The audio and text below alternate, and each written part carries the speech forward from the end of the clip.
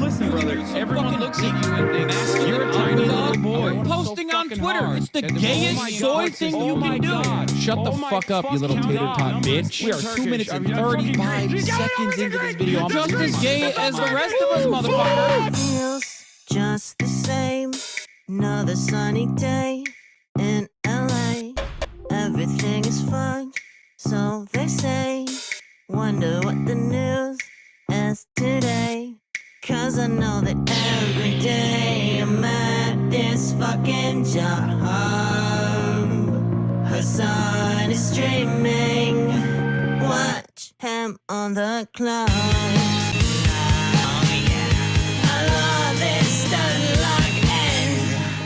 Listen, bro, the Lyra does not need this. Trans people love playing Hearts of Iron 4. Eating pussy is the basic, bare minimum thing you can do.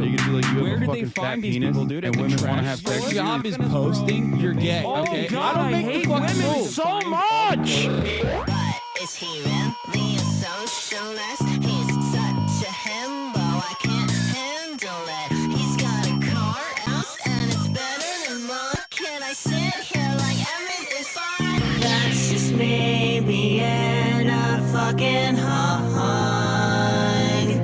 Hasan is streaming. Watch him on that club.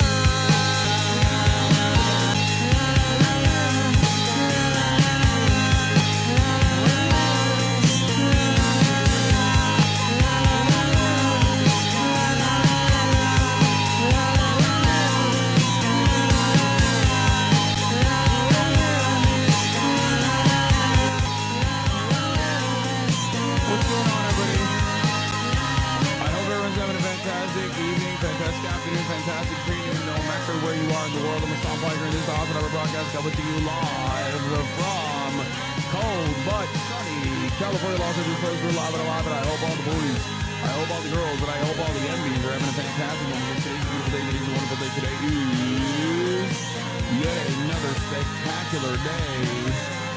I'm a Stomp Biker, and I hope you're all. I'm a Stomp Biker. I hope you're all having a fantastic one, because today's gonna be a good one regardless. You sound tiny. What? I can't hear you. God damn it. What a start. Hello? Hello? Hello? What is happening? My microphone is busted, dude. Actually, good intro. Good intro. Good intro. Good intro. It's crazy. Okay. I did that fucking CBC convo. I did that goddamn CBC convo and it broke everything. Hold on. It's the damn sticker. What do I do? How do I change like the voice permissions or whatever? Like, I think that's the major problem. I think like recent Microsoft Access is on. Okay. I mean, I don't know how to fix this though. It's on the privacy security front. I nuke Zoom from the system. Now voice is okay. No, but it's not okay because the microphone is low. And it literally happened when I gave voice perms to, it only got low when I gave voice perms to freaking Art of Oz sub only. So you subscribe, bitch. Why you got a fucking problem with that? Oh, I'm sorry. Oh no. You have to subscribe if you want to see the VODs? Well, that's right. That's what's going on. Okay. I love listening to your VODs on the company time. But today I was greeted with VODs because with a sub only message. Yeah, I did switch it over. I have I'll explain it in a second. Hold on. Rashid is not on the stream today. I was wrong. I fucked up the I fucked up the dates. But let me just try to figure out. Yeah, it's all on YouTube anyway. I tried to figure out the audio perms real quick. I don't know why. Is there a thing I can do? Can you make the VODs non-sub only? Yes, I can, but I'm not. And it's not about being greedy, for the record. No, I have a lot of fucking psychopathic rabbit haters who want to go through the fucking VODs and just like literally clip whatever the fuck they can, or just like look at the chat and be like, look, see, they're bad. His chat is bad, or whatever the fuck. So I'm like, yeah, if you want to do that, you're gonna have to pay the piper, baby. Fuck it. That's what it is. Haters. I'm making my haters the waiters at my table of success. You can check the system levels, window key menu, window key / menu, sound input. Okay. Sound. Choose a device for speaking or recording. Microphone, Rodecaster Pro 2 main stereo, audio capture dual. Audio dual HDMI default device. Wait, maybe that's the problem. Hello, hello. Is this better? No, I've swapped it over to the default device, but that's not going to change anything. Hold on one second. Maybe if I crank it up here. Oh, oops. Sorry. Oop. Is that better? Is that better? Is that better? I think 1 1 1 1 1 2 3 4 5 6 1 2 3 4 5 6 7 8 9 1 2 3. Okay, it's peaking a little bit. All right. I think this is perfect now. This is good. This is good. Now we're good. I spilled coffee on my DQ, asshole. Sorry, sucks to suck. Okay. So, folks, this is dumb. NMP leaning tower of headline. You're paywalling your own viewers who can't afford to subscribe. What's next? Dog, you can literally watch the VODs on YouTube. What are you talking about? I don't even have copyright. What the fuck? I have the highest level of accessibility in terms of my content. It's so funny to be like, it's really messed up, dude. What do you mean? You can just go watch it on YouTube. The fuck? And it's not even like, it's not beneficial to me if you go and watch it on YouTube. It's beneficial to the YouTube VOD channels that I don't even control. There's a million fan channels out there. It unironically is not even, this move is not beneficial to me at all. I think a lot of people don't do that. Or a lot of people are just like unfamiliar with that shit, so they don't understand it. But yeah, you're such an asshole to your followers. Without your followers, you're useless. I agree, first of all, and I disagree with the being an asshole to my followers. I don't know what's happening right now. Why are people yelling at me? Yeah, it's more so for your safety, if we're gonna be real. Did you see what happened in Amsterdam? I didn't. I briefly looked at it yesterday, and immediately, in the process of me briefly looking at it yesterday and not even understanding what the fuck was going on, these dipshits literally fucking, look at this. Hassan's chat becomes indistinguishable from Nazis during the attacks in Amsterdam. Like, they posted it on fucking LSF, and it's a tweet that they posted on LSF that they clipped out of context. And it's so funny because it's like, first of all, I don't even know what the fuck was going on. And it turns out these were fucking soccer hooligans that were saying like insanely racist shit, and other soccer hooligans beat their asses. So I don't know what the fuck is happening here. But I guess I was like clip chimp. This is a complete lie. Hassan was talking about how it's funny. People were complaining about artwork done by Gazan children at a hospital. Literally 2 seconds after you cut the clip says, not this. I don't know what's happening here. Yeah. It's kind of wild that like these guys are such shameless little fucking monsters, right? Breaking. Hassan Piker learns about the ongoing pogroms against Amsterdam while live streaming on Twitch. He gives it all 20 seconds of consideration, even saying it's kind of funny. He then goes on to cover something else. Pay attention to chat. Base, so base, too base. All of this in response to organized armed violence of Jews in the streets of Amsterdam. And it's like, I have no idea what the fuck was going on. And it's so obvious, like, that this is artwork by Gaza school children after. Oh, this is the same one. This is the OG clip. And they were like, oh, the OG clip couldn't, like, we couldn't lie about the OG clip. And they're all coordinating it too. And it's like, it's not going to work, brother. They got someone permanently on our chat to clip and use it against you. Yeah, I know. But it doesn't matter. It's dumb as fuck. This shit is not going to work. Oh, after complaint. What? The Maccabi Tel Aviv hooligans are getting attacked right now in the Netherlands after ignoring the minute of silence for Valencia victims and singing racing chants about the extermination of Arabs. Dutch Moroccans are making them aware that this isn't... This for the children! For the children! What the fuck? What is happening? This is the video. This is the OG video. Is this ceased to be funny and now I'm in a bad mood? I mean, it's still kind of funny that it's like... Well, not this. I don't know what the fuck's happening. They do this all the time in the Western world, all around EU and the US. Yeah, like, it's so obvious that I was in between covering two separate things. And I said, not this. I don't know what the fuck is going on here. And they just literally clipped it out of fucking context. Artwork. It's just like it's so obvious. Like, this operation is so fucking obvious to just like cynically be like, Hassan wants pogroms on Jews. It's like, come on, dog. Come on.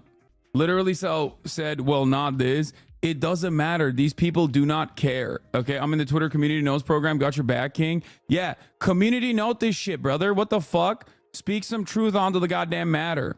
Because it's not a pogrom, you moron.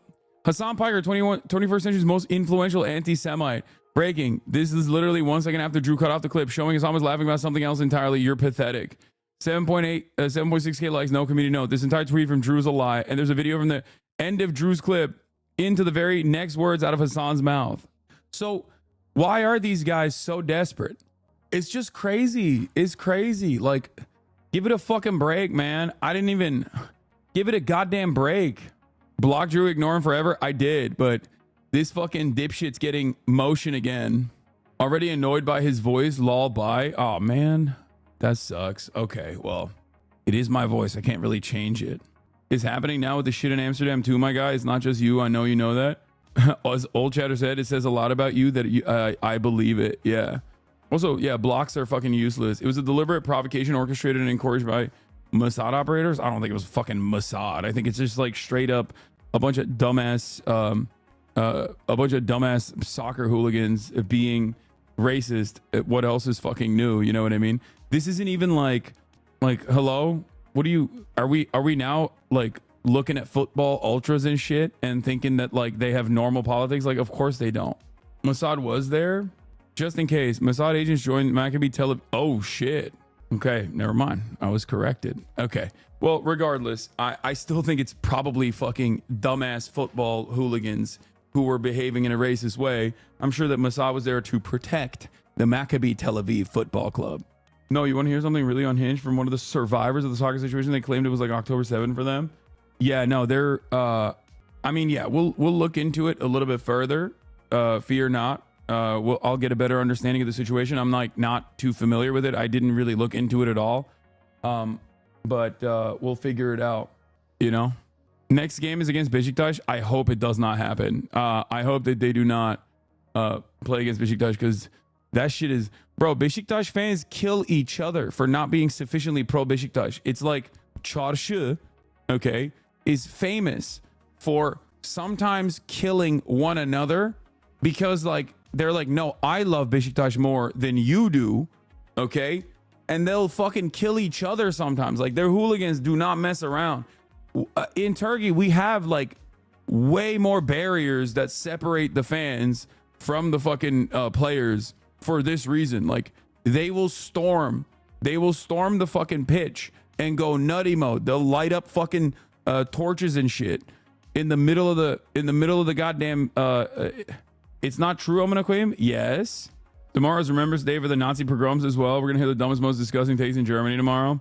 Yeah, I don't know what the fuck's going on, but it's so crazy. It's like, yeah, I like that there's people that are being like, literally cut off the 2 seconds where he says not this, because he was talking about the story of children's artwork getting taken down in the UN. Literally can't read. Is sad because of course they can. They just willfully ignore and change the narrative. And hey, is the top comment.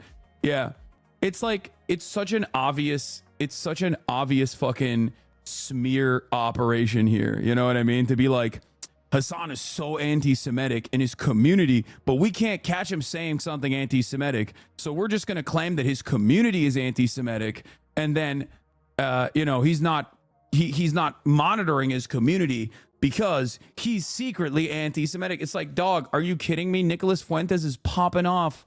Like, if someone was anti-Semitic, this is the best time to be openly anti-Semitic. Trust me, okay?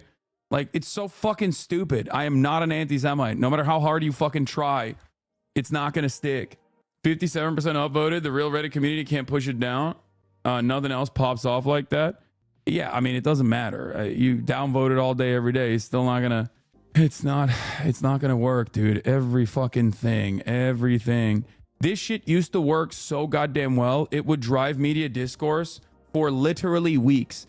They'd be like, oh, a prominent Muslim anti-Israel guy said something that we are massaging to mean something anti-Semitic. Let's talk about this endlessly, right? Now everybody understands what the fuck is going on. You know what I mean? Everybody understands what the fuck this is. Everyone's like, wow, oh, interesting that this guy who has spent his past like 10 fucking years professionally combating anti-Semitic sentiments, anti-Semitic tendencies, and yelling at fucking neo-Nazis, seemingly that guy is actually secretly been an anti-Semite all along. Why? Because he's anti-Israel. No, this shit doesn't work. I don't believe it. It's not gonna fucking work. I think Everybody understands exactly what the fuck is going on, okay? And the media can keep fucking doing this shit too. Hey, HasanAbi, I may need to read the room, but the past WODs are going to require a sub now since you're not running ads. I hope not, because I love watching things I missed at the gym. Hope you have a good day. Yes, you can watch them on YouTube still, chatters. Like, there's VOD channels on YouTube, aren't there? Yep, they're still doing it. It's getting less traction. 4 almost identical headlines. Israel football fans attacked in Amsterdam. Israeli soccer fans attacked in Amsterdam. Okay, Israeli soccer fans attacked in Amsterdam. Israeli soccer fans attacked in Amsterdam. And it's like, yeah, dude, hooligans fucking fight each other like all the goddamn time. The idea that like this is somehow an anti-Semitic pogrom is really funny, because there are literally straight up openly anti-Semitic neo-Nazi fucking football hooligans out there that would love to do an actual anti-Semitic pogrom. Okay, what the fuck are you talking about? Like, it's wild to me. It's fucking wild to me that they're like, whoa. Football hooligans are fighting each other again? What? That's insane. I literally saw comments about you earlier with different people saying you are too far left on one side and not a real leftist who supports terrorists on the other. Yeah, it don't matter, dude. Fuck them. It don't matter, dude. Fuck them. You know where I stand, okay? If you see people, what? Jewish women literally cooms and goons on HasanAbi at a daily basis. This anti-Semitic shit is getting old. Okay. People are not going to know contextually that the person who's saying that is Jewish. Okay, calm down. And then they're going to be like, wow, he's fucking anti-Semitic. Anyway, this is a great meme. I'm going to use this today. All right. Let's blast off. Let's freaking blast off. Okay. Amsterdam hooligans clash. Trump regime is upon us. ASTEAD Herndon of the New York Times will be on later to talk Kamala's to do a real autopsy of the Kamala campaign. Osita NWANEWU on to talk about the anti-institution vote. Bro, clear the sticker from the mic. Get in now. Twitch.tv/HasanAbi. Rashida Tlaib is not today. I was wrong. I didn't realize that was scheduled for a different day. It's going to be next Wednesday. Rashida Tlaib is going to be next Wednesday. I also have Felix Biederman of the Chapo Trap House on tomorrow. So we got a lot of guests here, okay? We got a lot going on. Fear not. Do not worry. I hate all the people. I hate all the fucking Gavin Newsom will be the fucking person that save us shit. Have you seen FD's take on the election? He surprisingly went, the lib analysis of America being a reactionary country and misogynoir is what tipped the scale. I mean, look, I think misogynoir is demonstrably a real thing, but ultimately good campaigning and good messaging should be able to overcome that. I mean, the greatest counter to that is literally Mexico, the only country in the Western Hemisphere that did not actually see the same incumbent disadvantage that happened historically in every developing nation as a consequence of global inflation, right? There was a global inflationary shock that created an incumbent disadvantage for the first time ever in all Western nations, right? Mexico was the one country that did not have that problem. As a matter of fact, AMLO was broadly popular, and his successor, Claudia Sheinbaum, a Jewish woman, by the way, in a country that is 98% Catholic, in a country where femicides are a massive problem, okay?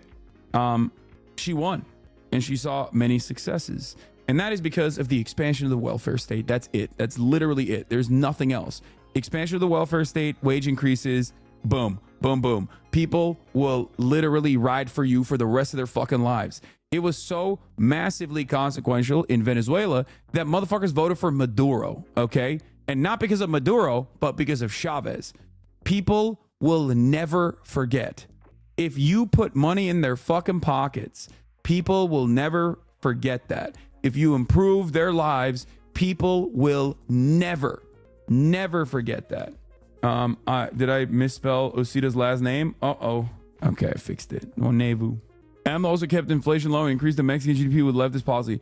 Yeah, that's it. That's why I said, like, there's still plenty of room for growth in Mexico, and there's plenty that was you know, that you could take issue with respect to AMLO. But the reality is, like, with that, they liked it. You know what I mean? They respected him. They liked it, and we can do that here too, right? Adjusted to the American material condition. What is happening with this microphone today? I don't know what's going on. The busted mic moment. Multiple times has been busted today. Cable might be a little messed up. The sticker cursed it, yeah. I should have never voted, man. I voted one time, put the sticker on here, and boom, microphone is broken. It's messed up, chat. It's the sticker. The Dems are attacking you, yeah. Oh, Murad, do you want to order food, by the way? I forgot. Are you sure? All right. We lost because you only voted once. Yeah, I should have voted illegally. Whoa, whoa, whoa. Who said I only voted once? Guys, I activated the mules, okay? The problem is I activated only 2,000 mules when I should have activated 3,000 mules. You know what I'm saying? Like, come on now. Come on now. What do you mean? Oh, I didn't fucking vote illegally. Are you out of your mind? I love voting. I love voting, and I love voting illegally. In the event that we remain loyal to the text of the Constitution, and insurrectionists who previously took an oath and allegiance to the Constitution is disqualified from holding office unless Congress votes to remove the disability. Trump is an adjudicated insurrectionist. Ergo, libcopium, baby, libcopium. They're doing stop the steal. They're doing stop the steal. I love that. It's fucking sick. Just take the L, man. With what? What are you saying, dude? Trump supporters, I think, have gotten dumber in like the last 4 years somehow, where it's now virtually impossible to have a conversation with them because they're not even responding to things that I'm saying like directly. Like, how do you have a conversation with someone who's just like, I don't understand anything you're saying, and by God, I will not let that get in the way of us having a conversation where I yell at you. Anyway, okay. Someone else is living your car dreams. Oh, dude, yeah. Ford CEO Jim Farley slammed for driving Chinese-made electric vehicles. Slap in the face. Dude. I'm not gonna lie. I think it's fucked up that Jim Farley gets to experience BYD and I don't. You know, I want it. Like, I want the Yangwang. I want Yangwang 9, dude. That shit looks fucking incredible. It can jump. I want that. And it's like, how the fuck does he get to do it, but I don't? Is Xiaomi okay? Fuck it. I'll take the Xiaomi. Only the oligarchs get to BYD. Yeah, the oligarchs of the Canadian public transportation. The oligarchs over at the Canadian Public Transit Board, and their fucking BYD buses, dude. It's really fucked up. Or the oligarchs in Mexico, BYD. The oligarch's choice for vehicles, you know, famously, their cars are like 20 grand a pop. Sneak one in from Mexico or Canada, Azan. Yeah, they're gonna capture me at the border. Not for smuggling in drugs as an American citizen, as 90% of the drugs smuggled over the southern border are coming in through regular ports of entry, and it's actually done by American citizens. But they're gonna stop me at the border specifically because I'm smuggling BYD. I'm smuggling Yangwang. I'm smuggling the Yangwang 9. Why do you drink so much soda? This is literally not soda. It's a Stumptown Hairbender Nitro Cold Brew. You can have it 3D printed here at home. Muslim terrorist smuggles Chinese contraband through the southern border. Oh no, I'm cooked. What is this? Clip from stream last night was genuinely the hardest I've laughed. 10 million people and growing, anchor babies, their parents, their grandparents. We're going to chill. Okay. Fucking calm down. All right.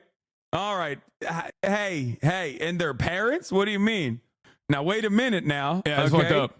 Wait a fucking minute. It's fucked up. Chill out. Chill out with that shit. Okay. No more anchor baby talk. Hey, yo, calm down. Dial it back now. Y'all see the hate rally at University of Texas? I think so. Yes, chat. VODs are paywalled now. You're gonna have to subscribe if you want to see the VODs, or just go to YouTube where it's like literally fucking free. You can just like watch it on YouTube, from a million different outlets from my fan channels. But if you want to watch the VODs here on twitch.tv/HasanAbi, you're gonna have to subscribe, baby. But you should subscribe regardless if you want to support the show. They're so stupid. I know. The right are so unimaginably dumb. It's actually crazy. Like, Hamas calls for immediate end to the war after Trump election win. It's like, yeah, dude, they've been fucking doing that. They've been doing that since October 10. Are you making a sub only chat? No, I'm not making a sub only chat. I am. I mean, who knows? Maybe in the future, potentially. Okay. Hold on. Wait. Oh, oops. Hold on. Wait. I have ASTEAD on at that time. When else can we do it? I'm trying to talk to ASTEAD. I'm trying to talk to ASTEAD and also ASTEAD at the same time to try to coordinate with both of them at separate times. I want to have both of them on today, and it is becoming quite difficult for me to. What is happening? What the fuck? There's some crazy ass shit that I'm hearing. Get a damn assistant. Yo, there is some wild stuff happening in the fucking universe, dude. I don't know what the hell's going on, chat, but let me tell you, okay? One, the unusual Wales account is just like popping off with the craziest breaking news right now. And I don't know what the fuck that's about, but yeah, we already did the Monkeys Escape South Carolina facility. What is this? Adam and Nick make fun of Dion Tafts. Well, I think Destiny convinced Richard Spencer to be lib. Oh, he's not racist no more. That's a bar from fucking Adam, dude. Yeah, they did like a debate on No Jumper. What a wild career that guy had. Spencer? No, Destiny. Destiny's Destiny? fascinating. Well, he gets like famous for playing like Minecraft or something. He's like the best guy at fucking Minecraft. Now he yells at people to. And then he would do like stream videos of him playing it. And he'd be like, "Well, that shouldn't be a law." And then people are like, "Why?" And he's like, "Right, because," and he just talks fast. Yeah. And people are like, "This might be the smartest man in the entire world." It is the live version of like I can only learn about politics with like a hydraulic press video next to it. Like I can listen to someone if they're like playing Fortnite at the same time. They're playing baby games. The whole YouTube world is bizarre because the things that like rise to the top, because the whole like debate world on YouTube is really big, and it seems like it'd be very stupid. You know what I mean? It's one of the dumbest in concept things that I can imagine. It's like people debating. They're like, that'll never happen. Right. Yeah, someone watching Barney and then listening to, Bro, my other family members are talking about the what? DWPU clip of your response to the Amsterdam thing right now. Fuck me. Wait, what? Why do your family members... What are your family members fucking watching Drew Pavlov on fucking Twitter? How the fuck... What? A neoliberal political analysis. Bro, your family is lost in the sauce if they fucking if they know about Drew Pavlov. Also, Destiny, I think, was like his girlfriend was like cheating on him, and like people make fun of him about that. And then he wrote an article that was like, "Why it's good to get cheated on by your girlfriend." Yeah. That's the thing. You get really good at making points, and you can rationalize. Or with himself. Yeah, it's true. Yeah. That's why it's so good, because he's constantly torn. His mind. We will never have a coalition on the left, it seems then.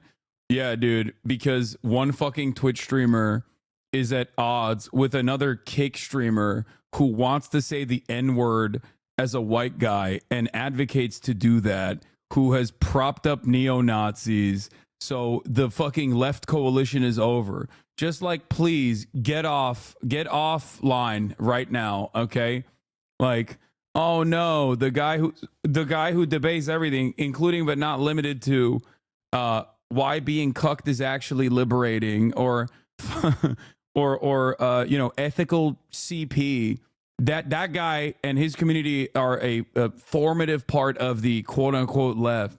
All right, man, I got my share of bash and appreciate you. No, I'm just saying, like, listen.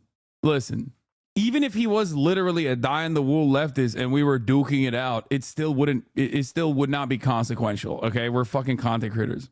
Okay, Yeah, most people offline don't know who the fuck either of us are, or have like very loose associations about it. Okay, it's because Biden tweeted about it. Biden tweeted about what? Telling him, you're a fuck, kill yourself. And he's like, well, I won't. And then it's this argument. Here's why I won't kill myself. Right, exactly. And if By the way, this is why I can't stand these fucking dumbass debate dipshits. Like, dude, at a time when we straightforwardly have like neo-Nazis popping the fuck off, when like black students on college campuses are getting text messages about how they're going to go to the plantation or whatever, when the online troll ops is popping off, right? There are dudes who are like, what's wrong with the N-word, dude? It's in all my rap music. It's like, come on, dude. I don't have time for this. I don't have fucking time for this. Suck my dick. You're fucking gross, dude.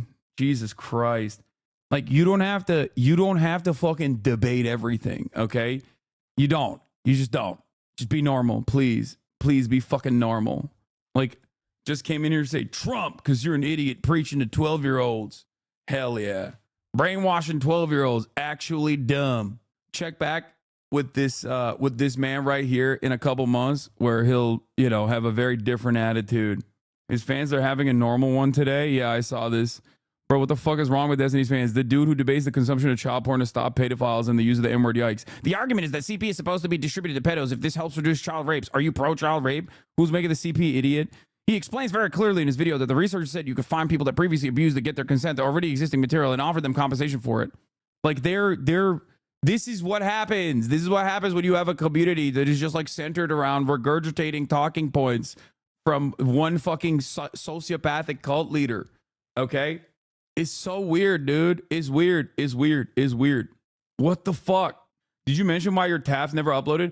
Adam hit me up the other day and was like, oh, it's coming out any day now. I don't know why he still has not released it. It'll come out soon. That's what, if that's going on in your head all the time, what the hell is Israel-Palestine? That's easy to solve. That's true. Yeah. When the devil is inside of you. Mm-hmm. Yeah. When it's just Slipknot 24/7. Did you see that video of Shapiro debating like 25 libs? Dude, yeah. I love that one. Yeah. That's good. That is the debates are huge now.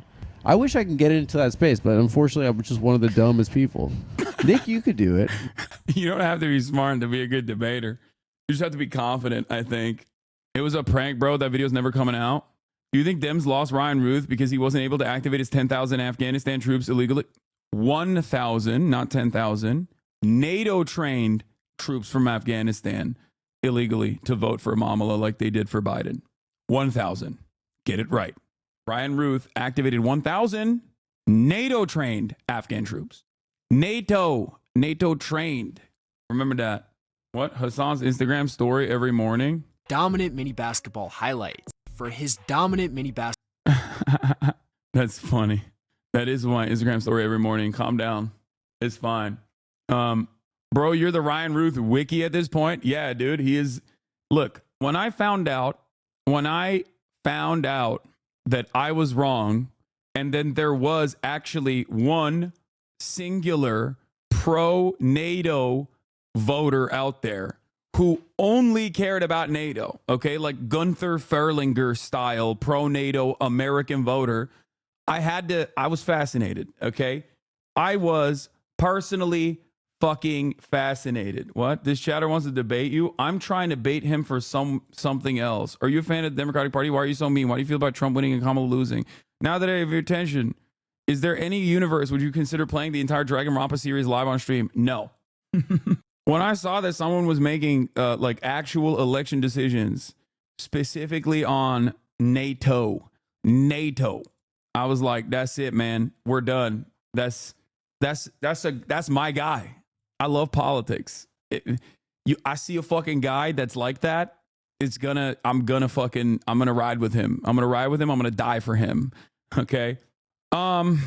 Yeah. All right. Where do we begin? We got a lot going on in the world. What is this? Funniest analysis of your statement? Andrew Tate, Jordan Peterson, internet algorithms, Gamergate, whatever. There is a massive amount of right-wing radicalization that has been occurring, especially in younger male spaces. Any hobbies whatsoever, whether it's playing video games, whether it's working out. By the way, Hassan is right about all of this.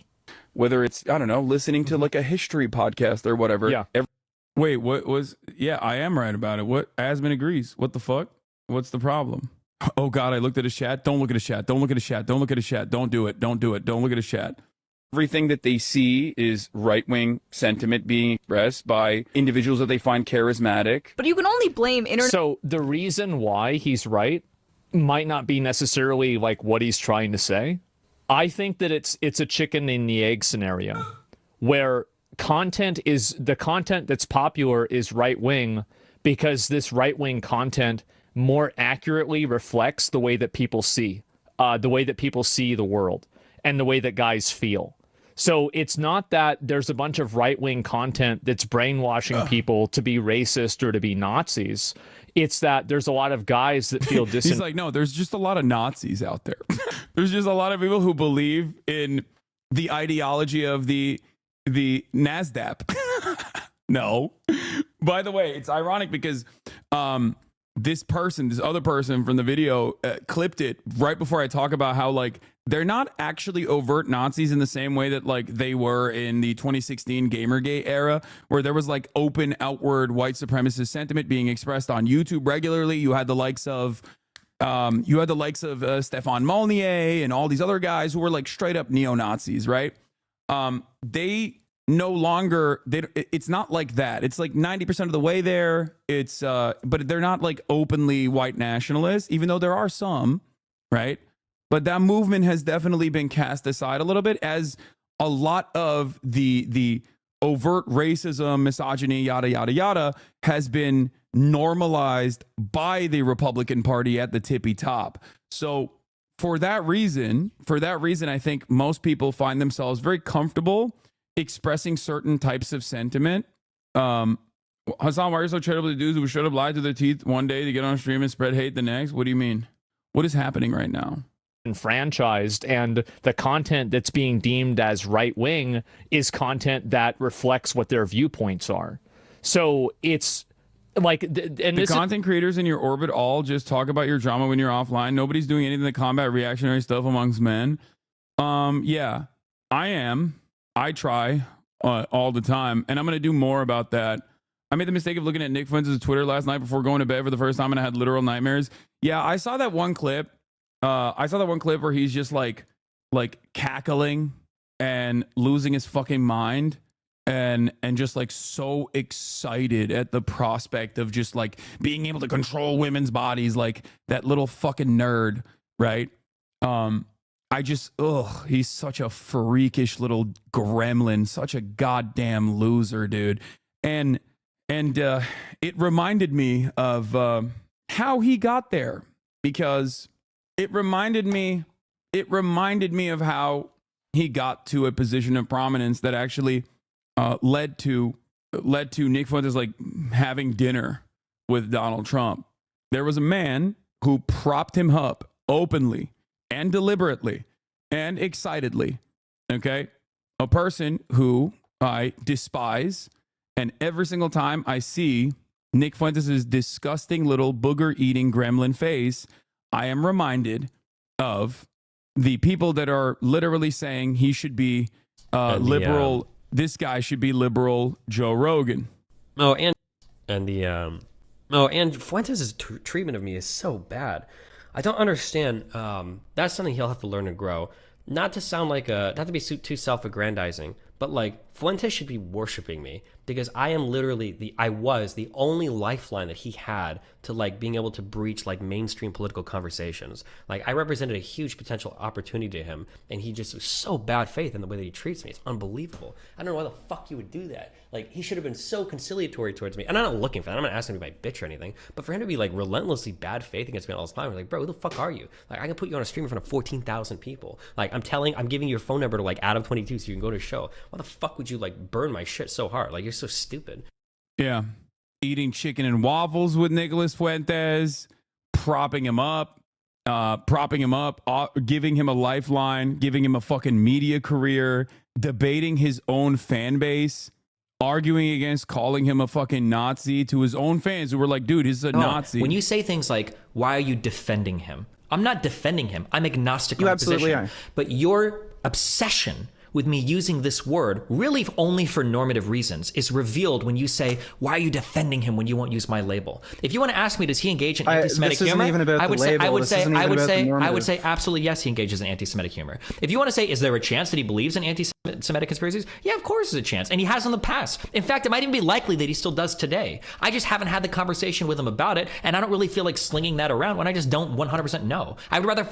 What do you think about a guy who did all of that, talked about anti-Semitic humor with Nick Fuentes, a person who's a Holocaust denier, an open, out and about neo-Nazi, now leading the charge on Twitch's anti-Semitism problem? What do we think about that? Do we feel like he's being honest about Twitch's anti-Semitism problem?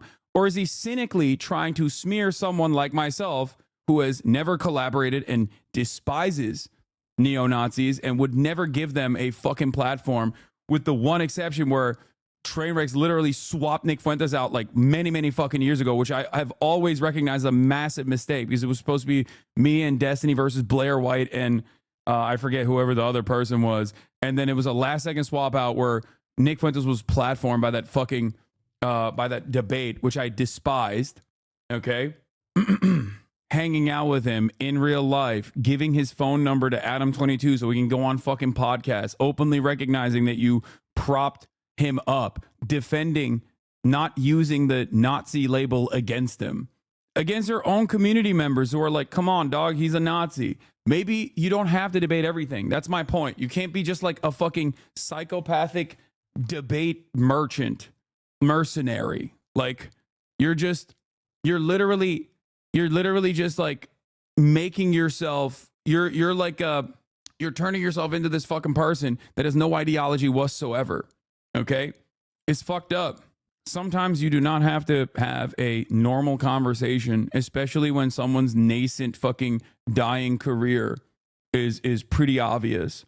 Here's another instance. And when we talked a few times after that, he was saying, oh, I think you've changed. I think that you're like a Christian nationalist. I still think he has changed. That's why we had the whole argument over whether or not to call him a Nazi. I don't think they're as far right as they used to be. I've already said that. That doesn't mean that I don't think he has the same fucking, you guys realize that you are just as fucking retarded as Nick is, right? You guys are the same.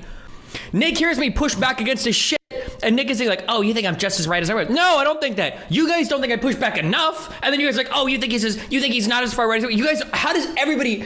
I don't know if I have to communicate better or if there's just more layers of emotional bullshit that I have to fucking chew through with you fucking morons to try to make you understand what the fuck I think. Clearly speaking, plain English is not enough. Clearly speaking, complicated English is not enough. I don't know what it is to punch through, you fucking morons. And most importantly, he successfully revived him entirely single-handedly. It worked exactly as Fuentes intended. Yeah, 100%.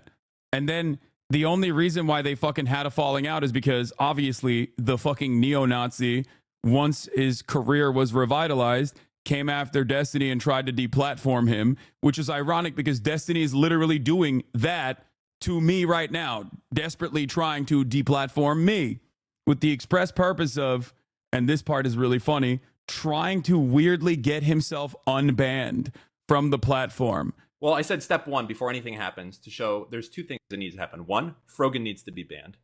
That's like just an immediate thing. Not that I even give a fuck about Frogan, to say it again, but it's just so obviously apparent that if she doesn't get banned, that nobody gives a shit over there, right? Like that is the most obvious case in the entire world of someone breaking the terms of service.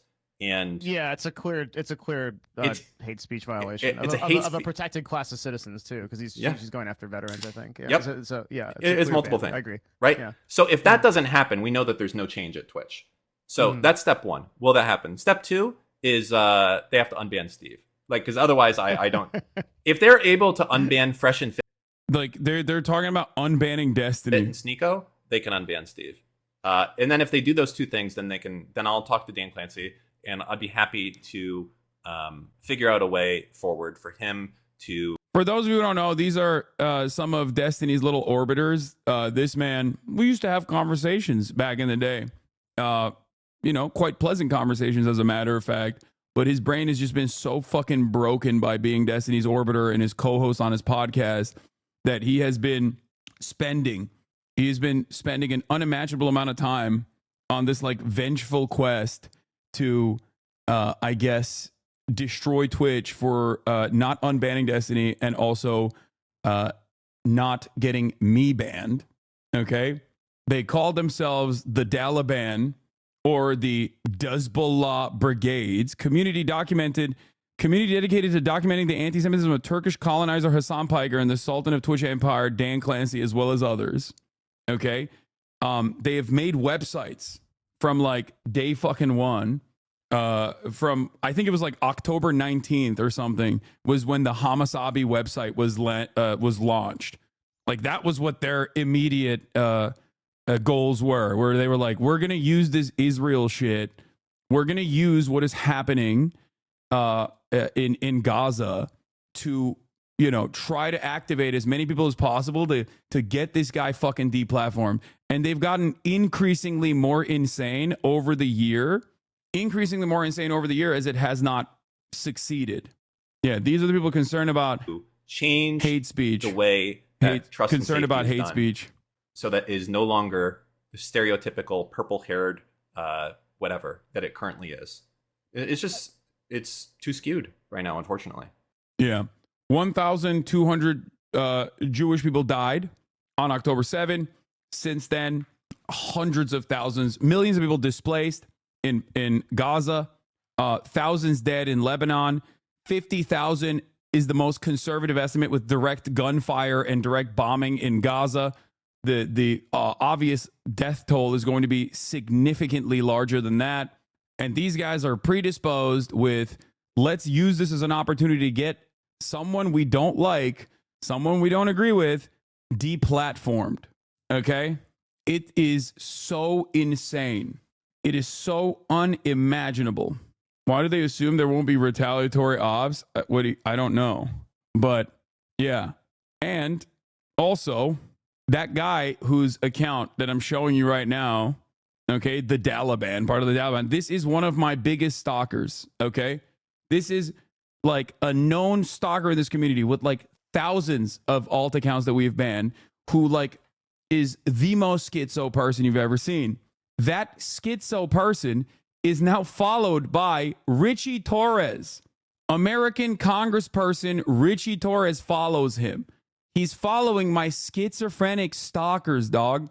Like, these are all members of Destiny's wonderful little community, which he has carefully cultivated over the course of the past couple of years, filled to the brim with former, you know, Kiwi Farms and 4chan poll losers, like all these fucking Gamergate dumbasses that never grew out of that phase, that just love doing like troll ops, okay?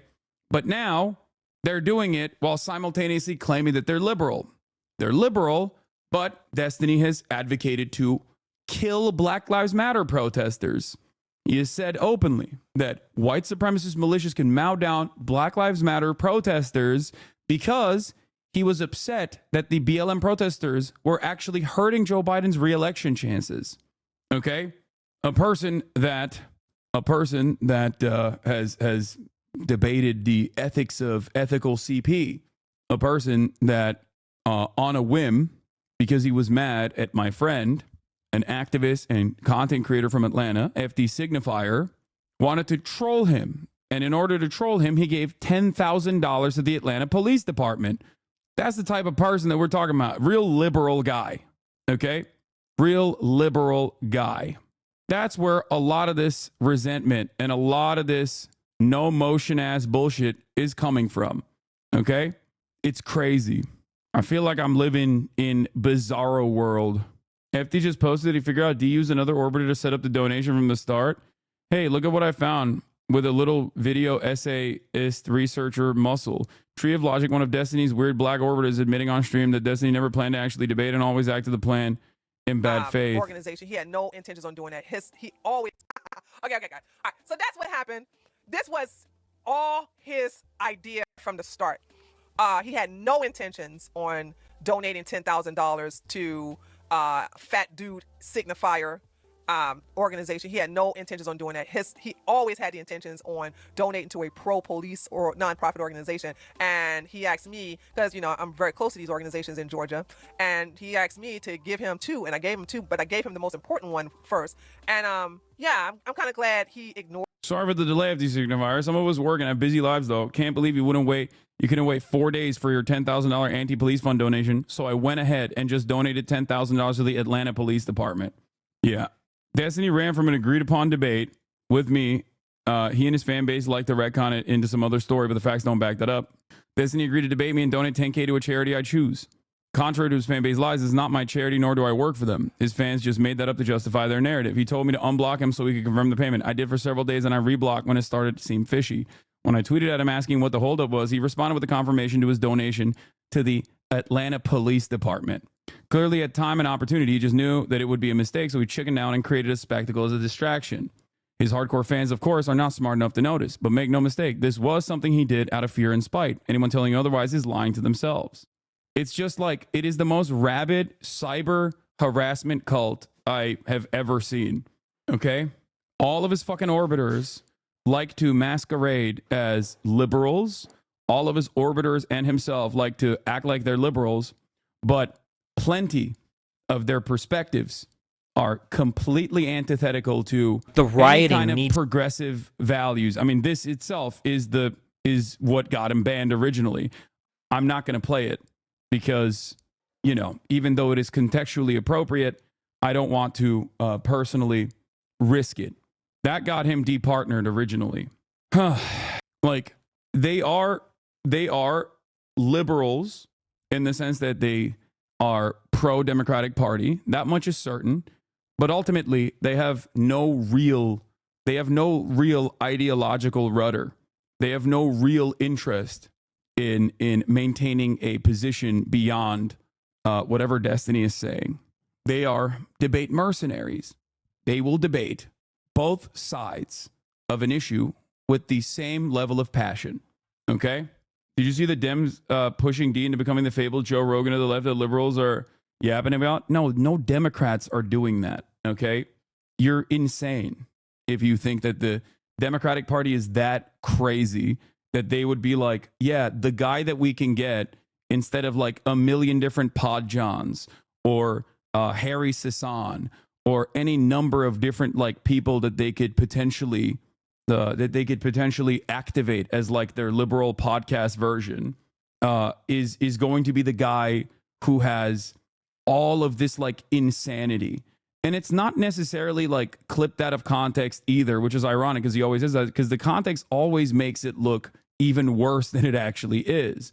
Whereas they project and do that specifically to me where they're like, look at this 15-second clip, 16-second clip, 13-second clip where Hasan is arguing for something. And then you watch the larger clip and you're like, oh, he was arguing exactly the opposite of the thing that you were saying he was doing.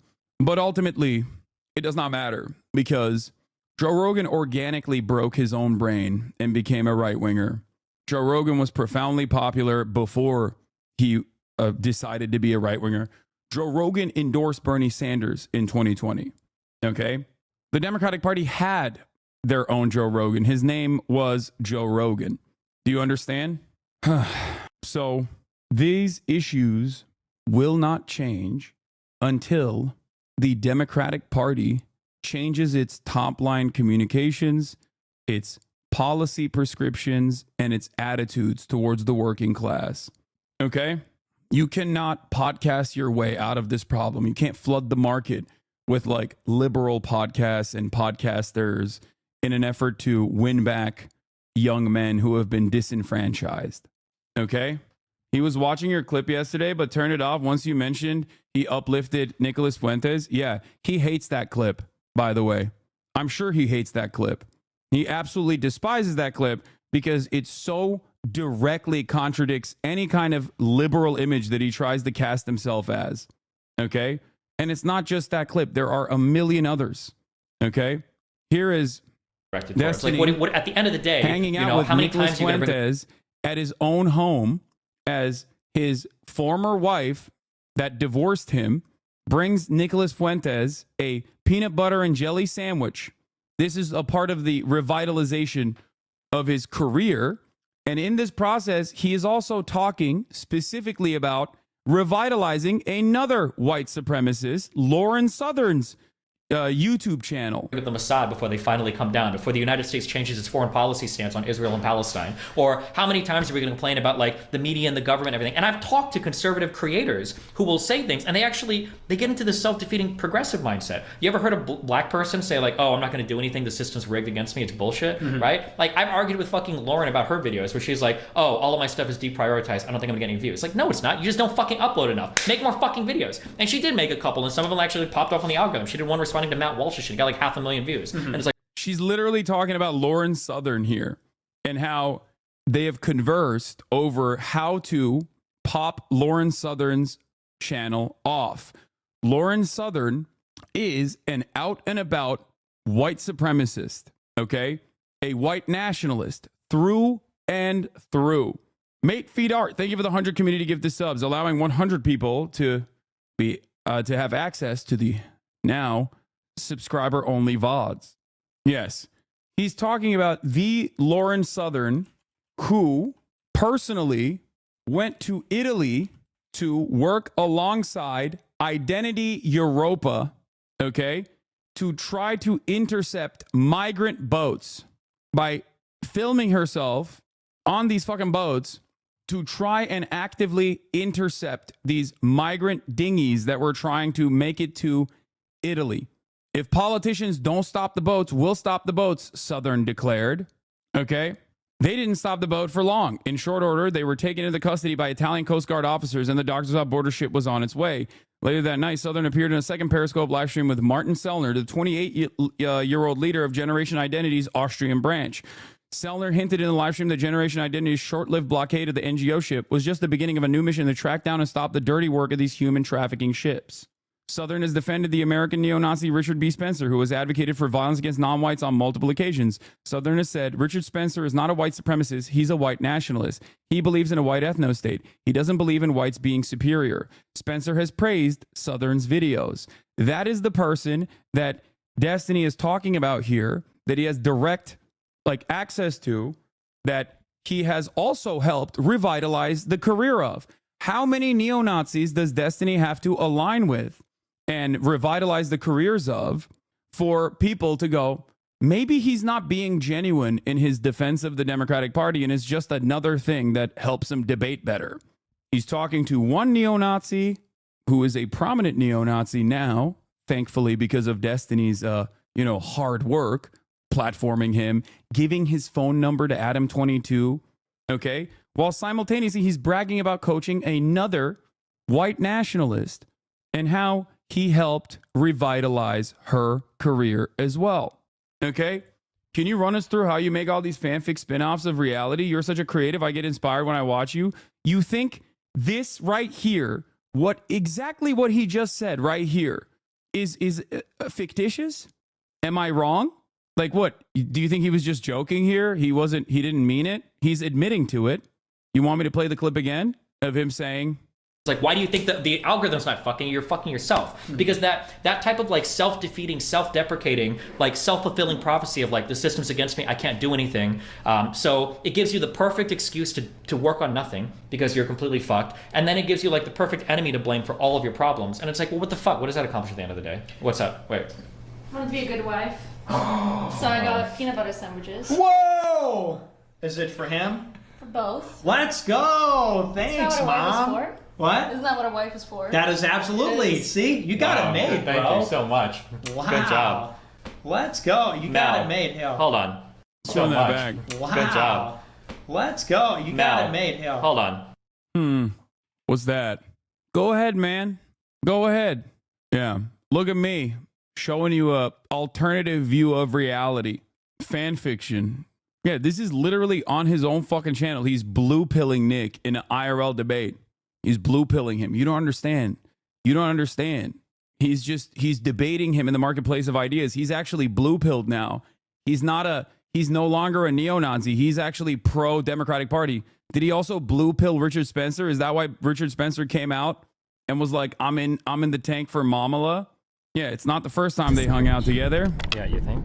Nick Fuentes and Destiny hang out IRL. It dawned on me when you said that. Yeah, because me? before, no, not you. You're already shacked up, yep, lady. What's going on with that? What's the story? How about just one man, one? My point is, My point is this. Last night, I saw this dipshit all over the fucking timeline just going absolutely crazy over how excited he was. How excited he was that he gets to control women's bodies now. Like, just pure resentment towards the existence of women. Something beyond like wanting a trad wife. I didn't even know that level of misogyny was even possible, right? Like, that level of being an incel was even something that real human beings experienced. And then I was reminded of the desperate attempts of Destiny revitalizing this fucking dipshit's career, so much so that he basically got access to Milo Yiannopoulos and Kanye West and went and had dinner with Donald fucking Trump. Okay? What is this? He's saying he was a connection to certain spheres, not that he was his only career path. Wait, yeah, he didn't have America First at all, where he was connected to actual politicians. Yeah, he was. He was. He gave him an additional fucking platform. Okay? He gave him a platform and normalized his fucking perspective. This is the clip. The feel when we control your bodies. Hey, we control your bodies. Guess what? Guys win again. Okay? Men win again. And yes, we control your bodies. Hi, I'm your Republican congressman. Hi, I'm your Republican congressman. It's your body, my choice. And men, women again.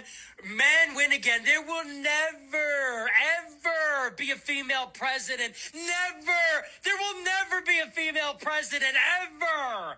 It's over. Glass ceiling? Dude, it's a ceiling made of fucking bricks. You will never break it. Your stupid face keeps hitting the brick ceiling. We will keep you down forever. You will never control. Look at how disgusting of a monstrous piece of shit this man is. Okay?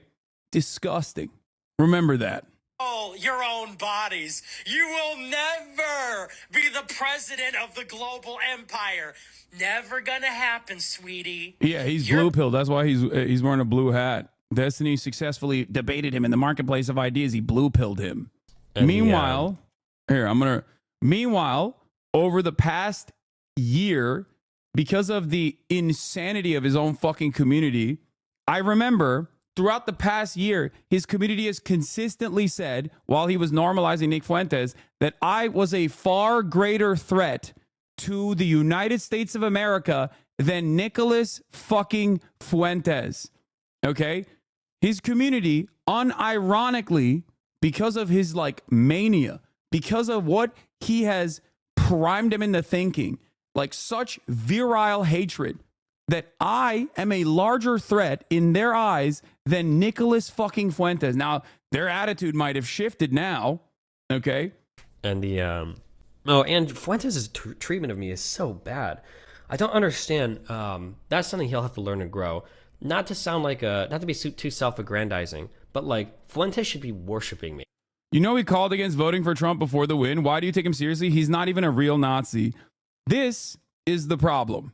This is directly because of Destiny, okay? People going, he's not even a real Nazi. I don't understand. Like, dude, this guy is a fucking Holocaust denier. What are you talking about? What the fuck are you talking about? This is why I try to explain to people, if you hyper focus on this, okay? If you find yourself in the throes of an echo chamber like the one Destiny has created, okay? You are going to find yourself believing really weird shit that is insanely inconsistent with reality, okay? Like, you should be ashamed of saying things like this. You should be ashamed of being like, oh, Nicholas Fuentes is not a real Nazi, dude. Come on, calm down. Because I am literally I was the only lifeline that he had to like being able to breach like mainstream political conversations. Like, I represented a huge potential opportunity to him, and he just was so bad faith in the way that he treats me. It's unbelievable. I don't know why the fuck you would do that. Like, he should have been so conciliatory towards me. And I'm not looking for that. I'm not asking him to be my bitch or anything. But for him to be like relentlessly bad faith against me all the time, I'm like, bro, who the fuck are you? Like, I can put you on a stream in front of 14,000 people. Like, I'm giving you your phone number to like Adam22 so you can go to a show. Why the fuck would you like burn my shit so hard? Like, you're yeah, why would you burn my shit so hard? I'm fucking propping you up, okay? I'm propping you up. That chatter basically proved your point. He said Nick said not to support Trump, so he's not a Nazi. Nick doesn't support Trump because he doesn't think Trump is not racist enough. Lamau. Exactly. So when you find yourself in that circumstance, when you find yourself literally going, oh, well, you know, Nick said don't support Trump because he's not Nazi enough, but he's not even a real Nazi. Who the fuck's a real Nazi then, dumbass? Who the fuck? Yeah. Trump dinner guest says perfidious Jews should be executed. America First hate leader Nick Fuentes called for those suppressing Christianity to be absolutely annihilated in a recent live stream. And it's not just Nick Fuentes. Destiny did this with Sam Hyde as well. Sam Hyde is also a fucking Nazi. Sam Hyde is also a Nazi. And Destiny propped him up too. He brought him forward. And I remember because not only did this pedophile Nazi get propped up by Destiny, Destiny platformed him and actually talked back and forth with him about how he was fantasizing about killing me. And you want to know why I even saw this? Because in this now deleted post on LSF, it was prominently featured on LSF. His community fucking brigaded it and literally put it at the top. It almost went there r/all. Okay? This has been happening. This has been happening for years and years and years. Okay? Tell new chatters how Sam Hyde called to murder you on live TV. Yeah. I mean, that doesn't really fucking matter. It's like, it's whatever. His fans are fucking losers. But like the fact that he was calling for that with his psychopathic fucking fan base is insane. It's additionally insane that this guy gets to present himself as a fucking liberal. Okay? That is simply a defense mechanism. Okay? That's it. It's simply just a way to be like, wait, what do you mean? I'm just a liberal. I love doing debates. I love doing debates against conservatives. And he does. He owns conservatives in the marketplace of ideas for sure. Not Ben Shapiro, which he agreed with so much that even Lex Friedman was like, wow, you guys agree with a lot more than you disagree on. Okay? Every step of the fucking way for the past 4 or 5 years, these fucking rabid weirdos, these rabid fucking monstrous pieces of shit with no real interest whatsoever on any like real political ideologies that they defend, no empathy whatsoever, have been just fucking masquerading as liberals. And the other part of this that I wanted to show you is this video that I saw. Okay? A video where Destiny is talking to one of his orbiters for 7 minutes about saying the N-word. Load up that. Damn, dude. I've been pulling the N-word ripcord a lot lately. It needs time to recharge. I know. I'm sorry. You've been watching the stream. You watched me do it for so long. It's unironically, and you just try to push back against this. I think that a word that's that popular in culture, like in North American culture, I think it's actually becoming weird to gatekeep it based on race. The soft A. Yeah, it feels weird and shitty and white and privileged to say it, but I feel like I'm over it. I think most people are over it. I think even most black people are over it. I think it's just kind of like cringe at this point. Like, who the fuck cares? Like, there will white people saying the N-word. Who the fuck cares? be a couple years of it being weird, but I feel like we probably are on the precipice of it just being like whatever. I don't know. That's how I feel about it. And like I think logically, like if you're trying to defend it logically, like gatekeeping it by race, it cuts against a whole bunch of other principles we have, right? Yeah, and it just they are seriously debating how virtuous it is for white people to say the N-word. Yeah, it doesn't start to make sense. And like if you test any of those things, it immediately falls apart.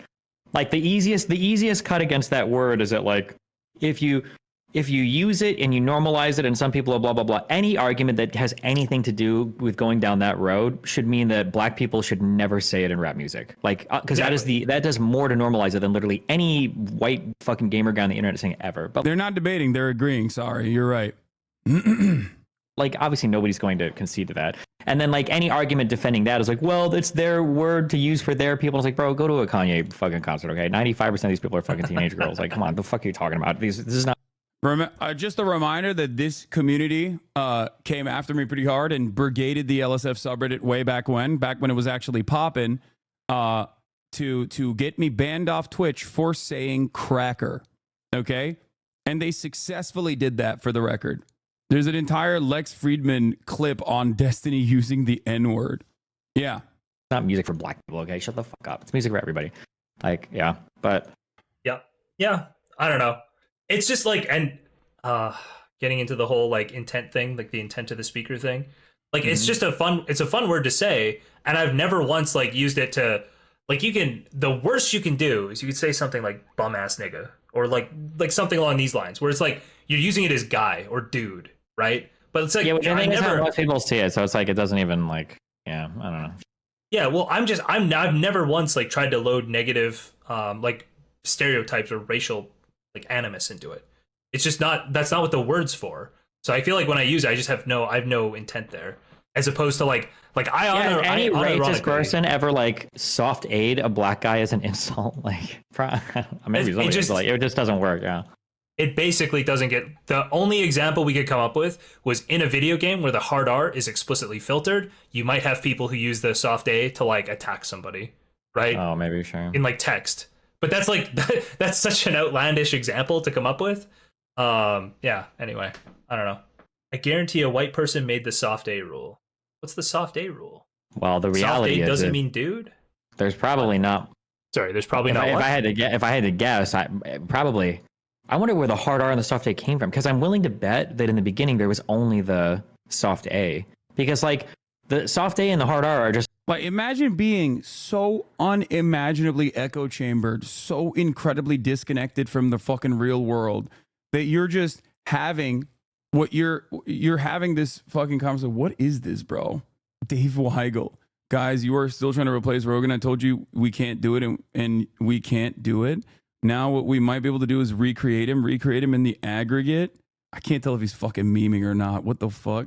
It has to be, right? He has Nico Cotta avocado on just a result of like it's just like how people in the South would speak, right? So black people would use the A because like people in the South speak that way, right? Like if you say something like, like you're fixing to get a beaten or whatever, right? Like fixing or whatever. That, sure. Like in like these words, this is not like a black person. This is like a Southern person thing. But like obviously blacks were slaves in the South, so like they picked up a lot of their speakings. But yeah, I don't know. I don't know when that differentiation. Well, I think the R was there before because it's like it's like from Latin, right? It's just black. Well, yeah, but I mean, think of who's calling people the N-word. It's not students of Sorry, Latin, I'm just saying that like the R was there. It was like what they're trying to say. And then, yeah. No, like I'm sure it was spelled, but I'm just saying in terms of pronunciation, like I'm sure like everybody in the South probably just kind of said it that way, right? Yeah. I mean, based on the documentary Django Unchained, I can't dispute anything you're saying. Yeah, I guess I didn't actually hear people back then talk. Yeah. No, I mean, I believe you. Like that does make sense. I mean, I'm just that would be my guess, but yeah. No. People in my chat are saying that that's how it is too. Research stream, soft A research stream. This will be our Israel Palestine guys. Bro. El Destiny was probably Europeans calling them the N-word before Southerners. I think like I know that. I think he knows really? that. I thought the N-word came from America. They always say it's our word. Is it not? Oh, it's definitely not. That's why I'm telling you it came from like Latin. Like definitely the people who were like capturing these people and bringing them over. That would have been. I thought no. This is insane. Any person that's not terminally online will find this absolutely disgusting and unacceptable weirdo behavior. I think people who are even terminally online would find this unacceptable, disgusting, weirdo behavior. The difference is like it depends on like what community you're a part of. Yeah, if you're someone who frequents all of these different like subreddits, 4chan poll, all this shit, like for you, it washes past you. You're like at most not really all that interested in what this is. Like I'm sure there's plenty of communities with active large followings that would consider this to be hilarious. I wonder if Richie Torres knows about this. Did you guys know he was fired from 2 separate pro gaming teams for screaming the G slur, the real one against Asians during matches? Yeah, not Gusano, which they tried to turn into like a racialized term or some shit.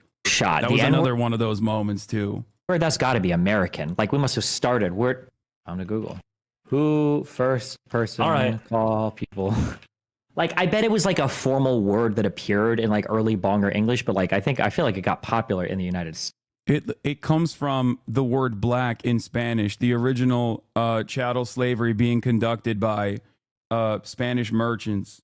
Isn't that the case? Like I have not I did not dive deeply into the etymology, but I believe it was either I think it was Spanish or the Portuguese, but I think it's Spanish. It's just they're coming in here now. What are they saying? Formerly, you are the biggest echo chamber guy I know. It's perfectly normal. It's a conversation. Oh, dude, please. Like, the reason why I'm showing this to a broader audience is to help people that are fucking trapped in this echo chamber to understand that, like, no, this is not like a normal conversation creating a permission structure for saying the N-word as a white guy. Okay? Like, it's not like a normal discussion, brother. That's a very weird discussion. And then this discussion causes you to think it's fucking normal when it's not. And I'm trying to explain this to you, that like, this is not only pathetic, but it is the reason why you probably get more and more alienated from like normal people around you. Is weirdo behavior. Okay. This guy hates white people. Me. Yeah, I know. Everyone always says that. Yeah. I'm white, but I guess I also hate white people simultaneously. I have internalized anti-white hatred. Stays. Well, it's not the country. It's like literally, I think so. I think the South, like the uneducated part of the South, yeah, Gunsmoke, it does. Please explain how the soft A means dude. I just mean like, I use it in the same places I would use like guy or whatever. Like that's how I use it usually. I just don't use it. Are you a regular N-word wielder? Soft A? I'll say the soft A. He's lying when he says doesn't use it. He tweets it all the fucking time. He has tweeted it as a flex multiple times after, I think it was like around the time where he got me banned for saying cracker, where he was like tweeting the N-word openly on Twitter. When the opportunity arises. Probably enough that it's like getting concerning for my real life. Like, this is the part I wanted to show you. One of Destiny's orbiters is like, after being a part of his community, being an orbiter of him, has gotten so comfortable using the N-word that it's like actually hurting him in the real world. Okay? This part is the most significant part about this. I need you to understand, okay? I need you to understand that, like, in a lot of these instances, okay, you find yourself in this fucking weird, like, hug box online, and it feels comforting. And you feel like you have found a community of like-minded people. You feel like you have found, what? 7K hate watchers, lol? I don't know what you mean by that. But you find yourself in a community of like-minded people. I get it, okay? You feel alienated. And now you feel like there's a sense of comfort in this community that you have found yourself online. Okay? It starts warping what you even personally think is permissible, what you personally think is appropriate. And ultimately, okay, it ends up pushing you further and further and further away. In the real world, people look at you like you're a fucking weirdo. Okay? Yeah. Here it is. Here he is at Willie Mac Show. If you're coming in Hasan, you got to bring the heat at this N-word too. These are my biggest, most rabid fucking haters, by the way. These are my biggest, most rabid stalkers. And they've been doing this for years and years and years, nonstop. And they're fucking up their own personal lives by thinking that this is how, this is normal. I just don't use it. Are you a regular N-word wielder? Soft A? I'll say the soft A when the opportunity arises. Probably enough that it's like getting concerning for my real life. I had this happen to me in college, actually, where like I played video games a lot, and I would use the soft A then. And then it happened when I was like in a computer lab one night doing homework at like 3 a.m. I was talking to my buddy. I said something with a soft A, and he was not expecting it, okay? His eyes perked right up. He was like falling asleep, and then he was like, holy shit. But you basically pulled a turkey Tom? I did. I was a bit of a bridge enjoyer back then. You say it weirdly? I don't say it weirdly, Sognick. And you're an admin for Darius. You're a mod for Darius. Don't come in my chat and tell me I say it weirdly. Go talk to your boy. Yeah. All right. Are we finished up with our... We're not quite. Let's finish.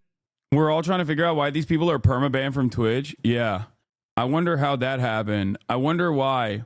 I wonder how this happened. How could this have happened? How could these guys who are so unimaginably toxic and constantly fucking aligning with neo-Nazis, white supremacists, white nationalists of every fucking variety, regularly going after content creators on every platform, going after journalists, anyone that is in my orbit at all that I have collaborated with, they will actively target and legitimately try to discredit, stalk over and over and over again.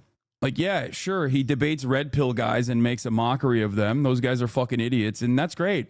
But if he just like stuck to that, and if he had like real firm commitments to being an empathetic person, real firm commitments to being a progressive person, and wasn't just like a rabid internet troll who doesn't give a fuck about anything and only cares about his own narcissistic, clout-obsessed, personal motivations. Like his community calls me a fucking clout-driven person.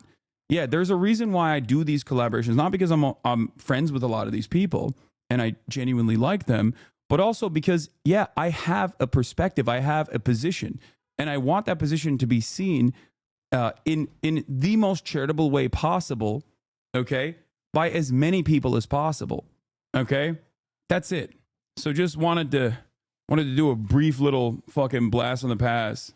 And this is just not even fucking scratching the surface, barely scratching the surface, okay? It's so pathetic and so incredibly personal. Like it has nothing to do with politics. Like in a normal circumstance, like if he wasn't such a weird fucking loser with like trying to always present himself as the edgiest person possible, him and I most likely would not even have that many disagreements. Like David Pacman is a perfect example. I disagree with a bunch of David Pacman's opinions, but he has always shown me tremendous respect, and vice versa. I can say that I have disagreements with David Pacman, okay? And that's fine because that's normal. As long as you're like a cordial person. I don't think David Pacman would ever in a fucking million years argue for a white person's right to be able to say the N-word, okay? Like there are certain fucking lines that most people will not cross, okay? And I say this as someone who understands that like David Pacman and Destiny are friends, okay? Like I know that. He's shit on the cost of your merch, by the way. Yeah, whatever. It doesn't matter. Who cares? Anyway, so yeah, as this kind of like rabid sociopathic right-wing sentiment is going to noticeably increase more so than it has, okay, as Trump is coming back onto the main stage. Remember where a lot of these people's opinions come from when you think about them as allies. And I say this as someone who is incredibly understanding and as someone who believes that everyone can rehabilitate themselves. Okay? Straight up. Every single person.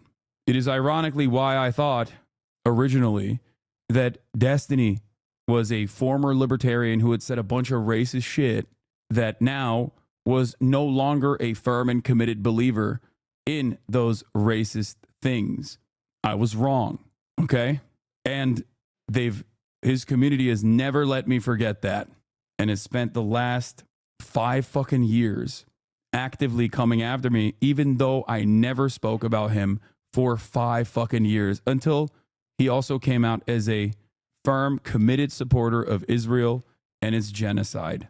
Anyway, there is no room for any kind of Nazi ideology, fascist ideology, racist, bigoted ideology in the progressive movement.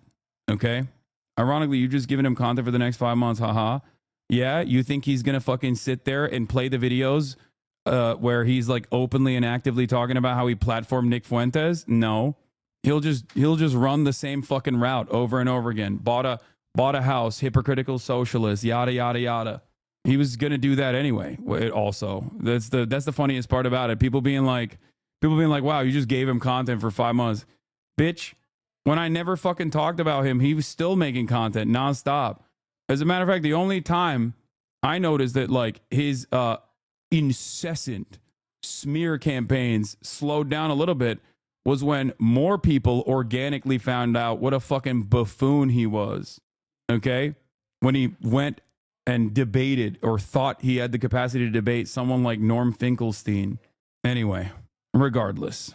Yesterday he didn't know Franco, the Spanish dictator, was. Yeah, I mean, he's not very knowledgeable on a lot of the issues that he convincingly and confidently speaks on. It's just that he is rhetorically gifted, okay?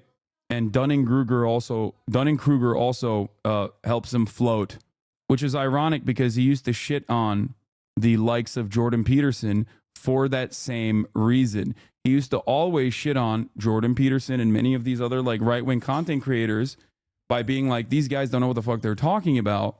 They just, they just confidently present themselves as intellectuals. Now he's basically become what he once despised. You said Dunning-Kruger law got you clipping now. Good luck. Anyway, we're gonna talk about the soccer drama in a little bit, but before we do that, okay, the soccer hooligans and shit. Trump has named Susie Wiles as the White House chief of staff as the transition starts ramping up. Now, obviously, normally the transition team is slated to be assigned long before this very moment, but Trump doesn't do things normally. Okay, we'll do the we'll do the hooligan saga after. I also have ASTEAD Herndon coming on, so at 1. As his campaign manager, Susie Wiles will become his chief of staff. He also pledged to crack down on illegal immigration immediately. Rachel Scott is in West Palm Beach. Good morning, Rachel. George, good morning to you. Donald Trump making his first major decision as president-elect, selecting Susie Wiles to become his chief of staff. She's a longtime Republican advisor that has been quietly working on his campaign for 4 years, but it's hard to find anyone who was more critical to the success of his third bid for the White House than Susie Wiles. This morning, Donald Trump is hitting the ground running for his second term, officially announcing Susie Wiles, his campaign co-chair, as his White House chief of staff. Susie likes to stay sort of in the back, let me tell you. The ice maiden, we call her the ice maiden. Wiles will be the first female White House chief of staff in U.S. history. Trump praising her as tough, smart, innovative, and universally admired and respected. Wiles, the daughter of NFL player and sportscaster Pat Summerall, has been a powerful GOP advisor for years, credited with helping getting Florida Republicans like Senator Rick Scott and Governor Ron DeSantis elected in 2018. DeSantis fired her, and she would later go on to lead Trump's campaign to defeat him in the primary. Wiles is known for running a tight ship, staying out of the spotlight, striking a balance of letting Trump be Trump, but steering the campaign back to focus on the issues: economy, inflation, and immigration.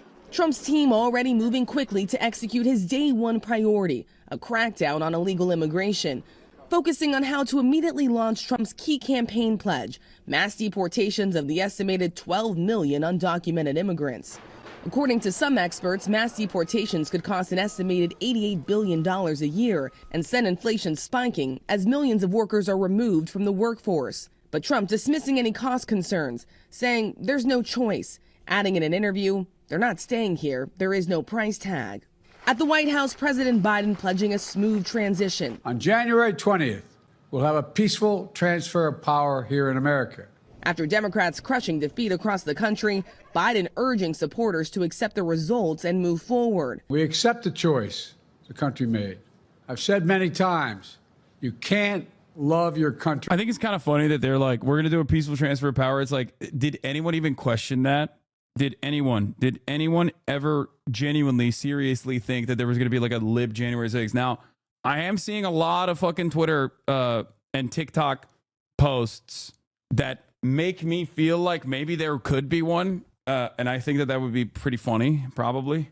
But I do find it strange that he's like, we're going to do a peaceful transfer of power to the fascists.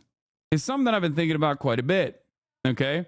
It's something that I've been thinking about quite a bit. What do I mean? It's like the Supreme Court of the United States, which is firmly committed to preserving Donald Trump's safety, security, and his mania, has given the office of the presidency extreme levels of security from prosecution. They did this decision in an effort to shield Trump from any kind of legal scrutiny, a second line of defense, another hurdle that inevitably the Supreme Court will either have to defend or argue in favor of by giving him the opportunity to say, hey, look, this was a presidential act. Okay. And what's really interesting about this is that this gives Brandon carte blanche in abusing that power, that awesome power that the Supreme Court has afforded to the office of the presidency. However, I believe that the Supreme Court of the United States knows that the Democrats would never do that. Trump, on the other hand, will guarantee do that. Okay? Guaranteed. He will absolutely use this newfound, unimaginable level of freedom that he has from legal prosecution, criminal prosecution, to his advantage. Democrats never fight. Okay? They don't. They don't ever offer up a fight, and Republicans know that, so they do not care. Only when you win. The White House insisting the president does not regret his decision to step aside or that he did it so late in the campaign. The president offering only praise for his vice president. She gave her whole heart and effort, and she and her entire team should be proud of the campaign they ran. And of course, President-elect Donald Trump expected to travel to Washington to meet with President Biden at the White House in the coming days. As President-elect Donald Trump, of course, also entitled to receive classified intelligence briefings. And this morning, we are told that as part of this agreement to accept this role as chief of staff, Susie Wiles wanted to make certain that she could still play the role of gatekeeper, keeping some oversight over who has control or who is going into the Oval Office, trying to avoid some of the chaos that we saw in the first administration, George. And Rachel, we're seeing a group of Democratic governors mobilize. They're saying they're trying to Trump-proof their states. Yeah. Donald Trump has not been sworn in yet into office, but already you have a handful of Democratic governors that are really trying to brace for any potential policies of a Trump administration. So California Governor Gavin Newsom, Illinois Governor J.B. Pritzker saying they are ready to call lawmakers back into a special session, trying to safeguard any type of curtail against reproductive rights, gun reform, and also any environmental regulations, George. In an address to the nation yesterday, President Also, here's Nancy Pelosi blasting Brandon on New York Times. Had the president gotten out sooner, there may have been other candidates in the race, Ms. Pelosi said. But this is also blasting Kamala, too, by the way. And she's right. Had the president gotten out sooner, there may have been other candidates in the race, Ms. Pelosi said during an interview with Lulu Garcia Navarro, the host of the interview, a Times podcast she added during the interview, which will be published in full on Saturday. The anticipation was that if the president were to step aside, that there would be an open primary. How about the primary? Why did they not even allow a primary to take place? Because they were worried about a 2016 style primary where a progressive voice would probably do fairly well, and it would actually hurt Biden in the general. It would openly show in full display that Biden had lost his step. Okay? And that's the reason why the Democratic Party did not want to have a real primary at all. That's why the only people running against Biden was like fucking Dean Phillips, Uncle Jenk, and Marianne Williamson. Ms. Pelosi went on, and as I say, Kamala may have. I think she would have done well in that and been stronger going forward, but we don't know that. That didn't happen. We live with what happened. And because the president endorsed Kamala Harris immediately, that really made it almost impossible to have a primary at the time. If it had been much earlier, it would have been different. I think that the Democratic Party should not have been so cowardly and allowed Biden, a person who was like very clearly mentally deficient for the role, to continue out his selfish desires of going forward with the second term. The Democratic Party did not have to. The Democratic Party also didn't do anything about Biden picking Kamala Harris, originally, even though she was one of the weakest candidates in the 2019 primary. Okay? She didn't even make it to 2020. The Democratic Party allowed Biden to choose her deliberately for openly identitarian reasons that he demonstrated. He was like, oh, I want a black woman, Jack. It was like one of the silliest things I've ever heard. Like, Kamala Harris had the background to be vice president. That much is clear to me. I mean, she'd played a role. It's just that she was from California. Okay. It's not a state that is a must-win state, right? It's already a lock. And I think that the reason why she chose Kamala Harris was specifically because you could back pocket her. It would be a contingency plan for anyone that wants to get Biden out of the race at any point when he was running for office again. Okay. And no, I will not be listening to Tim Walz speaking because I will not be listening to Tim Walz speaking now. I'll listen to different takes I'll listen to his speech in a second, because right now I'm going to be talking to ASTEAD Herndon of the New York Times. Okay? At 1. Anyway, now there's, of course, in this New York Times article, there's, of course, a whole litany of silly things that she said as well. She took issue with the comments this week from Senator Bernie Sanders, the independent progressive from Vermont, who suggested Ms. Harris is defeated come in parts because the Democrats are too focused on identity politics at the expense of economic concerns. Bernie Sanders has not won, Ms. Pelosi said. With all due respect, and I have a great deal of respect for him, for what he stands for, but I don't respect him saying the Democratic Party has abandoned the working class families. She suggested that cultural issues were more to blame for Democrats' losses among the working class. Guns, gods, and gays. That's the way they say it, she said. Guns, that's an issue. Gays, that's an issue. And now they're making the trans issue such an important issue in their priorities, and in certain communities, what they call God, what we call a woman's right to choose. First of all, this is a false interpretation of what Bernie Sanders' message was as well. Bernie Sanders didn't say drop the identity politics. Bernie Sanders said focus on universality in your message. Focus on social safety net expansions.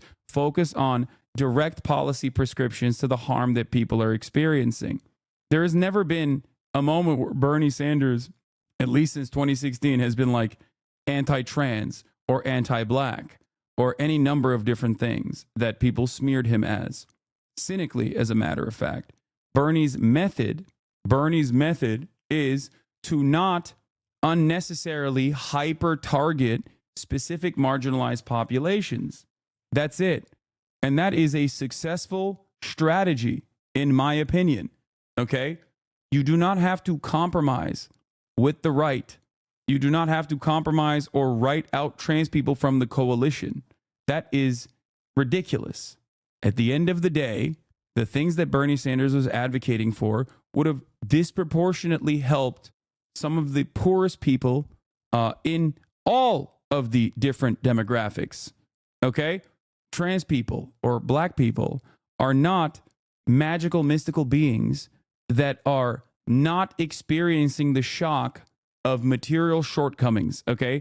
They are not sheltered from not having access to healthcare. They are not sheltered from the impact of the housing market. Okay? But the issue was when Bernie communicated a universal message, they tried to cynically turn it into, oh, he's just saying all lives matter. That's what he's doing. He's all lives mattering the situation. It's like, no, dog. It's so fucking stupid.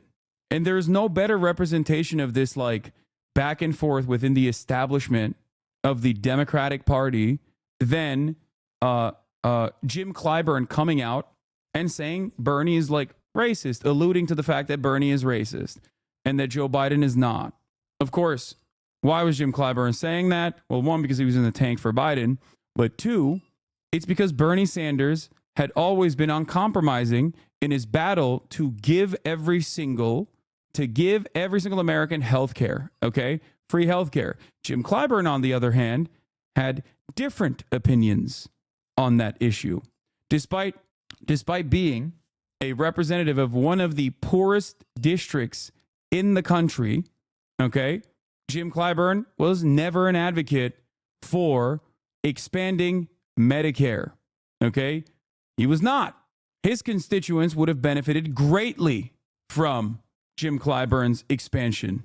Oh, anyway, hold on. I'm joining the video call with ASTEAD right now, and we're going to get started on some of these issues. We're going to be talking about a bunch of the stuff, including but not limited to what I'm talking about currently. Hold on. ASTEAD? Yo, how are you? Hey, what's going on? I thought you were going to be in your car. What happened?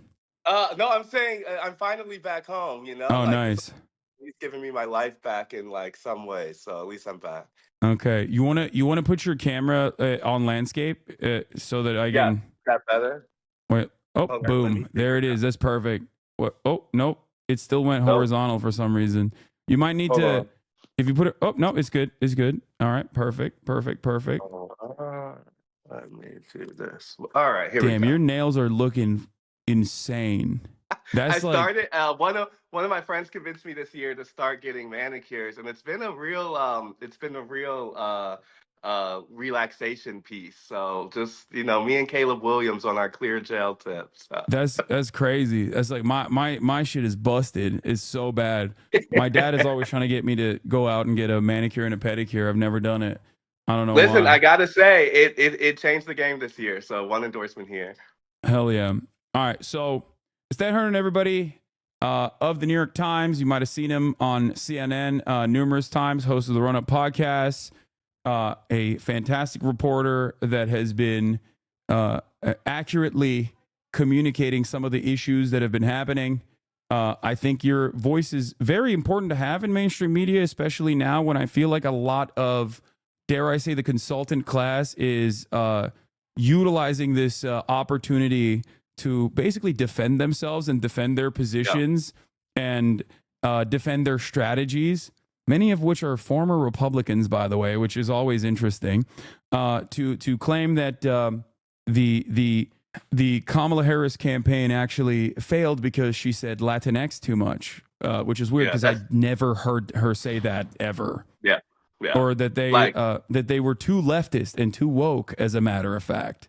So it's the same hobby horses a lot of these people have done for a while. I mean, for so many of that group, I think you're right to kind of name it as the consultant class. Every loss ends in the same lessons, and it's the lesson to blame the left. And I just don't think that's credible this time around. Yeah. As we talked about the last time on here, she made a kind of explicit pivot to the center. That wasn't just with Liz Cheney or refusing to break with Biden on Gaza.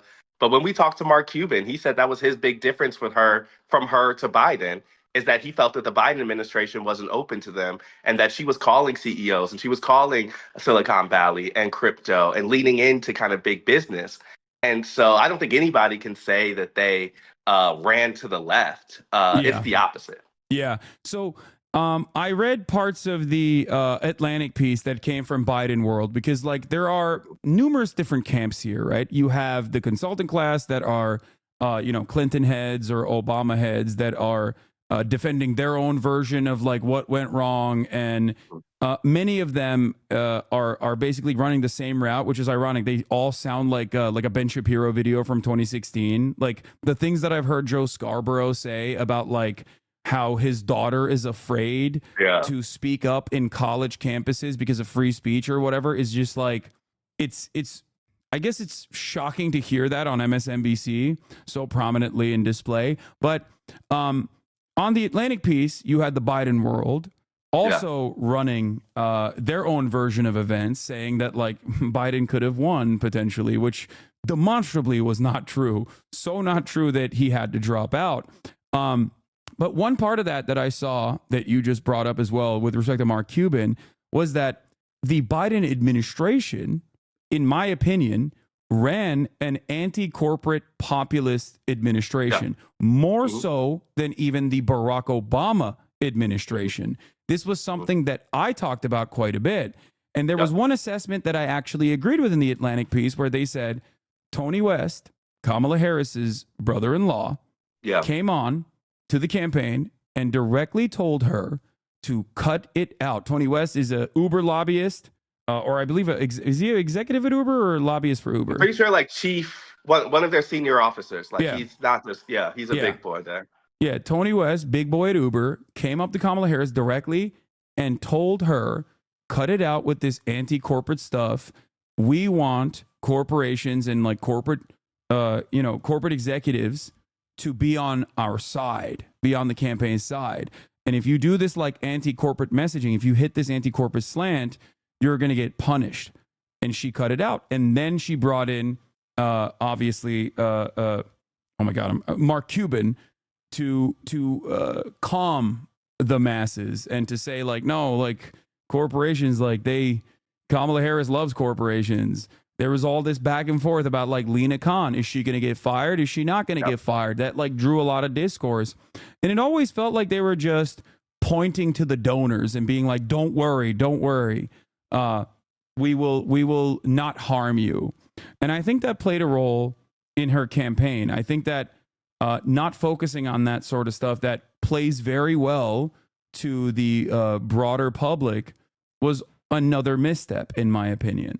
Yeah, I agree. I mean, I think that when you look back, there's the macro failure of the Democratic Party's refusal to break with Biden 2 years ago, and there's the micro failure of Kamala Harris's refusal to do it in the last 3 months.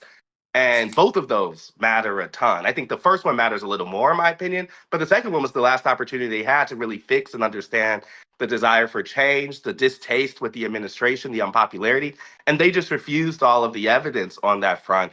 And I think what you're pointing out is important, but as someone who's covered Harris for a while, this has always been the kind of contradiction from her. She has, kind of progressive roots in some senses and a real connection with, I think, a progressive academic nonprofit ecosystem, even through through her sister Maya Harris.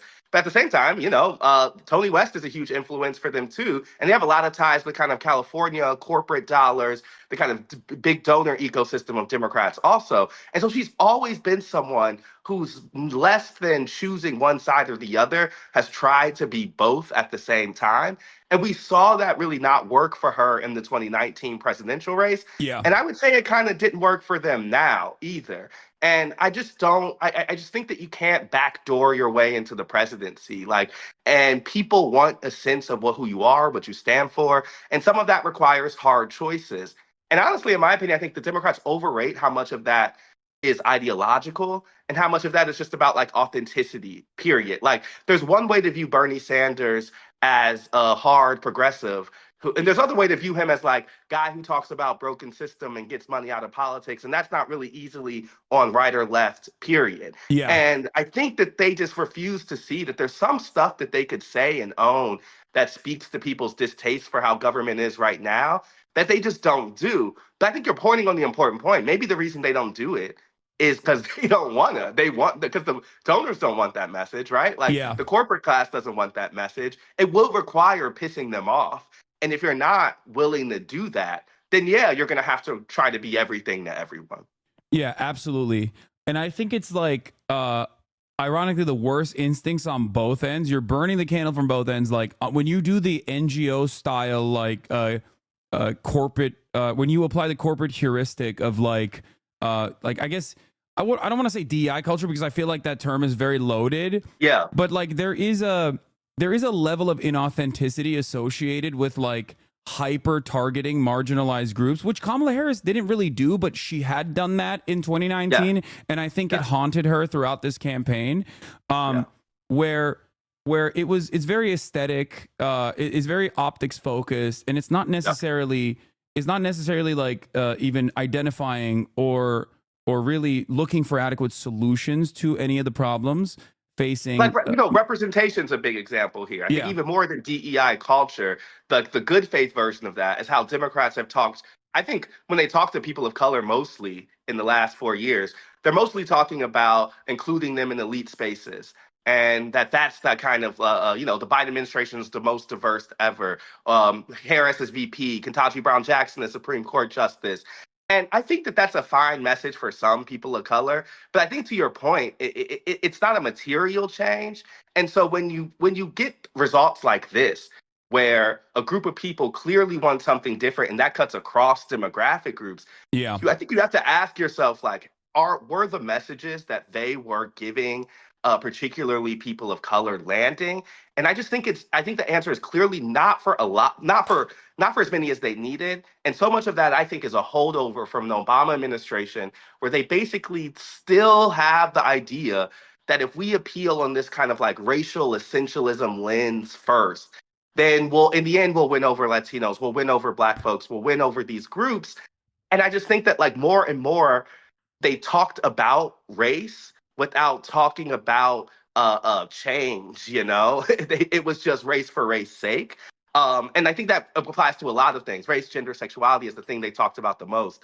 And so I said this in another place, but they have to expand the ways they think about identity. And if it's just landing with them now that people of color who come from different places have different ideas, that Latinos that have different countries of origin come to politics in a different way, that is an embarrassing late game realization. Yeah, absolutely. And I think obviously left unexamined was the same resilient anger that everyone, regardless of their racial background, across the board, felt towards these institutions, right? Like the infallibility of our institutions and the defense of our institutions and centering the conversation around like civility and protecting said institutions when on the ground people felt like it was not working for them. I think was such a hollowed out message that just did not resonate with many people, which I think many of which just stayed at home. Like a lot of people are talking about people flipping party loyalty, right? But I think that, and we'll have a better assessment of how much that happened eventually when all the votes are tabulated and counted. But what actually is interesting, I think, or what actually is like very illuminating here is the number of people that just sat at home, that just did not go out. Like one thing that you and I had talked about on numerous occasions throughout this truncated campaign was that we both expressed somewhat of a fear that Kamala Harris was going to have the bottom fall out, like the normal groups that would come out and vote for the Democratic Party that are like an active part of the coalition were going to hear her consistently communicating towards this like moderate position, dare I say right-wing position. We're going to not respond to this message in a positive way and just choose to sit this one out. And that is precisely, it seems, what happened, especially in comparison to past performance in 2020, which was a COVID election. So obviously it's different. There was always going to be higher turnout across the board. But it seems like Donald Trump did not hemorrhage as many of his base of support from that time frame as the Democratic Party did.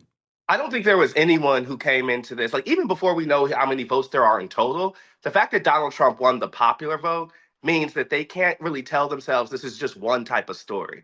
Like he increased in rural areas and the drop off in urban areas is one that is so noticeable. The collapse in places like New York City, the fact that AOC is getting more raw vote totals than Kamala Harris in her district is a searing indictment of people who see and live in Democratic places. And so I think that I saw some stats about how Kamala Harris did in her own home county in Alameda. Richie Torres got less votes. Yeah, and so I'm saying there are these stories that are really clear for them that I think has to tell them that their message is just not completely not hitting for even the people who see and understand Democrats the most. And I really went back to the democracy argument because I think it's an important one. Like they speak from this place where they act like there's this shared assumption of America's ideals and that Donald Trump is this aberrant figure who broke them. And what I feel like I hear on the road is a lot of people who say government is not working for them. And they may not like the way that Donald Trump is actually doing something about that. But what I don't think I've ever heard is Democrats actually start from that premise and say, here are the things we're going to try to do to make government work better for you. And so there's a way that's completely outside of ideology, right, left, whatever, that they could say, hey, this is about money in politics or gerrymandering or term limits or whatever you want to do, like about that kind of front, just something that actually speaks to people's concerns, that they don't think a current system is actually responsive to people, is something they never really did. What they did was the kind of Liz Cheney version of the argument, which says that the American democracy or political system was going fine until Donald Trump blew it up and January 6th happened. And without examining why people wanted Donald Trump to blow up the system in 2016 when he won. That should have been the informing original point, right? Like Donald Trump has never been the person of stability, right? The disruption was already chosen one time. And they just had a failure of belief to think people would do it again. I was saying this on CNN, but I can't help but think about when I went to the DNC winter meeting in early 2023. This is the first gathering of party officials after the midterms. And they were putting South Carolina first in the primary order, a thing Joe Biden asked for, not even Jim Clyburn, but Joe Biden asked for that specifically because it would make his road to nomination easier. And we were asking them, why are you doing this with the evidence of Joe Biden's age being such a problem, his unpopularity, inflation? And what we got was, people would, to me, only some people would even acknowledge those signs. But of the ones who did, there was a belief that Donald Trump would be inherently unelectable because January 6th and the legal problems. And so it did. So some of them even said, it doesn't actually matter this time around because we're going to be going up against someone who the American people already see as incapable of holding the office again. But there was nothing that was actually telling them that was true except their own hunch, you know? And so it was such a big risk on the party's part. And even in their own strategy at that point, they were basically banking on the fact that when people tuned in a couple weeks before the race was over, that they would be freaked out by the reality of Donald Trump. And at the minimum, that was a strategy that just hampered them into only one way of winning. And it just blew my mind that nobody decided to question it. Like, you know, whether Joe Biden wants to act in his own interest or not is one thing. But these are all political actors with agency. And before the midterms happened, there was a discussion in a lot of political circles about if someone was going to run against Biden and his mass unpopularity and the fact that he was too old, right? Like, it's not like they didn't have these thoughts. It's just that they suppressed them once it didn't match up with their own political ambition. And so the only thing that I feel like I've been trying to do in the reporting side is like try to tell folks like this was not inevitable. Like this was not like some march that ended with Donald Trump. It had to end with Donald Trump. I think it was made easier to I think the Democrats made that pathway a lot easier because they lived in their own reality and just frankly just assumed it was true by just agreeing with them amongst themselves. Yeah, I noticed this when I had for the first time in my career like direct insider access to the DNC when I went to the DNC, and I recognized that it was actually quite alarming to me where it felt like, one, their attitude did not match with the reality that I had seen, right? They were doing victory laps with the initial momentum that Kamala Harris had gotten, making it seem like this was in the bag. But beyond that, I also noticed that it is a bubble. It was the first time I remember thinking, this is the least I've been aware of what is happening in the world when I'm directly in the center of what people are paying attention to. And that really stayed with me. And I think that is part of the reason why I really like talking to journalists such as yourself who by trade go out to the real world and talk to real voters. Like, you know, Dave Weigel does this as well. Like, you have a dramatically different perspective than I think the type of perspective that, you know, op-ed writers who never really leave New York or never really leave DC have, because you're seeing what like normal human beings are suffering on. You're seeing like where the material harm is and what their experiences look like. Yeah, and I had this like formative moment after the 2022 midterms where I remember being at Christmas with a friend's family. And this was like, you know, this is like a working class family who were like all Black and Latino. And they were asking me like, okay, they, you know, doing the like, ask their friend who's a reporter, like, so what's going to happen in the presidential election? And I was like, oh, it's probably going to be Biden and Trump. And, you know, I just said it kind of flippantly because in our political ecosystem, everybody knew that, right? And so I was like, it's probably going to be a Biden-Trump rematch. And there was a shock in this room. Everyone was completely shocked. And it wasn't just a shock about Donald Trump, which I had heard before, you know, because of January 6th, because of all that stuff. But everyone was shocked that Joe Biden would be running for re-election. And there was a feeling that, like, didn't he tell us he wasn't going to do that? And I know that there is, like, questions about whether that promise was explicit, but it was certainly implicit, right? And I think that so many people held on to that. And they did. And that was the reason they talked themselves into a Biden vote in 2020. Yeah. And I had that moment at the midterms where I was like, oh, the surprise in this election is not just about Trump's return. It's about a dual distaste for the candidates, and that is reflective of a political system that people aren't liking. Yeah. And it was this moment for me that I really informed the work we did over 2023, because I was seeing this like completely disconnected conversation between all the insiders we talked to and I'm around for work and my life. And in my life, everyone was being like, are you serious? You know, like, there's no way this is happening again.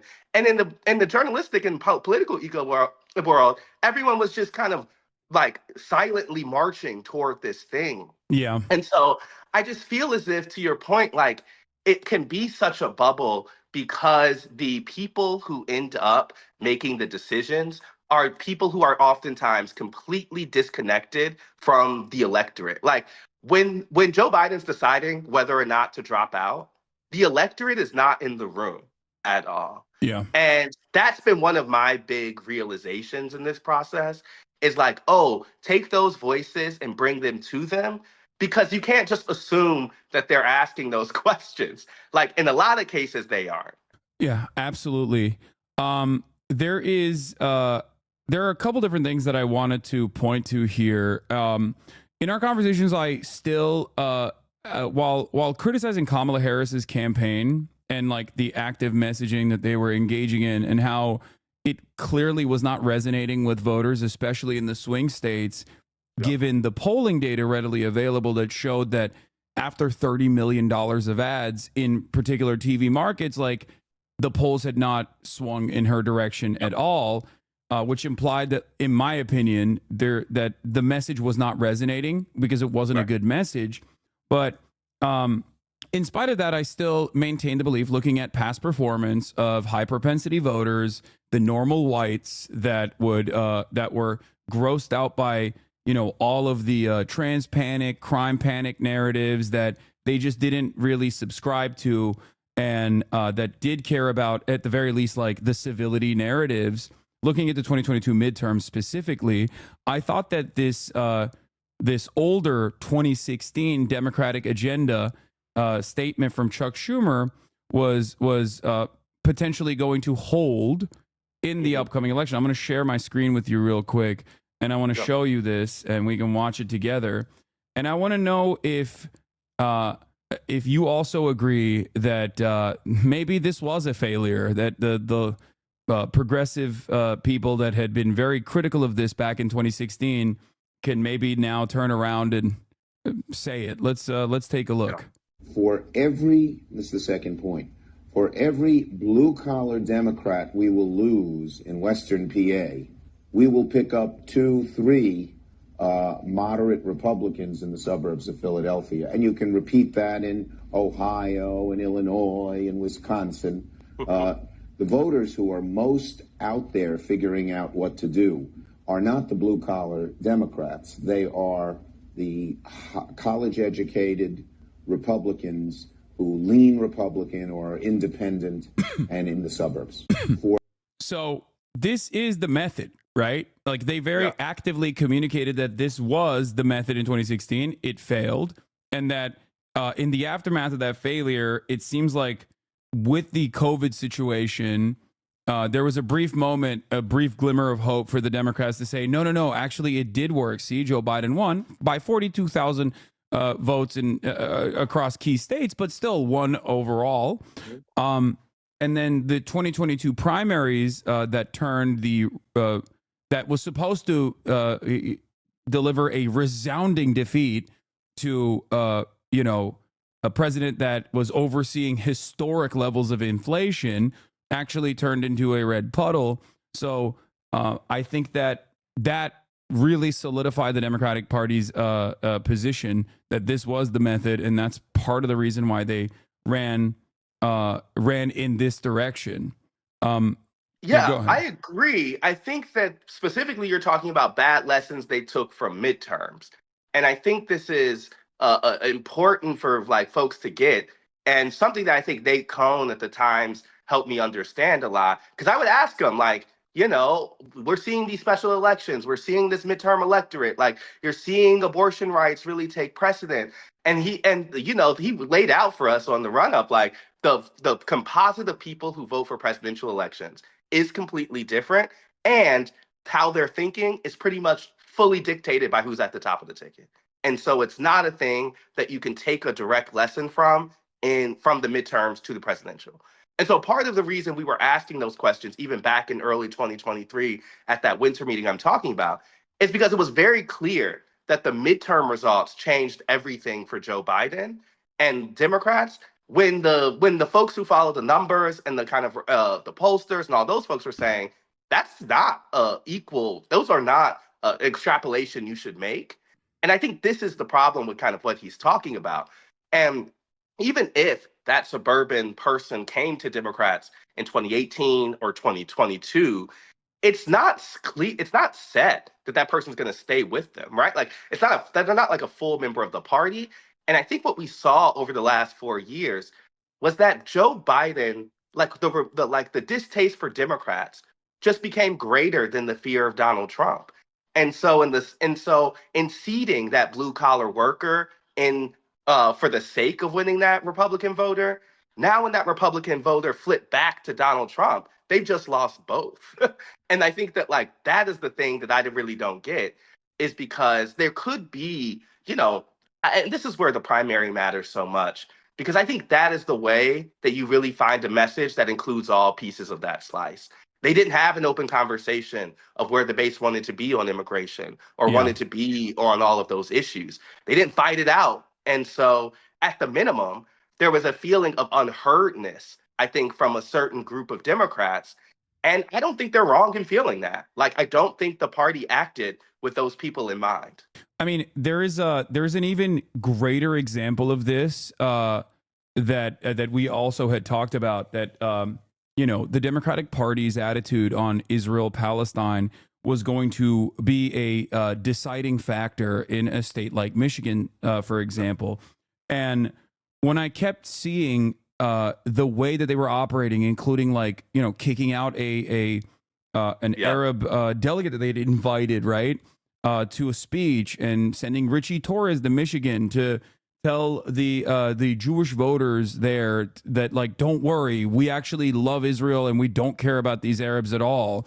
And then sending Bill Clinton to do like an Itamar Ben-Gvir style speech talking about Judea and Samaria and King David or whatever the fuck. Like, all of that was actively pushing away not just the Arab voters in Dearborn, which is a massive constituency, but beyond the Arab voters in Dearborn, it was clearly very frustrating to a lot of people who did care about this, and plenty of polls showed that reality, and they just openly refused to reckon with it. And as a matter of fact, not only did they openly refuse to reckon with it, they simply were acting like they could win without these constituencies. And I don't know how echo chambered you have to get. Like, I don't know how hard you have to be in the DC bubble, basically, to believe yourself, to believe that this was not you could win without these voters.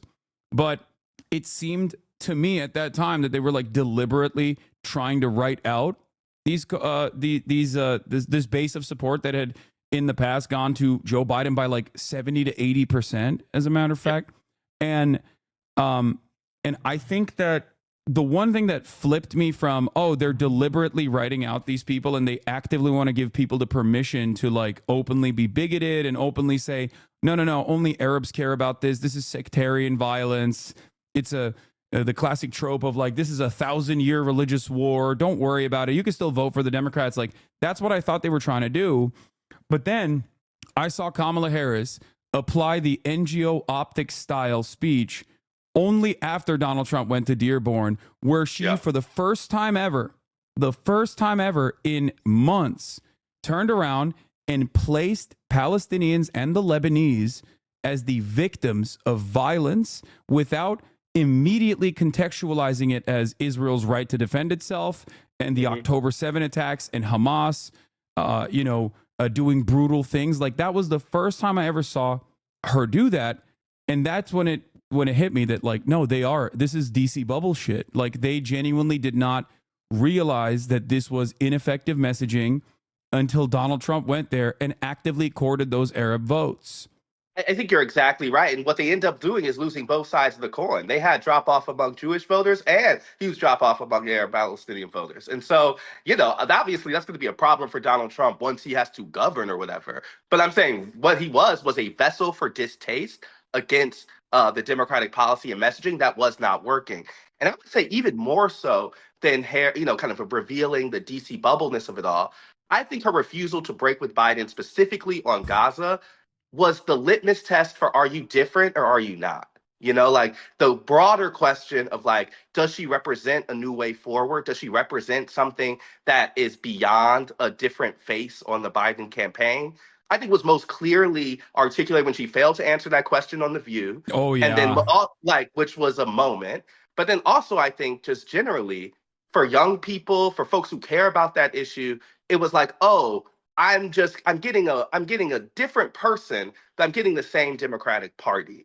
And it didn't have to be like that. And so I guess one thing I think, though, is this is where like vision and leadership matters, is because if you seed, I mean, this is one thing I learned in covering these presidential campaigns in the primary in 2019-20, is that it requires a candidate who knows what they believe in, and then a campaign is kind of working from that premise. And so I would say that in that primary, that was true of Bernie, that was true of Warren, that was probably true of Joe Biden too. And they were all had a set of beliefs that really their campaign was working to implement strategically or message-wise, whatever. But it wasn't that you were just giving up your beliefs to this weather vane of consultants.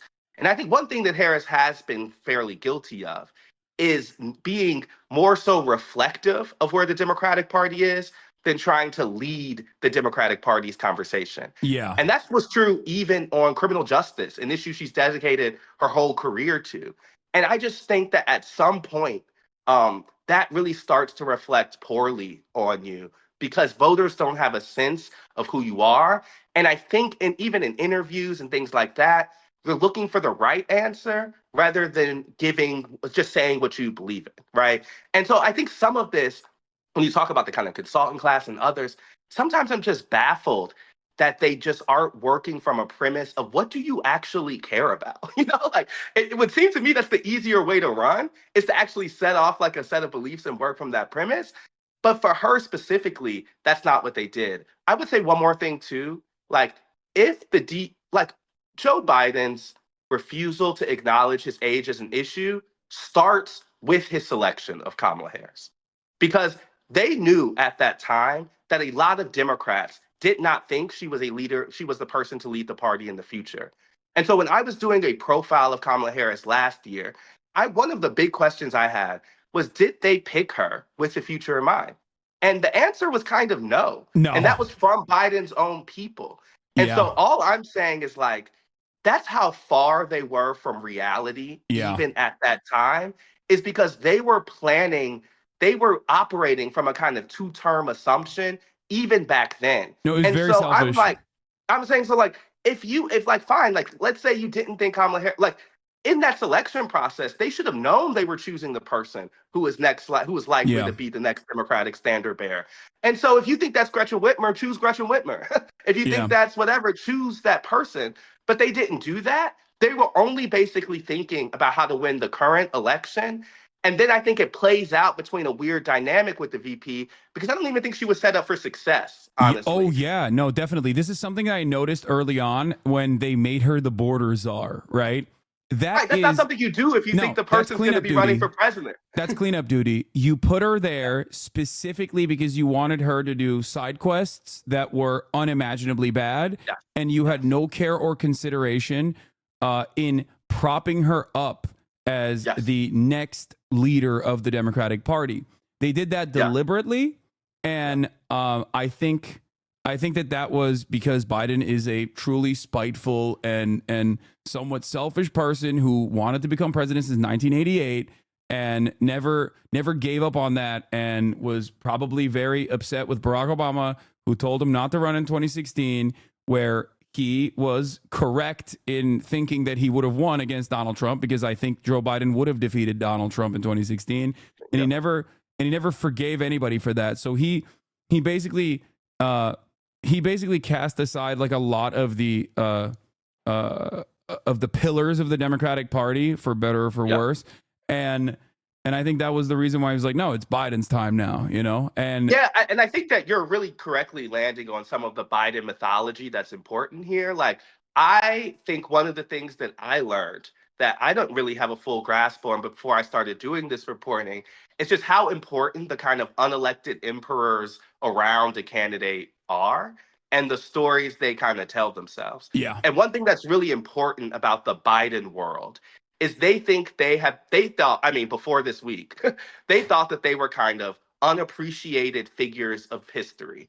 They thought that they had been, that Obama did not give them the credit they deserve, that Biden was someone who was completely underestimated, and that they were uniquely positioned to beat Donald Trump as they showed. And that even in the primary leading up to that, people did not see them as being the people, the kind of salt of the earth connectors that they were.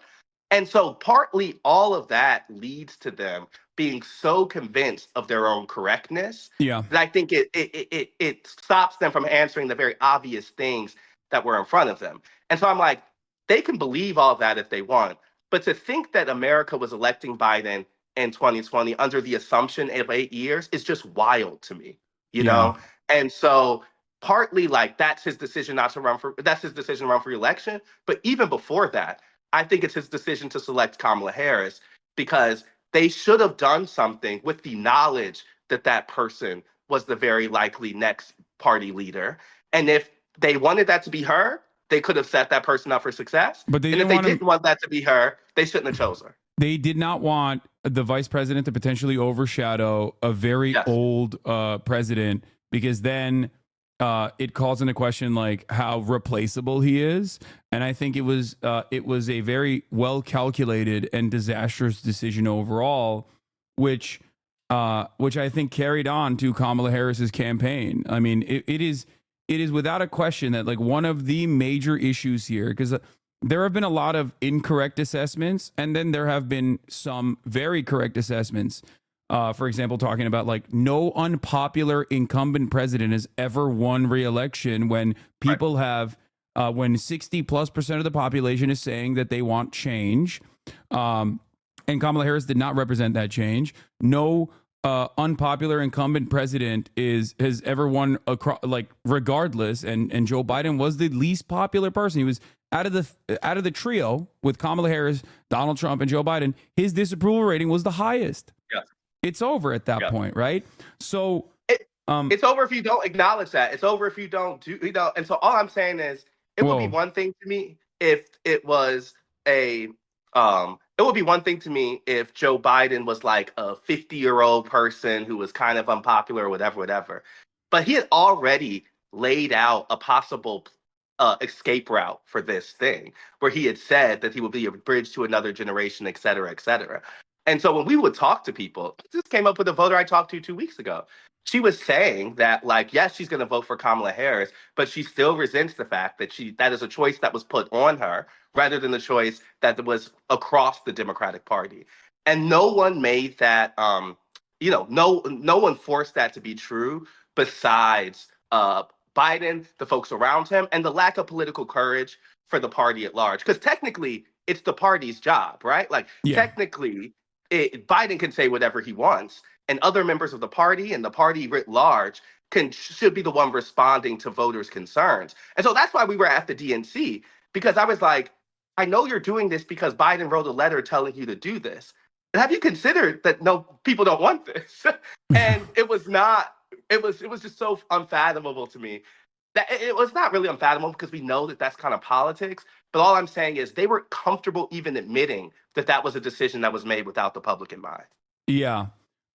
Which is interesting because like now Nancy Pelosi is coming out and openly admitting it. Like if Biden had dropped out sooner, things would be different. We could have had an open primary. And it's like, well, instead of an open primary, what about just a primary, right? Yeah. Like how about just a normal primary that wasn't completely shut off because Jamie Harrison and everyone else, which were Biden loyalists for some reason, refused to even acknowledge that like anyone else was going to be the candidate for the reasons that you pointed to. I want to take a step back from the campaign and actually talk about the administration, because obviously this past year of the Biden administration has been mired with, I guess I'm going to use a loose term here, controversy, right? And a lot of discontent. Having said that, however, I think that the Biden administration, I'm doing my best Ezra Klein right now. I'm trying to be like him. Having said that, however, I think the Biden administration did a bunch of remarkable things that I, as a leftist who always feels a level of discontent with the party, was shocked by. Biden's NLRB did a fantastic job. Biden's IRS went after tax dodgers and actually recovered millions of dollars of taxable revenue from tax dodgers. And Biden's FTC, obviously with Lena Khan, had done a fantastic job as well, going after trust busters, including but not limited to Amazon. Yep. And one thing that I always found very strange, including actually something that the media roundly criticized as a disaster, was pulling out of Afghanistan, like demonstrating political courage to do something, even if it was a continuation of Trump's negotiated withdrawal that Trump punished him for quite effectively. Actually, not even quite effectively. I don't think the Trump's Afghanistan withdrawal point was that as prescient as people would suggest it in the media. But the thing that I was always frustrated by, if we go back in time to October 2023, before October 7 and before October 5th, where Biden actually unveiled his right-wing border bill, leading up to that moment, this administration was slated to be the most anti-corporate populist and most progressive from an economic standard administration that I had ever seen in my lifetime. And that includes the Obama administration as well. Biden walked a picket line. That was historic, right? And the UAW stood by him for that reason. Now, these are very important things that Biden did. Why did they not talk about it? I never understood. I mean, I know as someone who covers politics and has been doing this for 10 years, like, Democrats do not campaign year round. Republicans do. And they have this incredible connection with their media ecosystem, all the way down to independent content creators and Fox News, certainly. They're always connecting with their base, and they're always re-upping their narratives. The Republicans do. Democrats, on the other hand, never chose to actively campaign year-round and communicate to the public all of the things that they were doing. One example of this that really frustrated me was the overdose deaths from opiates. The Biden administration is the first administration in the past couple of decades where the number of overdoses from opiates actually declined. Now, fentanyl has been a point of contention nonstop on the Republican side. And yet I never heard from the Biden administration that, like, we actually took a shot at this and with the, widespread, readily available over-the-counter distribution of Narcan and many other policies, we actually were able to lower opioid overdoses for the first time ever. And it's shocking to me that they never communicated that. It's shocking to me that they never communicated the fact that the Afghanistan withdrawal was, yes, mired in controversy and the media pummeled them, but that it was the right thing to do. It was not only the right thing to do, but that the Republicans cynically weaponized the 13 active duty service members that were killed in the process over and over and over again. And yet 13, while not a single, soldier dying is appropriate, right? But 13 was the final number of the amount of active duty service members that were killed in Afghanistan, because they did successfully withdraw from Afghanistan. Whereas under the Trump administration, 67 soldiers had died in Afghanistan because he never withdrew from Afghanistan. So, like, there are so many gimmies throughout this entire process, throughout this entire administration, where they could have just stood 10 toes down and been like, no, this was the right thing to do. How dare you actually weaponize, death of our beautiful soldiers to try to make this, like, cynical argument. And maybe even sicked Pete Buttigieg as an attack dog on all of the media sources that were yelling at the administration over and over again. He's a fantastic communicator. I don't agree with him ideologically. I'm terrified of him, but, like, he is good at chirping. They never did that with the railroad strike. They shut off the railroad strike, but then they went back to the railroad companies and openly negotiated with them and delivered results for the railroad unions. The only reason why I know that is because I read the union publications. That was the only place that this was communicated. I mean, I think you bring up a bunch of important points because it is true that Democrats had come into the Biden administration with the belief that good policy will be good politics. That if they simply do the right thing, quote unquote, that voters will reward them. And so I think it might be a unfortunate lesson that they take from this loss, that though that voters did not respond to that and voters did not reward them electorally for those policies.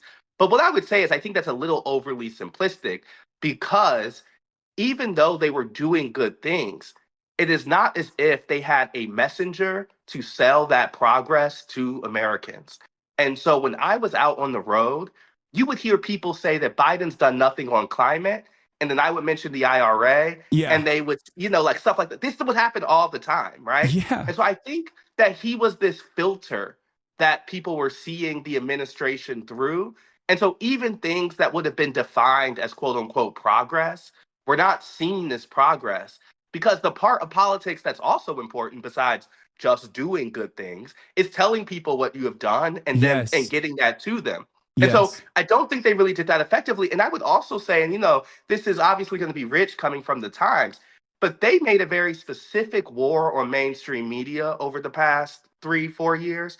And I think that was part of their desire to insulate Biden. And I think it was just a very bad decision, because a lot of the things that I think you're talking about are messages they could have taken to traditional and legacy media, are messages that that Biden could have, done, but he was not going out. He was refusing those type of interviews, and they were making a point to say that you all don't matter anymore. And I guess that I just find it really, really like a self-inflicted wound on their part, because not only obviously the media landscape has changed, but a lot of times when narratives are setting in, particularly in those early points of the administration, when the public isn't really tuned in, they could have started creating a narrative of their political accomplishments, and they simply left that on the ground because they wanted to stick it to the New York Times, they wanted to stick it to the Wall Street Journal and all that stuff. And then as those places, including us, were reporting on his unpopularity through things like age, they used their allies to try to say that that was part of some grand mainstream media conspiracy against him. Yeah. That the Times publisher was coming down and telling us to ask these questions, which isn't true, right? And so I'm saying it's like both a problem of, I think, the fact that Joe Biden was not a good messenger for even the things that they were doing, and the fact that they were not taking that message to a lot of the more traditional places simply because they thought they were over it. And so by the time they get to the, Harris campaign side, when she's doing all these podcasts and she's doing all of this type of other stuff, I kind of think they're at a 3-year deficit, because either they refused to do it because they didn't want to, or they couldn't do it because Joe Biden couldn't. And either one of those is a bad answer. If you don't have the type of messenger who can tell you why the policies that the administration are doing are good, if you can't take that message to the American people and against Republicans, that's the job, that's literally the job of the president in the political context. And so the fact that he wasn't up to it, I think, frankly, just stopped them from being able to pitch that story to the public. But I think you're right. That story was there. It was not a policy question. I do think and as I said at the beginning, I think an unfortunate impact might be, though, that they take the lesson that good policy doesn't help them. Yes. And so what is the purpose? Yeah, that is that's precisely the reason why I wanted to talk about this issue, because I am very fearful that Democrats are either deliberately, cynically, or unwillingly going to learn the wrong lesson. They're going to look at this and be like, what are you talking about? Biden was incredibly progressive, and look how the voters rewarded him. Voters obviously don't care about progressive, a progressive legislative agenda. And there was certainly, I'm not even saying like the Biden administration did everything perfect, right? It's shocking that it was someone like myself who was quite adversarial with the Democratic administration, who still is honest enough to openly examine the things that they've done and compare it to prior administrations.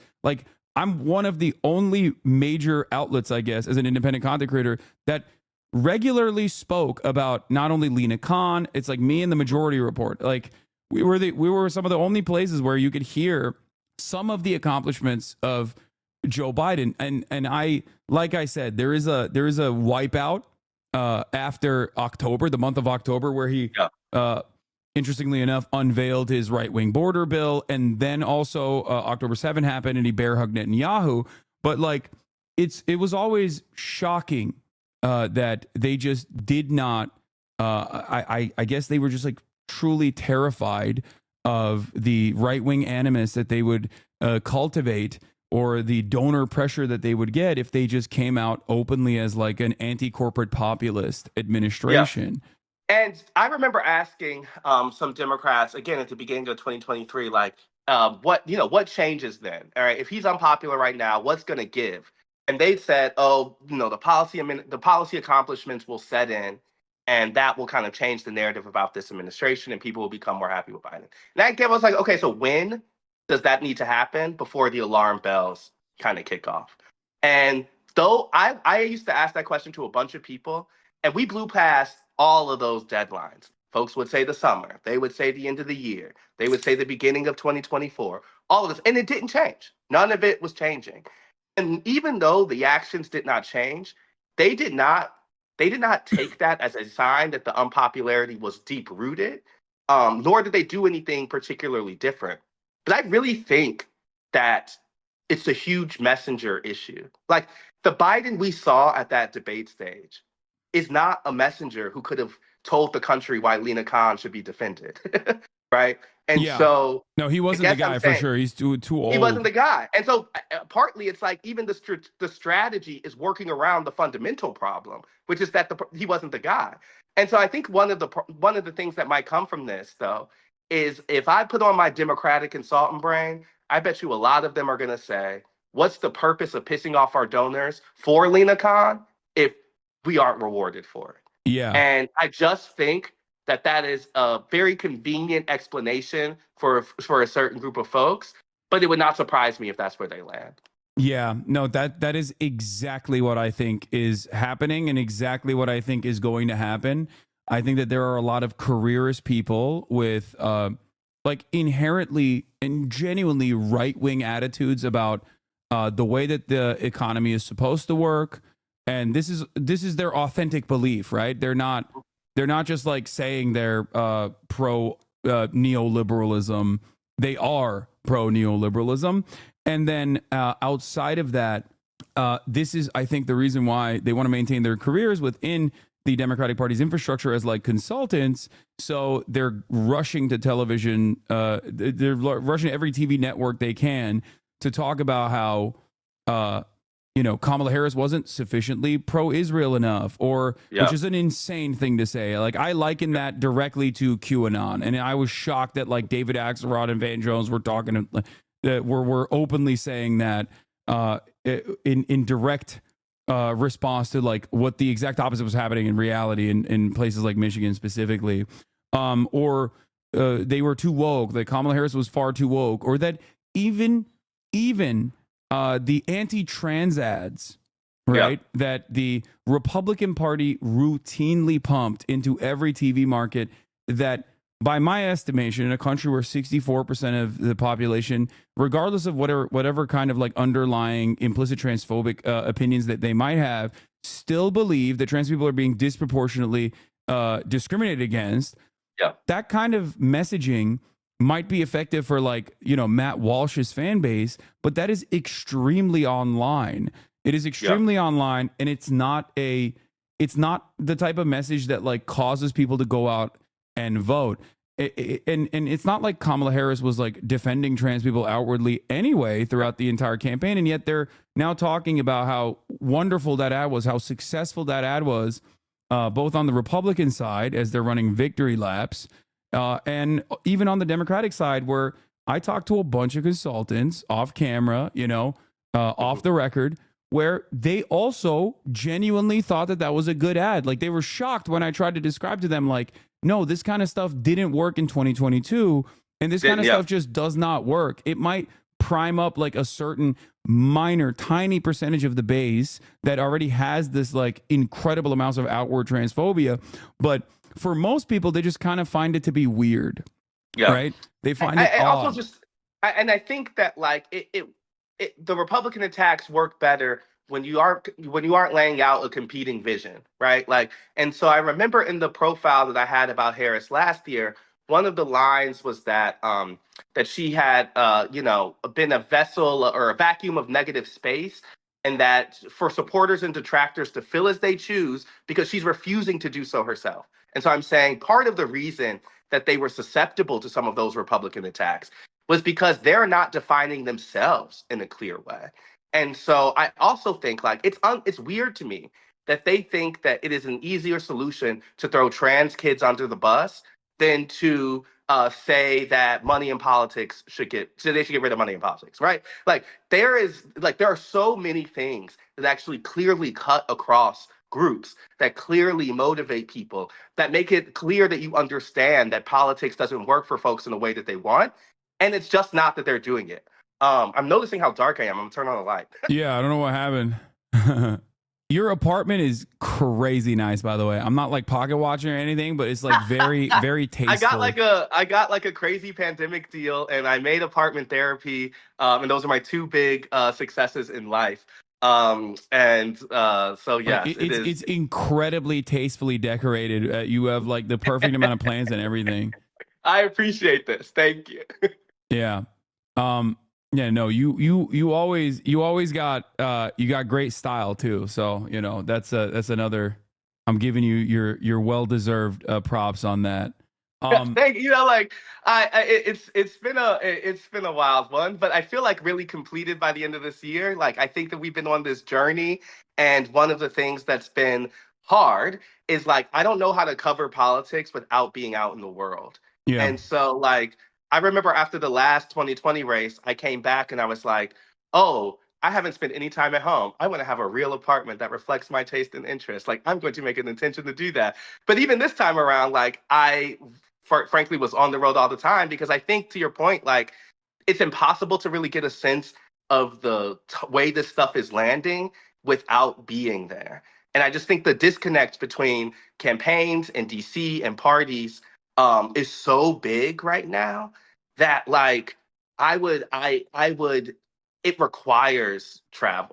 For me, it like requires, if you're going to do it in a journalistic way, like it requires getting that kind of direct sourcing, because the assumptions of what is hitting is becoming like, it's worse and worse. Like, in my opinion, like there should not be that many reporters at a campaign event, you know? Yeah. Like at this point, you know, the people coming there are a very specific type. You can get the message from watching television. Like the amount of journalistic energy that goes to following the candidate every place, we know is not predictive of result or anything like that. Campaign stops don't even show that.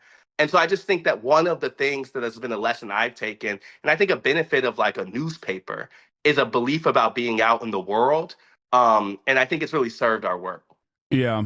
There was a couple things. I don't know how much time you have. It's always wonderful to have you.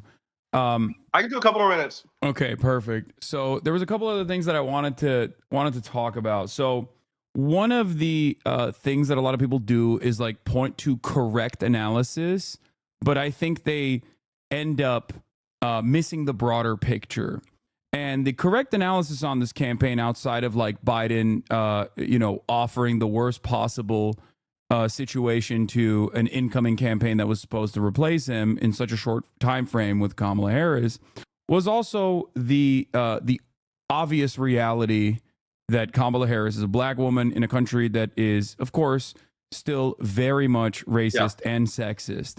And while that is a real issue, right? While that is certainly going to be a hurdle that the campaign must clear, I was of the mindset that the way to clear that would be by becoming an authentic and earnest communicator who could present themselves that way, and also make up for it with like decent policies that meet people where they're at, including the economic hardship that they were experiencing. And we've talked, of course, about Kamala Harris's opportunity economy narratives, or how much she loves small businesses, and how she was going to offer $50,000 in tax cuts to small businesses, to new startups and whatnot, and how I think devastatingly bad of a message that was. But One thing that I wanted to ask you is like, do you feel like people are missing the forest for the trees here, where they are focusing on the obvious like racist and misogynistic tendencies of the population? Because like what frustrates me about that argument, and I hear this, like there was a community member earlier today talking about how like he goes to Howard and his classmates are like devastated and they are repeating this as well. And I have black content creator friends in this space who are very progressive, who are also focusing on this. And the thing I don't like about the thing I worry rather about this narrative festering is that the solution then is to only run a white man. And I think that's silly. Like I don't think that that we should be shutting off like potentially black or brown women from their political ambitions of running for the highest office, specifically because like, oh, sorry, we just have, America's just like too misogynistic, too racist. So I wanted to hear what your opinion on that is. Well, first thing I think about is back to the 2020 primary, and this stuff does have big impacts because the lesson of Hillary Clinton was so taken as one of sexism clearly. I remember in that primary, when people talked about electability, they were really just talking about white madness. They were just talking about that the only candidate who could eventually go up against Donald Trump would have to be someone who, when they would say electable, they really meant white guy. Yeah. And like that helped Joe Biden get the nomination for sure. Yeah. And I think partly folks aren't really seeing, to your point, how that narrative puts those people in a box. Yeah. And so we're not thinking about Hillary Clinton or we're thinking about Kamala Harris. We are just thinking about them through their lens of identity. I also think the map is too broad and sweeping to really say it's just one thing. So like in the same way I wouldn't just say it's racism or sexism, I wouldn't say it's Latino men, or I wouldn't say it's white women. I wouldn't say it's black men. I think it's all the above. I think that there was a drop off from the administration that cut across so many groups that you can't really just say it was one of those things. But when I also think about my own reporting, we did an episode of the show that was about young men in Gen Z. We went to a University of Wisconsin football game, and we talked to all of these tailgating young men and women about the gender gap and how they're thinking about the election. And one thing that was really clear to me, and I think you've talked about this before, is a group of young men who are increasingly in an ecosystem that talks to them about masculinity from this right-wing lens. Yeah. And so you would have these guys. I mean, one of these guys was like, oh, I logged on to X yesterday. And he was like, I had to delete my account because every time I get on, I'm just pushed these messages. He was talking about this anti-circumcision ad being his last kind of straw. And he was like, I'm sick of this, right? And then there was a bunch of other guys. An honorable cause. We are intactivists in this community. And there was other guys who were talking about how Donald Trump was this model of masculinity, how, all of the kind of businessman success things, but also just like the fact that he pissed women off was an attractive quality to them.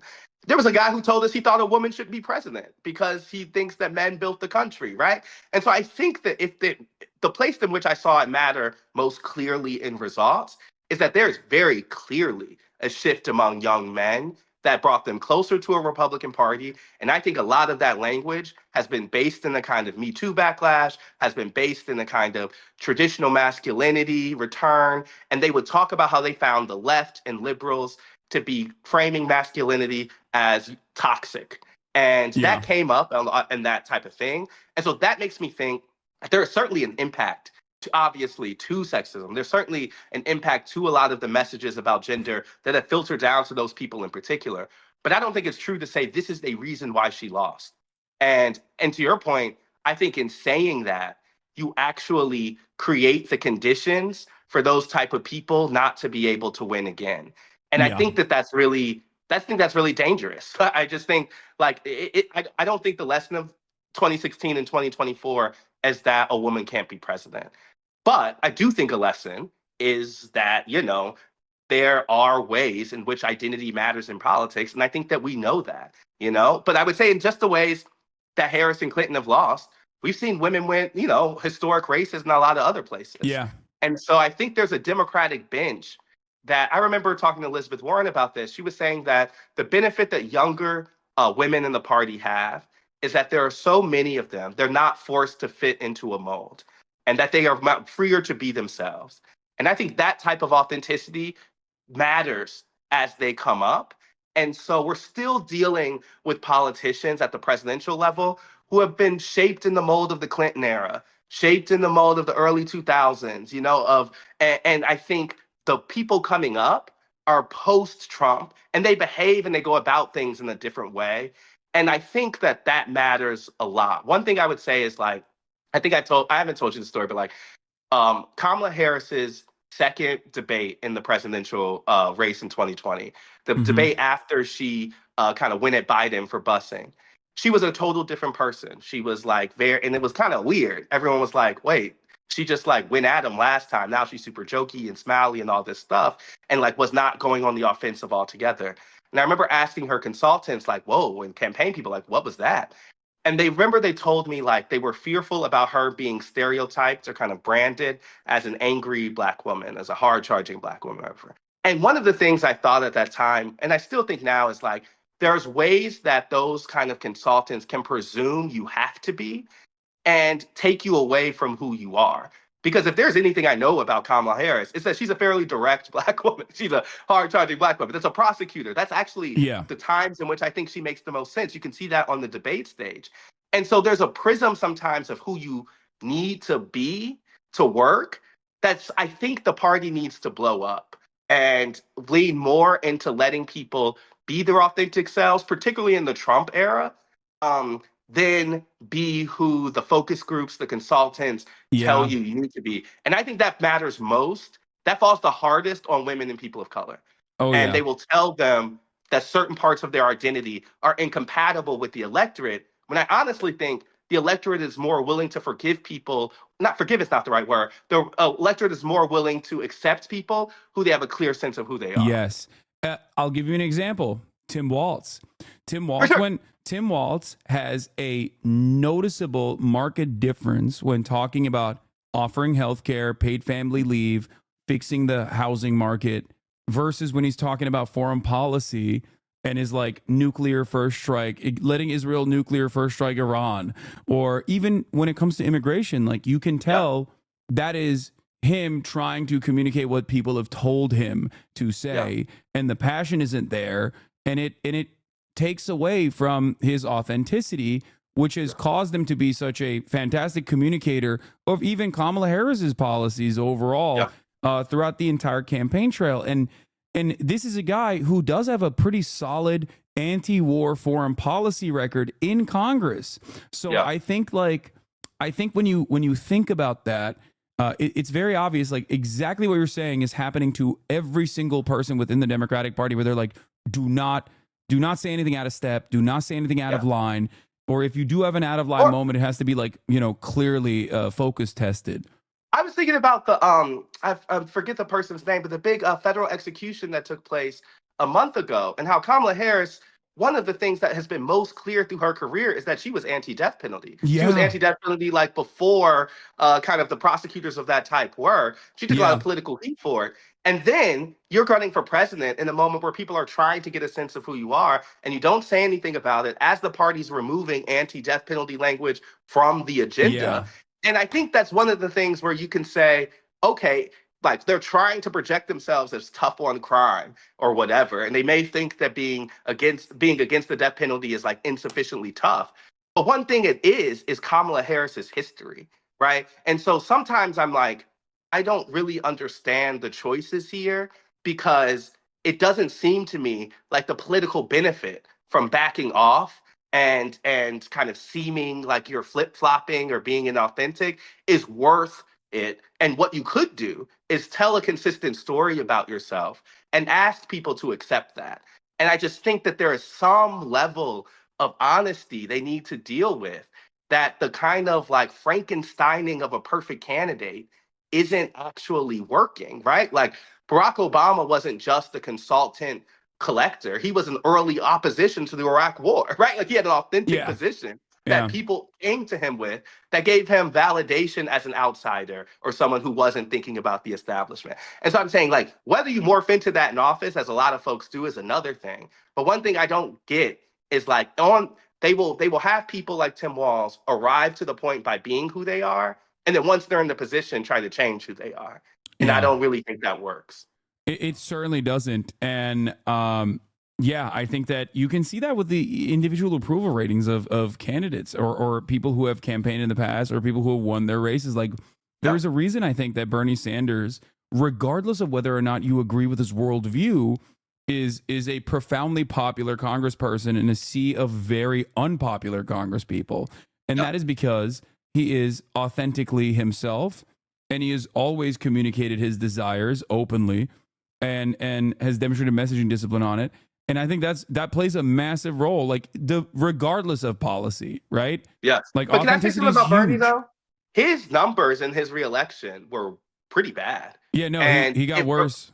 It reminds me though of how age can complicate some of this stuff. I think it's similar to a story of Biden where you can be consistent. I think Biden actually had a record of consistency that most Americans felt they understood in terms of bipartisanship and such. But there is something about hanging around the party, hanging around the bar a little too long, you know, and people wanting something else. And so I don't know, Bernie's going to win in Vermont until he decides not to. Yeah. But I did find that drop off interesting. He underperformed. Yeah, he underperformed Kamala Harris at a time when like everyone else under Bernie's wing, like the Bernie-crats, if you will, overperformed the top of the ticket. Right. And so I don't think that's a belief problem for him. If I could bet, I bet that's an age thing. And I think that is a reminder of the problem with Joe Biden is like it can become a filter for people, and then it becomes the most important thing they care about. And so that's the ways I think like a more like healthy or responsive party, particularly at the top of the ticket, has to recognize those type of things. And at the minimum, directly talk about it. Like, remember the week after Biden's debate when he was actually trying to say, you know, yeah, I lost the step, or like, you know, I might do this, but I still whatever. That could have been a premise they were working from a long time, at the minimum of talking to people about the thing that they care the most about him.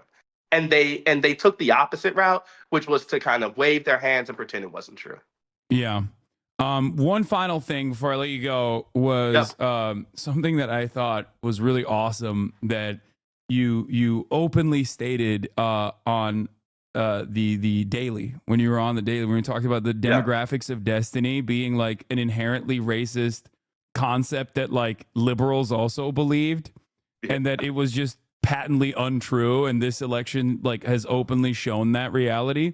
And I personally really appreciated that you were like, no, it's just racist. And they try to give you an off ramp there to be like, what do you mean by that? And you're like, no, it's just racist. And I think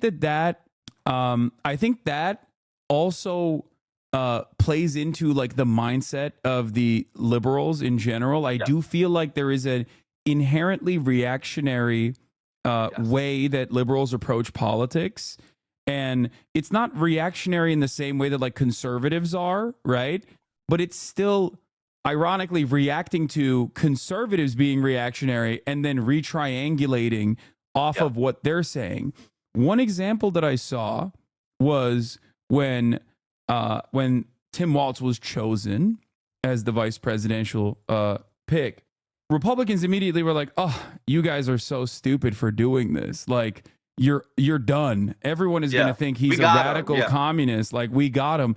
And it's because they genuinely believe that. They genuinely thought that like someone like Tim Walz would be considered too radical, right, for the national campaign, which is ridiculous.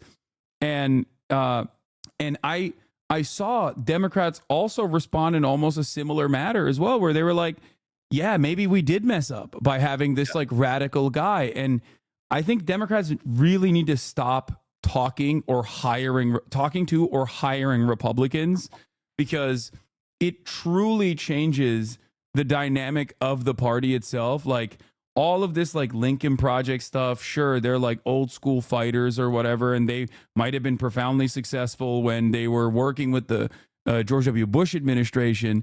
But like, I think that the entire consultant class to a certain degree has been almost completely captured by former Republicans. And you see the ideological remnants of that within the party's messaging, what they're choosing to omit, and how consistently they run scared, and how consistently they try to detangle or decouple Republican voters in the suburbs and pulled them away from the Republican Party's base of support.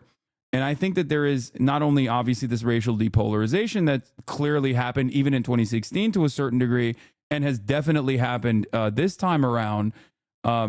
It frustrates me that the Democratic Party is not looking at the warning signs of their like normal base and just simply relying on Latinos will always vote for us because the other guy's racist. Yeah, I mean, Republicans do not care what Democrats say about them. They are completely disconnected from the idea that what Democrats say about what they're doing really matters. And one thing Republicans is work from the premise of their most loyal supporters and basically dare the soft R's to leave them, right? Yeah. So they will dare Nikki Haley voters to go vote for Kamala Harris and function, and this is obviously the big impact of the Trump era, and reflect the message and live in kind of the language of their base. The Democrats do not do that, right? Like they work kind of from the opposite premise. Yeah, they tell the progressives to get the fuck out of here. They tell their base to suck it up for the purposes of appealing to others. And it is not, and it's a choice that I don't like. It's a choice that they have decided to make, but Republicans do the exact opposite. And I think it's also so interesting. And I think there's one caveat I would say in Democrats' favor, which is like their base is more diverse. And so it is a harder task for them to find a unifying issue or find a consistent message across those things. And the Republican task is a little easier because they're more homogeneous. So I think that's important to say. But to the point about diversity and the kind of assumptions of demographic destiny, the reason I called it racist, and I believe that, is what have we learned over these past 8 years? That Black people also have class concerns, right? That Latinos, their country of origin matters. That, all of these things are not actually that revelatory. They are actually kind of basic understandings of how folks function.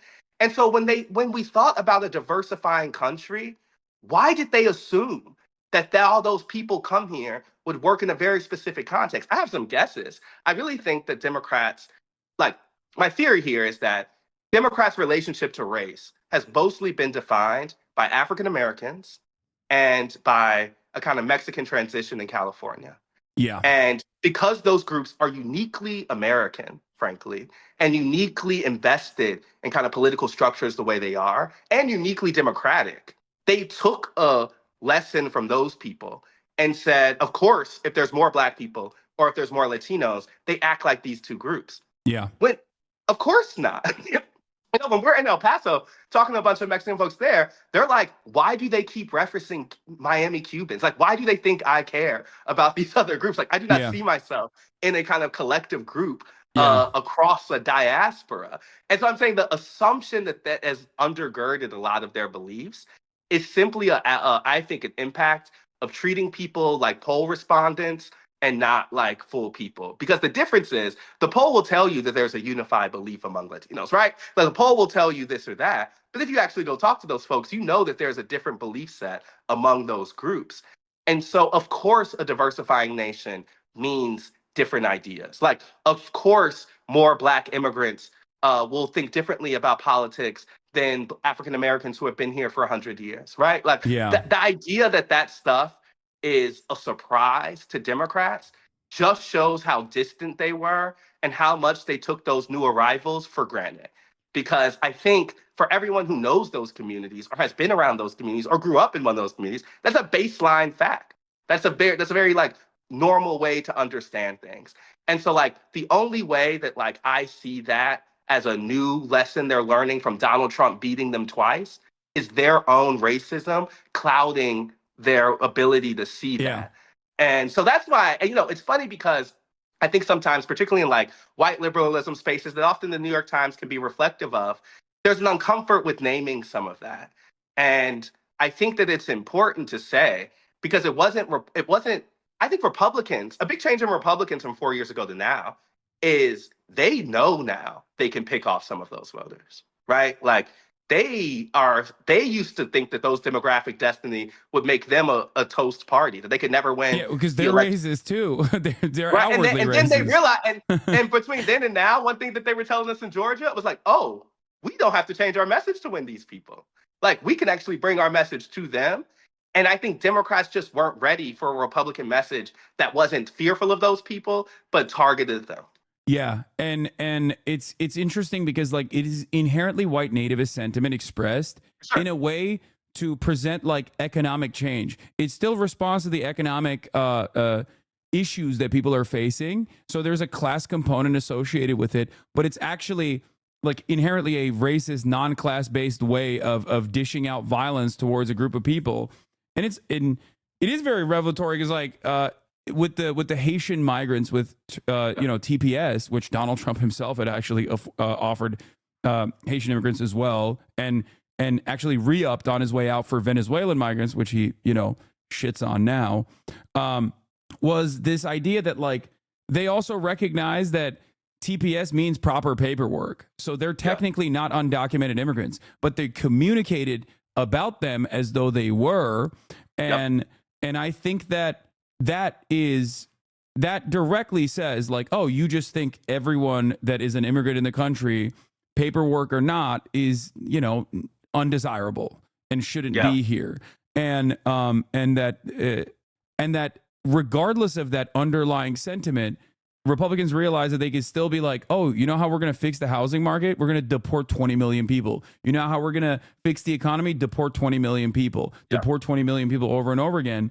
And if the alternative on the other side is to just simply not say that the economy is shit and we have to fix it with like direct action, whether it be an expansion of the welfare state, like the existing welfare state, or tackling price gouging, which was, again, I keep repeating this because that was such a banger of a policy that they just kind of abandoned with the first sign of pushback. Republicans succeeded in saying we're going to shake up the system with an inherently racist message that was still broadcasted as like an economic solution, and they had no way of combating that.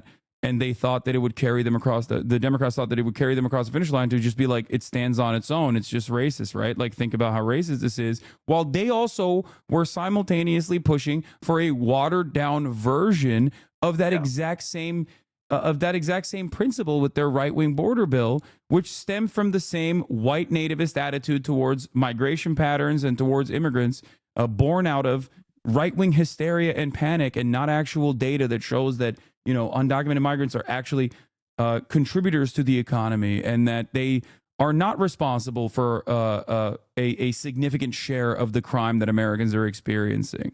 I think you called this out really early, but when Democrats have ceded a lot of the ground of this race to Donald Trump's issue of choice, right? They did not stand on the stage and say, what you are doing about immigration, what you're talking about migrants is not factual, and we think that they are contributing, whatever. They were saying, yes, there is a problem. We're just better folks who will be a better solution to the problem.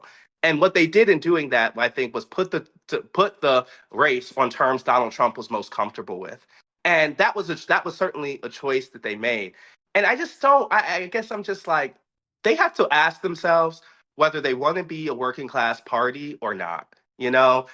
Because if I think about the issue that does crawl across their very diverse base, it's money in people's pockets. Yes. Do you want to go up against right-wing, pseudo-populism with a left-wing pseudo-populism? Or do you want to try to do some version of racial, gender, sexuality, kind of identity markers, and try to calm people together on cultural issues? And I guess to me, they have shown that latter is ineffective.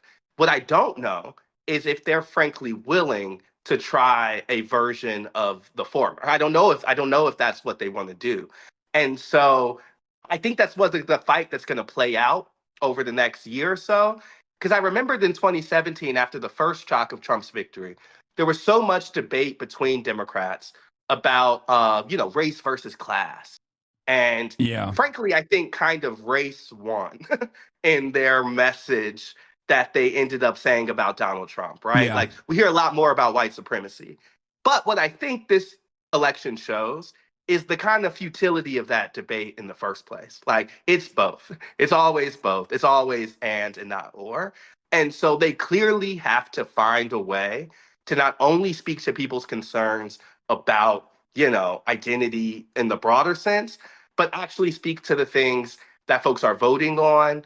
And they're clearly prioritizing things like the economy, things like money in their pockets. And I think that is a lesson they can take from this week, because that is across racial groups. So like, if I'm a Democrat, like anyone engaging in a kind of like, it's all race or it's all one thing is not really that serious. Yeah. Like, you can't look at that map and say it's all one thing. Yeah. And they have to come up with a message that cuts across more of those groups. And I don't see how they can do that without it being kind of, you know, populist driven. I think that there is an avenue here, which someone who I never would have considered being in agreement with myself, David Brooks, even openly recognized. Your colleague, David Brooks at the New York Times, wrote about the left-wing populism and its necessity and the way that the Democratic Party communicates about things going forward. Now, the wrong lesson to learn here is to abandon marginalized groups in its entirety and then outwardly communicate like anti-trans messaging because you're in a panicked state, or just being like racist yourself. And that I'm fearful that is the lesson that the Democrats are learning. The right lesson is to still be an uncompromising defender and find ways of deflecting the attention when Republicans try to constantly pick apart the, you know, trans panic button, constantly hit that trans panic button. You're like, you don't care about this, and neither do I. These people are our neighbors. You're being fucking weird and gross. Shut up. This is not going to put food on your table. And I think Bernie, like, while I do have my disagreements with Bernie Sanders, I think that one thing that the Democratic Party broadly and the media as well, to a certain degree, did was they kept talking about his policies, his universal policies, and his left-wing economic populist messaging as though it was like all lives mattering, Black Lives Matter. And I thought that was like very cynical. Maybe some people genuinely believed it, but it was very frustrating because like racial violence oftentimes is dished out on the boundaries of class. Like it's still class violence at the end of the day. I'm not saying that you should abandon Black people. Of course not, right?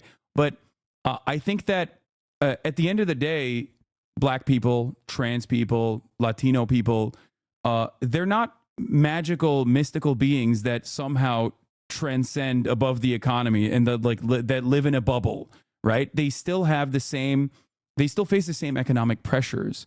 And especially when you talk about like a war against poverty style message, a economic populist message, and you are able to successfully show that you are earnest in this message and that you want to genuinely solve the material harms that they're experiencing, you do actually provide a solution for many of the problems that that underserved communities go through. And that, I think, is a message that also will not leave a bad taste in like a lot of people who are maybe, let's say, I want to say like racially incurious, but a lot of people who would normally, like, when they hear something that is like specifically targeted towards Black people, would immediately be like, oh, they don't care about me, they only care about Black people, which is inherently like it's implicit white supremacist ways of thinking. But I think it's like baked into a lot of people's minds because we do live in a white supremacist nation at the end of the day. I mean, its fundamentals are white supremacists, and you see that racist attitude still in every orifice of society and all of our systems. So I think that, like I'm saying, the left-wing populist economic message would not only solve a lot of the underlying problems that every marginalized population experiences, but it's also a very successful method in maybe bringing back some people who automatically feel a level of resentment that whenever you go through the Democratic Party's the way of communicating these problems, like, oh, how are we going to win back Black people, Black men specifically? Are we going to do we're going to protect black men's crypto assets if they've, graduated from HBCU and have 3 years of work in an underserved community. It's like, that's the most insane thing I've ever heard in terms of like any kind of policy. Like that is, it's just, I don't understand. Like, who is this for is what I always ask. But the thing I would say, and this may be the last thing I say, is like, I think that you come up with those type of galaxy brain solutions when you are avoiding the direct answer, right? If you don't want to talk about poverty, if you don't want to talk about reshaping the way government works, if you don't want to talk about getting rid of money in politics, like the things that I think are like direct answers that you can take to anybody, then you end up coming with these solutions that feel contorted because they are, Yeah. And I think that if there is something I expect, like, I think that like a person, and I think Bernie's an imperfect messenger on this, because I do think he has some uncomfort in people of color spaces. I've seen him in there, and you can tell this is a guy who spends his time in Vermont, right? So I'm saying, like, I think the next version of that, or a better example, because I've been with Rashida Tlaib a couple times in Detroit, and that is someone who I have seen take the same message to every corner of her community, and it is very clear to me why they can't beat her in that district, because that's someone who's been consistent, that's someone who's been authentic, and has taken the same message to lots of different types of groups. And I remember her saying, and this was the time when it was her first run for the race, and it historically had been the John Conyers seat, a historically black seat, and all this stuff. And she was getting all these questions about, is she the right person to hold that seat? And I remember her saying, like, the legacy of John Conyers is justice, is fighting for people, is uncompromising, willing to say what you believe. It's not just being black. And those are the type of things I think sometimes Democrats need to see and be willing to kind of stand 10 toes down on a belief system. And I think there are a lot of examples to say that voters will reward you when they feel that level of consistency. And so, like, they have tried to run the black woman's city council president. They have tried to, folks have tried to kind of do that there. And I always remember saying to people, I'm like, I'm not saying I don't know if it'll never be successful, but I know that woman, I know that she has like real roots in that space. Like, those folks love their congresswoman. And like, that's the work that you got to do. And I think that sometimes there are, particularly when we think about progressives or things like that, there is a faux choice that folks present to say, you can't go to the old black church and talk about a war on poverty. Yeah. And I'm like, who says that? That's not true. Okay, the only people that say that have never been to a black church in general. So that's what I'm saying, like, you go there, you're presuming something that I don't think is real.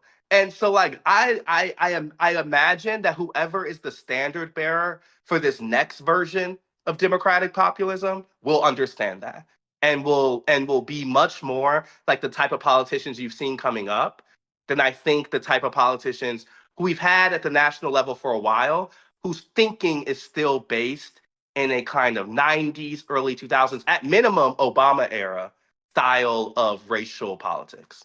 Yeah. Astead, thank you so much for coming on. I know I said a couple more minutes, and I just kept you here for like another 40, but this is always a delightful and very enlightening conversation. Before you go, where did you get your shirt from? Because one, there's a lot of Spurs haters here. Oh no, I haven't seen the chat. Yeah, I did put it on thinking like, let me rep Spurs on this moment. I got the shirt from like a very well targeted Instagram ad, and which is a horrible answer. But like, if there's one thing I'm a stand on, it's both my journalism and Tottenham. So might as well roll with it. Yeah. So if people wanted to figure that out, and also apparently. Now, I'm not a Galatasaray fan by lineage. I guess like my family's Fenerbahce fans. I don't really care about football or soccer that much, but apparently Galatasaray ripped. Yeah, apparently Galatasaray took out your your man's. Yesterday I slipped from the office and watched that loss at a bar in person. So yeah. A very unsuccessful trip to Turkey. All right. Well, thank you so much, Astead. What do you want to promote before you leave? What do you want to promote before you leave? Where can people find you? Oh, well, the run-up is in its last couple episodes. That's the podcast that we do for the New York Times. So follow me on Twitter or Instagram at ASTEAD, ASTEADWH, which is not stand for White House. It stands for my middle and last initial. I'm going to figure out what I'm going to do next. But I really like doing this, so let's keep on. Let's do it again. Absolutely. Thank you so much for coming on. Cool. Bye. See you later. It was ASTEAD HERNDON, everybody. One of my favorite guests. Always a fantastic contribution to the stream.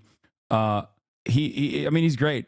Look, one thing that I have noticed in my own personal experience is that I love talking to journalists that are constantly roaming the United States of America. I often talk to journalists who don't do that as well, but their analysis is always very different than what you hear from the people that are just like sitting in their DC apartments, right? Dave Weigel is another great example. Donny O'Sullivan is another great example. Like, these are the guys who are on the front lines, and I think that those communications that they have with real Americans, that offers them a different kind of insight. Comes off a big copium brain on Bernie, to be honest, will probably be better than whoever comes next. The guy protests segregation firsthand. I know what he means when he says Bernie sometimes comes across as uncomfortable around like people of color. He's an old guy. You have to remember, like, he's 80 years old. You can't, it's difficult to be like authentic in that regard when you have been a white guy for, 80 years old, like that, for 80 fucking years from Vermont, I get it. I get what he means by that. It's like when you see him do when you try to see him like dab up somebody, if you've ever seen Bernie Sanders around people, like, that doesn't mean he's like racist or anything, but he's just, it'll be like, like it's not landing is my point. There's like something about it where it's like, yeah, he's fucking 80, he's just an old man. Anyway, like, I don't think he's a racist person in general, but anyway. So, yeah, he is the wokest old man you're going to get.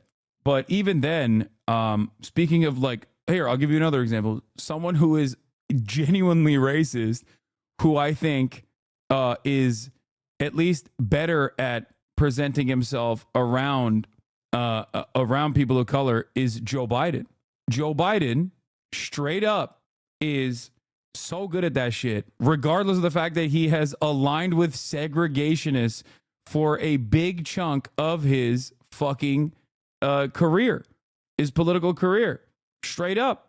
Yeah. And also, like, I mean, black people do love Joe Biden too. That's another thing. But anyway, yeah, even Bill Clinton, who, pushed alongside Joe Biden, some of the worst fucking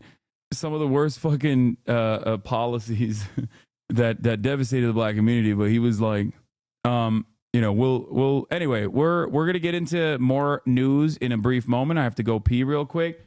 President Joe Biden. Here is Biden calling for unity and pledging peaceful transition after the Trump victory.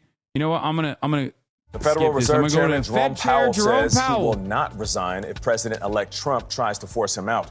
He spoke after the Fed's latest policy announcement, which is the focus of today's Money Watch. The Fed cut interest rates again by 1/4 percentage point. Money Watch correspondent Kelly O'Grady has more from the Fed chairman. The labor market has cooled from its formerly overheated state and remains solid. Inflation has eased substantially from... Federal Reserve Chair Jerome Powell is seeing the signs of a strong economy, but there's a disconnect for consumers.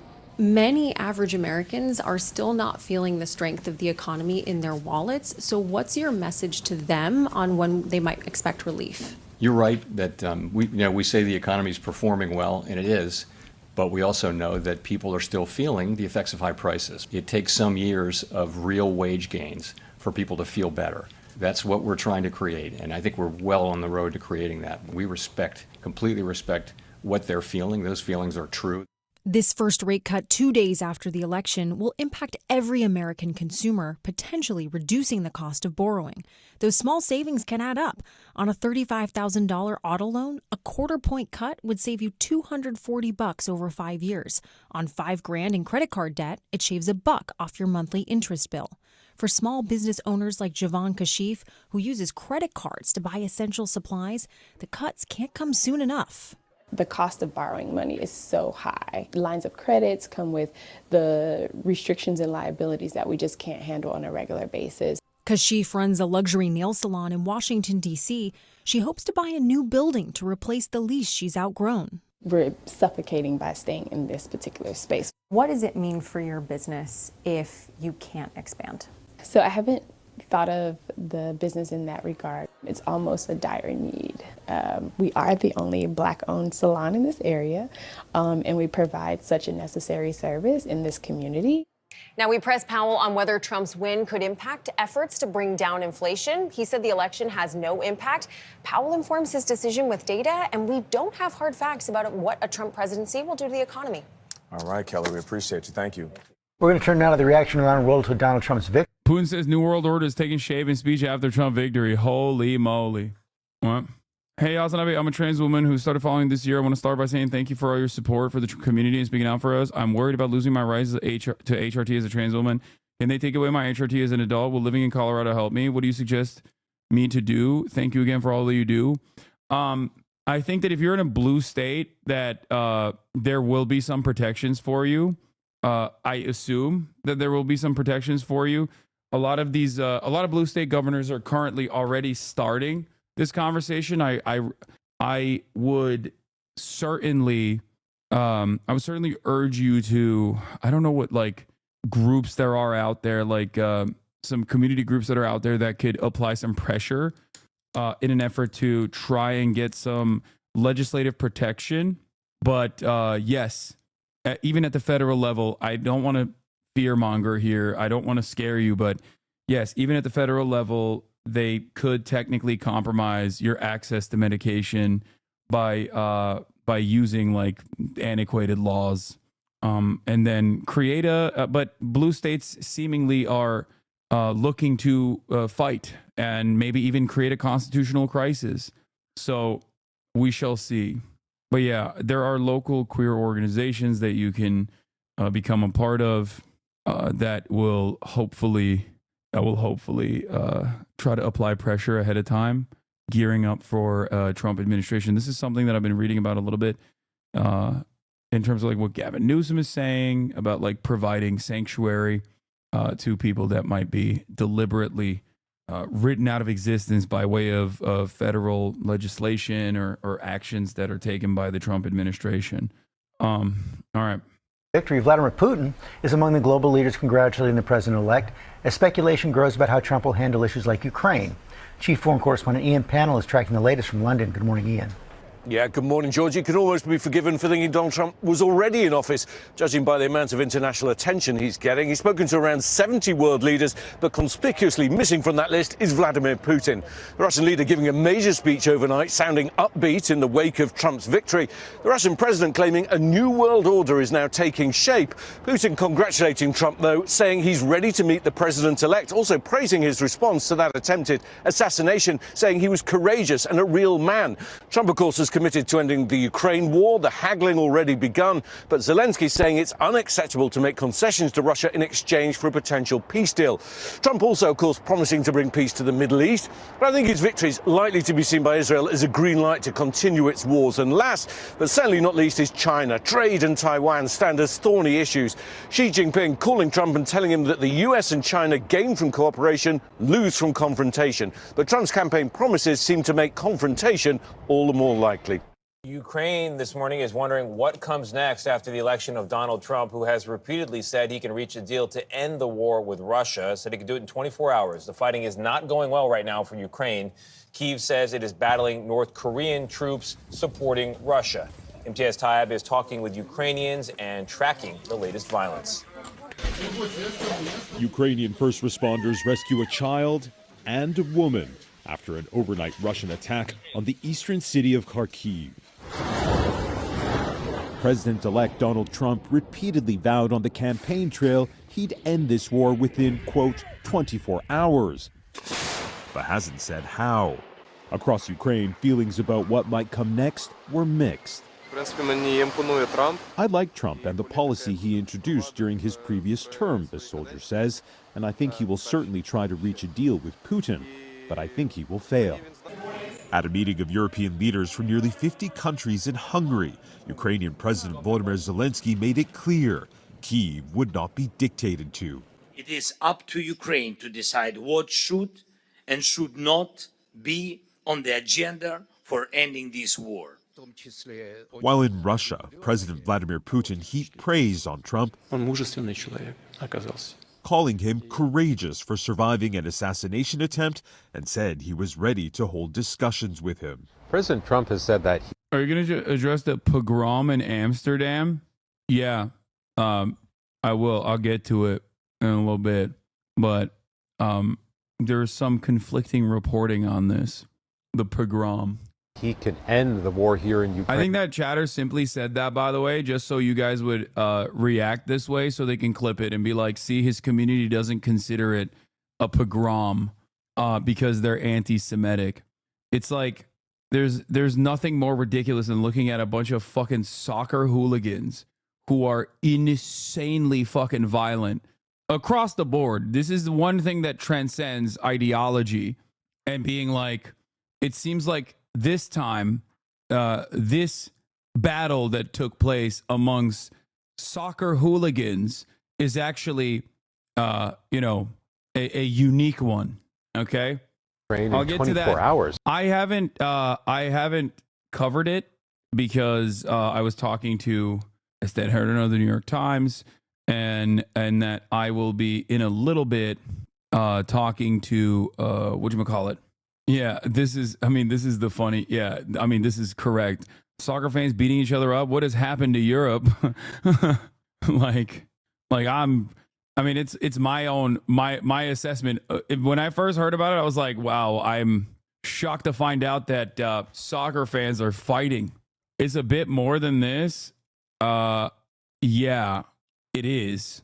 But in many ways, it's also not. This story has no Jews. It happens every week in Europe.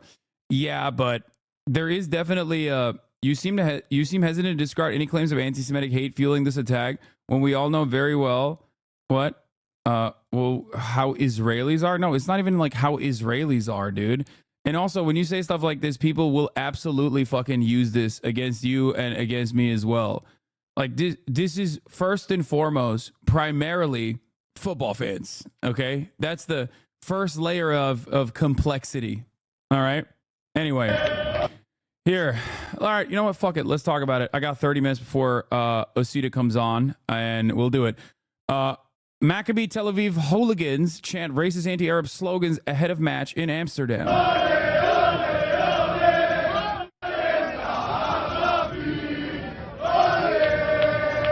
Let the Israeli army win. Fuck the Arabs.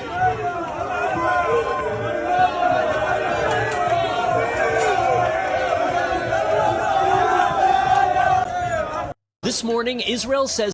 And then every other outlet, of course, in the Western world, I think, didn't necessarily cover that aspect of it at all, like, or what events that triggered this back and forth clash, and instead specifically said that this was a racially charged anti-Semitic pogrom that was conducted. Violent attacks in Amsterdam tied to anti-Semitism. From the New York Times, reporting on the racist Maccabi Tel Aviv fans is exactly what you expect. The New York Times just basically published an Israeli press release not mentioning once that the Israeli mob was chanting about killing Arabs and mocking slaughtered Palestinian children.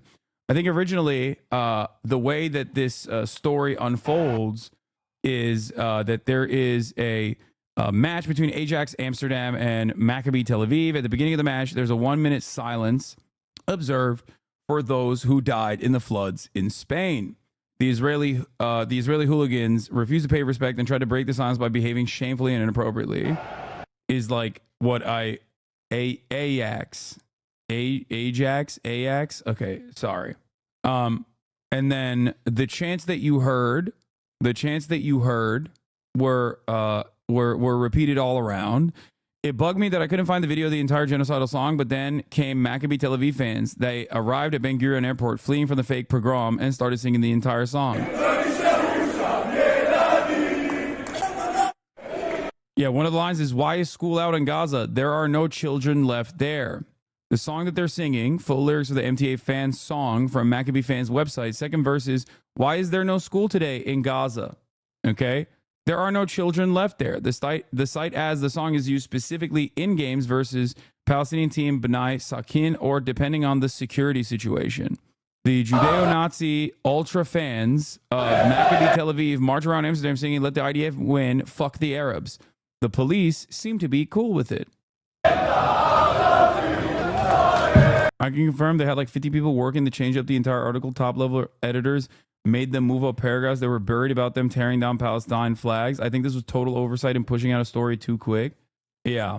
So the ole, ole, ole, ole, ole, like that's a very common chant. It's a very, very common chant in soccer. It's international. Everyone has their own version of it. It seems like the Israeli Maccabi one is, you know, insanely fucking racist.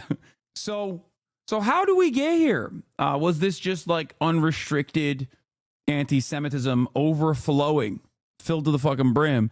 In order to continue framing the anti-racist counterattacks on the Israeli football fans as anti-Semitic, any news organization will have to explicitly ignore or spin the video evidence that clearly shows that they were racist and a violent mob.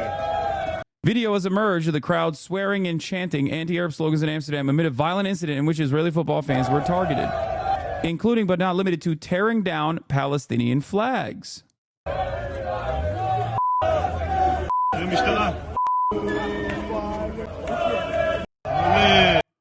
Which is exactly what the New York Times did in its first reporting of the incident early this morning. Slogans versus slurs. This was an interesting point from the Reuters. Videos on social media showed riot police intervening in clashes with some attackers shouting anti-Israeli slurs. But some footage also showed Israeli supporters chanting anti-Arab slogans before Thursday's evening match. So if you're saying something anti-Israeli, that's a slur. If you're saying something that's anti-Arab, that's a slogan. The anti-Israeli slur is, of course, Zionist. The anti-Arab slogan is, you know, calling them barbaric monsters. But that's besides the point, you know? One is clearly significantly more important than the other, it seems. Okay? Now, let's take a look at what TRT reported on in the dark side of Maccabi Tel Aviv Championship League match. But overall, the point is they ripped down Palestinian flags. They were chanting anti-Palestinian, anti-Arab shit, being incredibly fucking racist, as, for the record, most football fans are. Okay? Just so you understand. Just so you understand. This is not exclusive to the Israeli football fandom. Okay? If you think that this is exclusive to the Israeli football fandom, you got to understand it's not. Okay? Like fucking Italian flags will throw bananas at their own black players. All right. Ultras across the board, hooligans across the board make up a massive amount of neo-Nazi paramilitaries even. Azov Battalion, which originally started as a neo-Nazi brigade, is comprised originally almost entirely of football fans from Ukraine that were neo-Nazis themselves, okay? A lot, like football hooligans across the board have incredibly bad politics with some exceptions, right? You'll see like some Irish or some Scottish ultras that are like fucking Marxist-Leninists or whatever, but like usually it's very commonplace. Here it is, football sounds over Argentina's racist chanting is deafening and damning. You got SS Lazio in Italy, okay? And also, they love to fucking fight. They love to get drunk. They love to get belligerent. They love to get racist. And then they love to fucking fight. So, yeah, Lazio, also known as Nazio. This guy says, I went to Amsterdam recently and left in one piece because I respected the locals and I didn't chant about killing children. Then this guy responds, locals. Local in Amsterdam means tourists. Dutch people are like 5% of the people you encounter. Those damn Jews deserve it, says Stop Jew Hate. If I would have went around shouting about killing people's kids, I would have gotten smacked and I deserved it. Make of that what you will. A few years ago, Croatian team's fans were banned from attending games for a while due to the grass on the pitch having a swastika being cut into it. So just normal football fans things. Oh yeah. It's just how it works.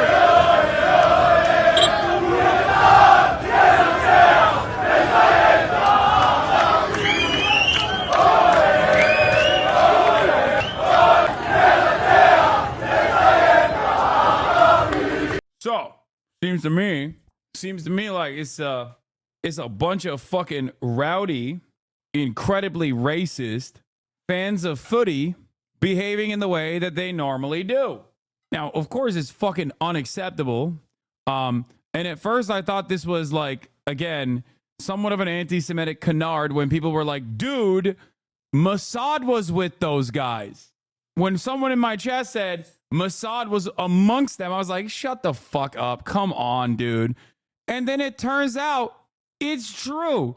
Just in case, Mossad agents joined Maccabi Tel Aviv Football Club trip to Amsterdam from the Jerusalem Post. In the first year of the revamped format, the yellow and blue currently sit in 34th place out of 36 teams in the Europa League with 3 losses from 3 games. I don't think most hooligans laughing about children. No, what? They absolutely would. What are you talking about? Hello?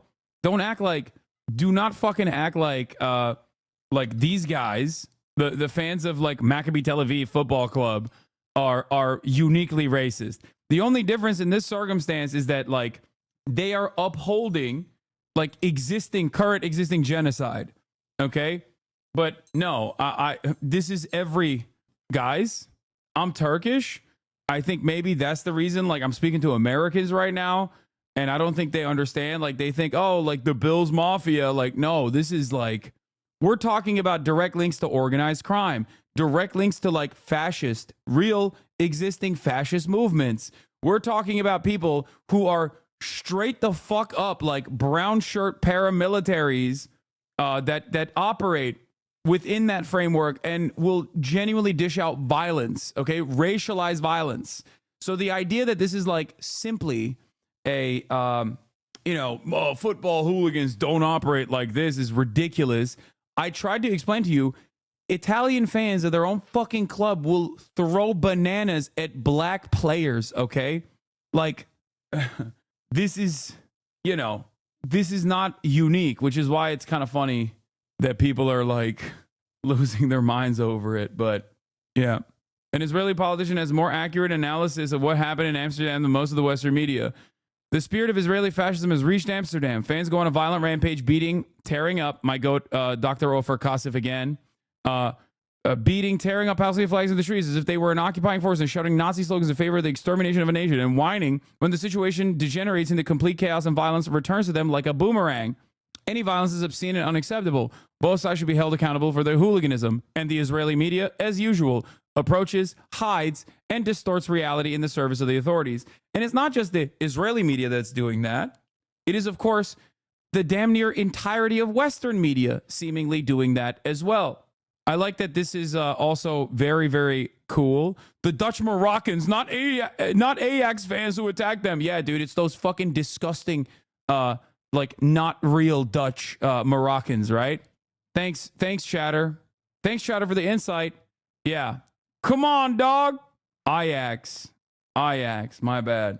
They rolled into town with Mossad agents, started shit, and is now a pogrom because they lost a traditional Euro-style soccer fight. No, I'm not reading the fucking article. The article's open. How do you get rolled up with operators watching your back? I feel like if an English soccer team had SAS backup, they'd at least be able to fight anyone else to a draw. The entire bogus recounting of what happened must be a wannabe jihadist. Getting a real groove. Anyway, Owen Jones apparently had really good coverage on it, and we can look at that, or we can look at like hooliganism in Israel. Beitar Jerusalem fans, here we are. We're the most racist football team in the country. The Dutch King compared it to the Holocaust. Oh my God. Dutch King, we failed the Jewish community during World War II last night. We failed them again. I'm done, dude. I'm fucking so done. Does anyone have Naftali Bennett tweeting this too was organized? It must have been planned by Iran. That's fucking fantastic. Okay. Does anyone have the Owen Jones coverage of this? Just send me the Owen Jones coverage. Don't show this, bro. There are Celtics fans in here. You don't want them getting a hold of this. Oh, shit. I forgot. You're right. Celtics fans are about to look at this and become so much more racist. Anyway, here's Ayala Kobe. Breaking. Middle Eastern migrants continue to hunt down Jews in the streets of Amsterdam. I love that, like, everyone that is in defense of Israel will just immediately be so insanely Islamophobic. Like, there's no way of interpreting the situation with, like, football hooligans clash or anything. It's like these fucking barbaric Middle Eastern migrants. Ah! It's like, dude, you're a Nazi. You're a fucking Nazi. The way you talk about people. Holy shit. God damn, dude. You are such a fucking ginormous, monstrous pieces of fucking shit. Why are they always like this? Why? Why is every supporter of Israel immediately like, let me analyze the situation with like a breath, with like, you know, after taking a couple breaths, okay? Where are the police? Where is Europe? Europe has fallen. Anyway, here's the person. I'm the creator of this video. 1, you're spreading fake news.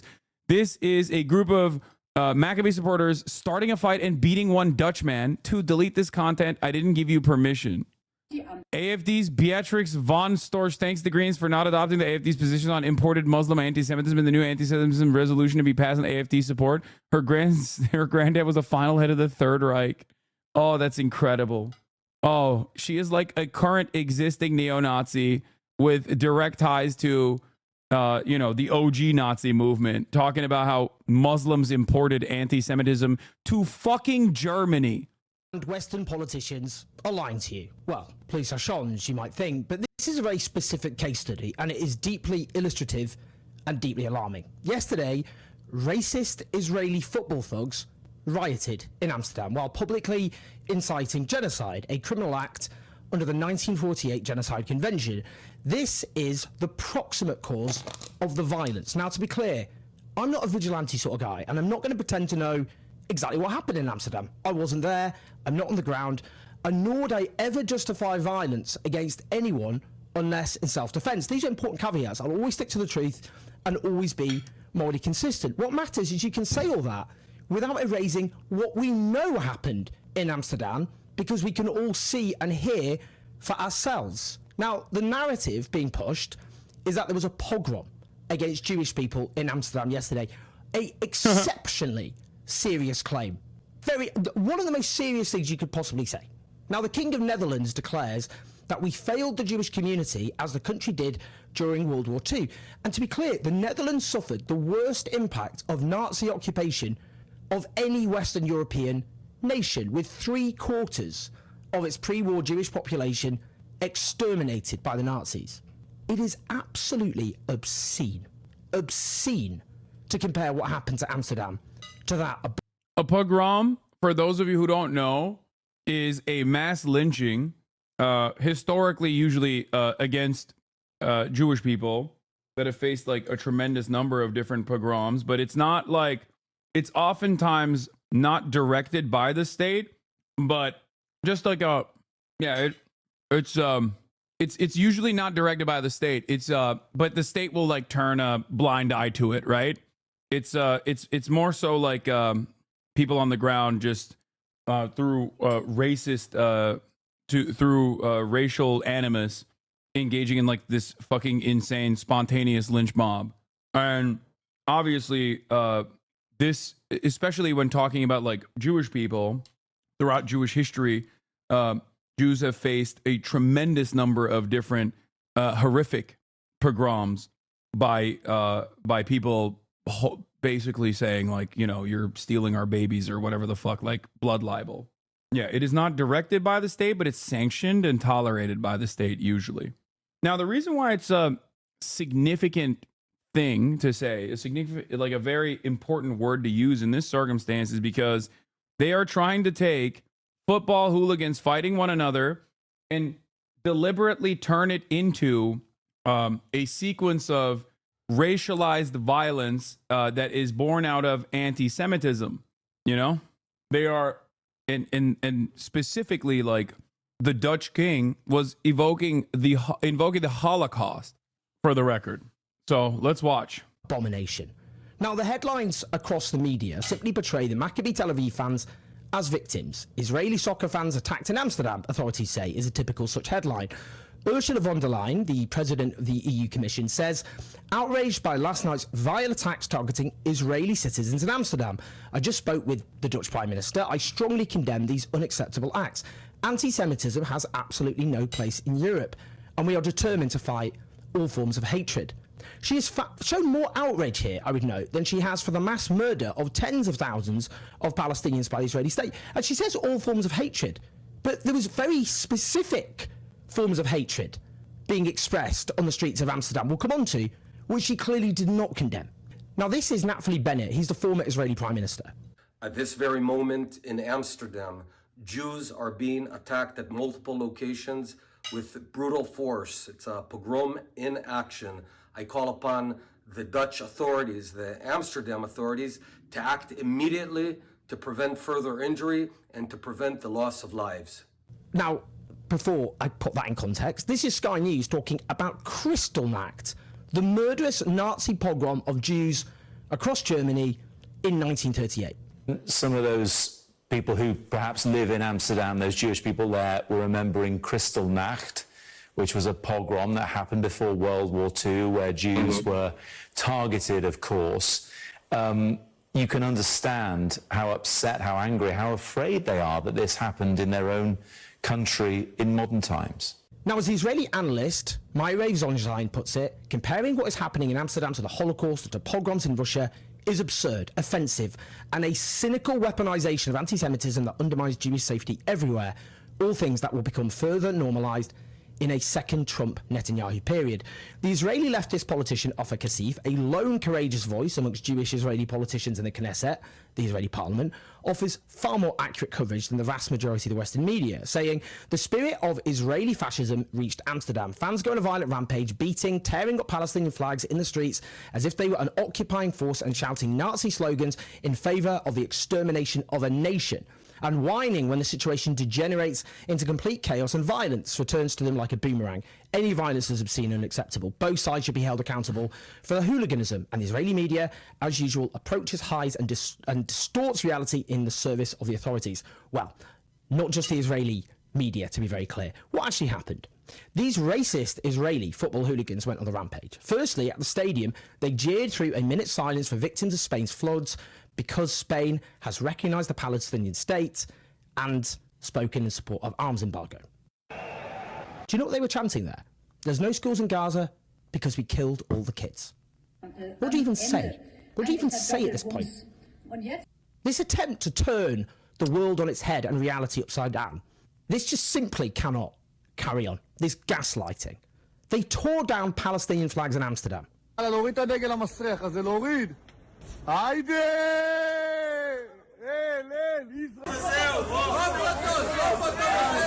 Damn, dog. That's crazy.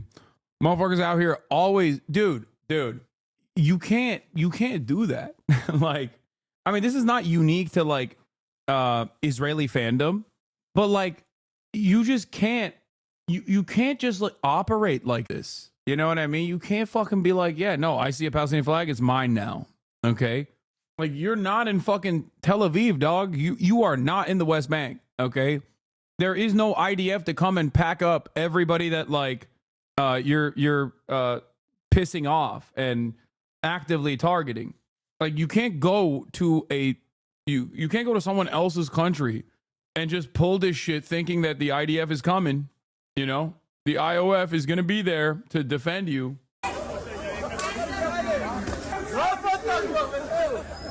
They chanted death to the Arabs and let the IDF fuck the Arabs, which is incitement to genocide and a grave criminal offence in all countries which have ratified the 1948 Genocide Convention, which of course includes the Netherlands and, I might add, Israel.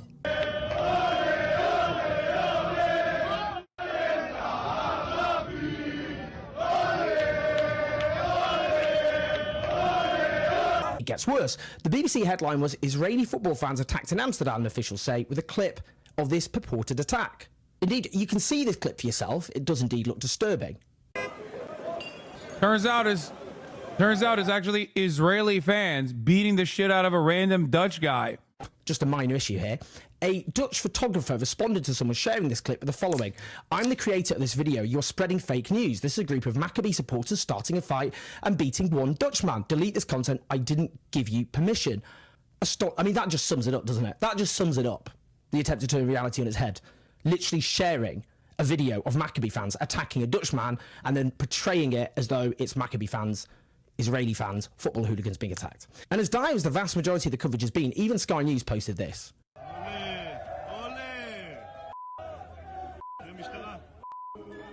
The thing I don't understand is like, do people not realize, like, am I crazy? Like, there is already underlying, pre-existing, unexamined anti-Semitism in many of these Western nations. Okay? So many of these countries already have this attitude where they are already like kind of anti-Semitic, right? So when Israel is like going on defense mode after seeking their fucking football hooligans on foreign soil, and then crying foul after they got their fucking ass beat to be like, this is an anti-Semitic pogrom, you're literally just, making people more anti-Semitic. They'll be like, okay, what the fuck? Like, I don't think this has the intended effect. I'm sure some people will look at it, especially Islamophobic people, will be like, oh, this is, a bunch of monstrous Arab pieces of shit doing what they do best, which is like, hate Jews. But overall, I think there's probably a much larger group of people that are like, one, not even anti-Semitically, but like straightforwardly seeing this for what it is and going, oh, this sucks. Shut the fuck up. Because it's also annoying. Like there is a level of arrogance and a sense of entitlement that comes across with like a lot of these smear campaigns in general, where you're like, no, this is not like football hooligans duking it out and getting their fucking ass beat. Okay. This is different. This is an anti-Semitic pogrom, and people are like, come on, dog. What the fuck are you talking about? Like, for as many people as you convert into legitimately believing that this is like a specifically targeted anti-Semitic operation, I feel like there are a shit ton more who look at this and they're like, yeah, this is undermining the overarching goals that you might have. There's a picture of Maccabi football hooligans throwing mayo at a man who tried to flee from Dam Square, Amsterdam, because he shows support for Palestine. Dam Square is the national monument that remembers the deaths fallen in World War II. This happened on Thursday afternoon. You overestimate people's critical thinking skills. I can't wait until Bill Maher spreads this misinformation. Yeah. I think it's so fucking shameless. Like, it is so gross and so shameless the way that people who want to defend Israel's utterly unconscionable, immoral actions will just so cynically, consistently say that this is anti-Semitic. And even look at a situation like this one, where even if there are like very obvious, like commonly held, examples of back and forth fucking violence, you got motherfuckers being like, oh, this is a pogrom. This is a pogrom. This is an anti-Jewish pogrom. Darzex, our Israeli chatter, says, ironically, this might be part of the Zionist trap. The more Israel makes the world anti-Semitic. No, it is, by the way. That is what it is. The more Israel makes the world anti-Semitic, the more promise of an exclusive shelter is endearing to said Jews who fear pogroms and violence. I've talked about this before, where there's a reason why people like Benjamin Netanyahu are so closely associated with like fascist movements, some of which are openly, deeply anti-Semitic, like fucking Viktor Orban, right? Because it works in his favor. Benjamin Netanyahu wants all the Jews all around the world to feel less safe, so they fuck off and go to goddamn Israel. Why the fuck would you do that? Why would you do that? Why? Like, if you are, the greatest threat to Israel's safety is not Hamas, it's not Hezbollah, and it's not the Ayatollah, okay? The greatest threat to Israel's safety is fucking Boca Raton. It's Sherman Oaks. It's Brooklyn. Because as long as Boca Raton and Brooklyn and Sherman Oaks exists, okay, why the fuck would anybody be like, yeah, I'm fucking off and leaving and living in a goddamn settlement, okay? That's it. Nobody wants shitty techno music blasting every goddamn day of the fucking week, okay? They don't want to hear psytrance when they're going to eat whatever the fuck they're eating for breakfast. The thing is, there's not many to blame alive right now. Zionism has outlived most of its creators and has become a self-sustaining parasite at this point. Besides a few politicians, it's deeply ingrained in our society. No, I know, and it's like deliberately ingrained in American Zionism as well. Zionism is deeply ingrained in the social conditioning of American Jews as well, especially with like we watched the Israelism documentary, and one thing that came out of that, I wanted people to see it because it was very instructive of like how Zionism has almost become like a different version of, like, it's become like a religion almost in and of itself.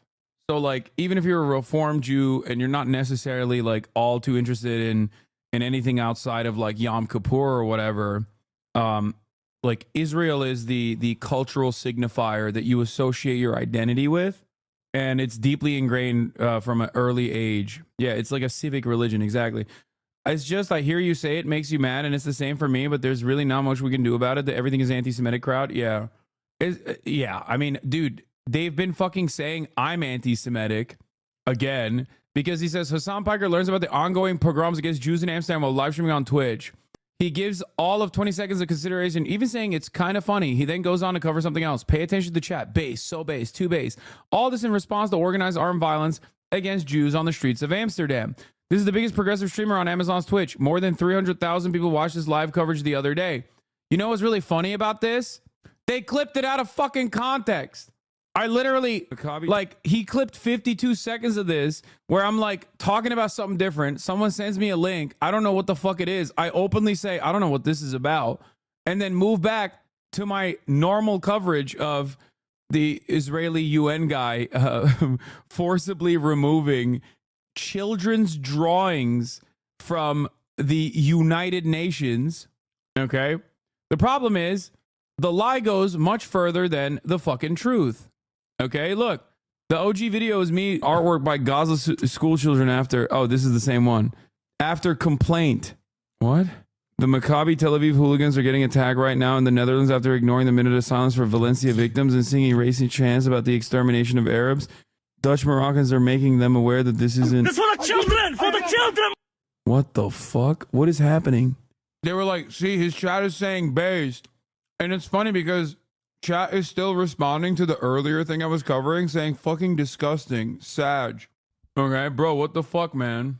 And I'm reading them talking about, like, you know, how evil it is that Israel is, like, getting children's drawings taken away. Okay? So the clip that they fucking tried to present this as doesn't show the reality that they want to show. Is this ceased to be funny and now I'm in a bad mood? I mean, it's still kind of funny that it's... And this is me responding to the children's drawing story. Like, well, not this. I don't know what the fuck's happening. They do this all the time in the Western world, all around EU and the US. And then I go back to... And then I obviously go back to the fucking Guardian article that I was covering. Artwork by Gaza. And they still... Bro, the screenshots of the chat don't even show the emotes. How the fuck is anyone supposed to interpret his chat there without the context of what emotes mean? People are typing sludge, but the screenshots show sludge in text. Like, what the fuck? My family member sent the tweet/clip to me, by the way. Yeah. Now, if this was like already an indefensible thing, like if this was truly a fucking pogrom, right? Then obviously it looks bad that these guys are so fucking clearly trying to be like, look at Hassan. Making light of this like horrifying violence, even though like I clearly wasn't, because I don't know what the fuck is going on. I openly communicate that, okay? But it's also additionally ridiculous because it wasn't a fucking pogrom anyway. Dumb fuck. But yeah, once again, I'm so close to doing tactical fat phobia. Here, spam the fucking context of this because obviously the context of this story does not get the same level of fucking motion as the goddamn fake bullshit. Okay? There it is. There's a complete lie. As I was talking about how it's funny that people were complaining about artwork done by Gazan children at a hospital. Literally 2 seconds after you cut the clip, he says, not this. I don't know what's happening here. Amsterdam has a very deep connection to Judaism and a big Jewish community that has had problems with anti-Semitism, but they don't get the news that is provoked by the Tel Aviv hooligans. It's an easy story to spin around. Yeah, but it's just like so gross. It's so gross for a couple different reasons. One, because like we do live in a post-truth world where like narrative is significantly more important than the truth. And especially on fucking Twitter, you could just like lie, right? You could just straight up fucking lie, and people are too dumb. They don't really like think about it at all. Like you can show a video of me eating chicken and title it, Hasan is saying in this video that he hates Jews, and people will literally fucking believe it. Like they'll promote it because it is, you know, they don't give a shit. Most people just don't care. Nobody cares. And it's fucking nuts. Anyway, let's finish the story while I hit up Osita. This is why I didn't want to get into the it. BBC coverage, its live feed is the following. The BBC has spoken to a fan who went to the match last night, who reports seeing Maccabi Tel Aviv fans, supporters, on the Amsterdam metro, going up and down the carriages 3 or 4 times looking for a fight. Connor says everyone was going into the city, so everyone knew what was going to happen. He adds he's shocked by the betrayal of the incident in the media, adding that the attacks were completely provoked and Palestinian flags were torn down the night before. It then adds in italics as a disclaimer below it, though. As a reminder, authorities in the Netherlands have condemned anti-Semitic attacks on Israeli fans, with Amsterdam's mayor reporting Israeli supporters were actively sought out for violence across the city. Look, anti-Semitism is real. It's a danger. It's rising. It has to be confronted. The constant attempt to dilute its meaning is beyond irresponsible. If Russian football hooligans had chanted their way through a minute's silence for the dead victims of a country which had taken some sort of stance against the invasion of Ukraine by chanting in support of the mass murder of Ukrainian children, if they had rampaged through a city ripping down Ukrainian flags, if they were chanting death to Ukrainians, if they violently attacked residents of that city, if they then suffered violence, how would the media frame it? You know the answer to that question. Yeah, straight up. Yet again, the intentional pairing between anti-Zionism and anti-Semitism rears its ugly head and actually endangers Jews. Being told that Zionists expressing violent Zionism internationally is actually specifically anti-Semitism increases the chances of the overall Jewish diaspora, such as myself, continuing to be targeted because of Israel's reputation in the world. Yeah, but that is beneficial for the interests of Zionists, because if the underlying unexamined anti-Semitic tendencies of Western nations is brought to the forefront, okay, or even heightened, or even cynically people say that it's happening when it's not, even though it is, right? That creates an unsafe place for Jews that are not living in Israel. That reconfirms the primary function of Israel. Without Israel, there's no safe space for Jews. You have to come to Israel to be safe. That's it. That's why I'm saying it's like a self-serving psychopathic thing that ultra-Zionists do on a general basis. I spoke with Jews in Amsterdam. Were Jews attacked in the streets? Yes, but those Jews were also violent hooligans, one told me. This is from Forward magazine, dude. And then another article. How bad is anti-Semitism in Europe? Amsterdam pogrom following rising hostility. How the Amsterdam pogrom is and isn't like Europe in the 1930s. Anti-Semitic hit and run squads. Amsterdam temporarily bans demonstrations after Israeli soccer fans attacked by street mobs. It's like it is a fucking perfect story for Americans who also don't know how football hooligans operate, right? So in their minds, they're like, oh, wow, this is like very out of place. And if you knew anything about fucking hooligans, if you knew anything about how football hooligans operate, you'd be like, this is the most normal story of all time. What are you talking about? Like, it's fucking ridiculous. Why are these dipshits not held accountable for writing these articles with false claims without doing any sort of investigation? First of all, I think you need to understand something. They're writing it like shit on purpose. There's a deliberate reason why they're writing it like that. Maybe some journalists don't want to fucking read too much into it and they just like are lazy. But for many others, this is like very deliberate. What, you think like fucking Drew Pavlov or whatever the fuck clipped me out of context on accident? No, he just like very clearly and very deliberately wants to smear me as an anti-Semite when everybody knows that that is not the fucking case. These guys are ginormous pieces of shit, okay? Also, it doesn't fucking matter. That's the other thing. It does not matter. Their lies do not fucking matter. Anyway, I'll get back to the pogrom story after I talk to OSITA NWANEWU, who is joining me now. Hello. Hello, hello, Hey. hello. Can you hear me? Yeah. What's up, OSITA? Do you have your camera on or no? Let me see if I can switch it on. Yep. What's up? Perfect. Is still loading. Oh, boom. There it is. There we go. Okay. How's it going? It's going all right. It's just going, you know? It is what it is. OSITA, thank you so much for coming. We are going to be doing the real autopsy of a failed campaign here today on the broadcast. I earlier had ASTEAD HERNDON on to talk about, you know, some of these issues. And I wanted to continue talking to you about them as well, because there were a couple things that you said throughout the campaign that I heavily agreed with. I had also said that I think are very prescient. I also want to look at some of the silliest aspects of the consultant class desperately trying to run defense for their own, in order to preserve their own careers and also their ideological third-way neoliberal positions overall. But one thing I want to start off with is by talking about your take on specifically institution defenders and civility.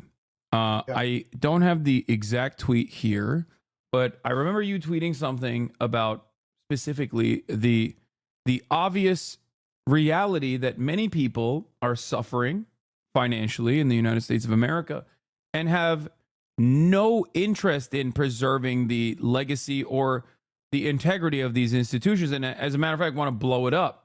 And I agree with you on that. Yeah, you know, that's a lesson I think we should have learned from 2016. I think people are just getting it now. I don't think it should have taken another Trump victory to bring us to that point. But look, the bulk of the Biden campaign before he dropped out and the bulk of the Harris campaign were both focused on this idea that Donald Trump is a novel threat to American institutions, that he was going to come in, bust up our norms, bust up our democracy, lead us to authoritarianism, and the right thing to do was join together with people we disagree with, like Liz Cheney, and sort of create this popular front against this guy who was such a threat to politics as it should be, politics as it used to be. You know, I think that is a message that appeals to some people. It appeals to Democrats and liberals. It appeals to some moderates. It appeals to people who read The Atlantic. But if that were a compelling enough driver of public opinion at this point, Donald Trump wouldn't have won the election in 2016 in the first place. And as we see now, he wouldn't have won this time around either. I mean, people came into this election without any kind of illusions about who Donald Trump was. They didn't need to be told by Kamala Harris that he was violating American norms. But the reality is that there are people in America who don't really see any reason to believe that politics in Washington works, that we have a democracy in the first place, that ordinary people can have their say in. I think a lot of people in America believe that, you know, as bad as January 6th was and as bad as trying to steal the election was, it's not like wealthy people don't already get what they want in Washington over and above what ordinary people want anyway. So what's the difference? I think there's a lot of cynicism. And the Democrats never came up with a message, I think, that spoke to that very obvious reality. I'm not saying that's like most people in the country, but certainly it's some of the people who are hurting economically in this country, and in raw political terms, it's some of the voters who mattered the most for the purposes of winning the Electoral College. So, you know, I think that people are only now coming to terms with the fact that there are people who don't respond to a kind of civics class representation of American politics and what American politics should be. People are tired of ordinary politicians. They're tired of hearing the same homilies over and over again. They're tired of being told that Washington works well and that there are good people there and they're just doing their better. They're tired of all that. And they react to that in all kinds of ways. There's some people who react to that by joining up with the American left, you know, people who like Bernie Sanders and who read, you know, the things that you and I read. But there are a lot of people who are going to respond to that in different ways, right? And if you don't speak to that constituency, I don't think you can be too surprised that elections aren't going to work out the way that you expect. The norm stuff can only go so far, and I think the Democrats are kind of at the end of their rope on it. The norm stuff can only go so far if people feel the norms are benefiting them and the institutions are actually, when they're working fine, are defending their best interest. And large swaths of Americans understandably do not feel that way and have very openly communicated that the first time around in 2016, and not necessarily just in the general election where Donald Trump defeated Hillary Clinton, but also in the primary where the Democratic Party's base out of nowhere said Hillary Clinton, an establishment figurehead, was so like the worst person for the time that they were willing to go out and vote for an old Jewish man who had said he was a socialist since, like, you know, the fucking 40s. Like, it wasn't just Bernie's incredibly successful message that carried him to surprising victories in the primary early on. It was actually the fact that people just despised Hillary Clinton.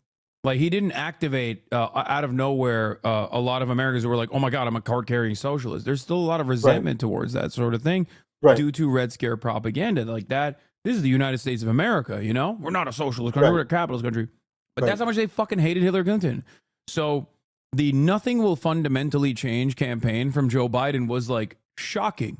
But I guess expected from the Democrats because they just have this inability, this refusal to reckon with the reality, and they would rather die graceful winners and I think consistently champion their ideological project that has died at this point, died time and time again, instead of offering concessions to populist left-wing economics and maybe even offend their donor class, their corporate benefactors.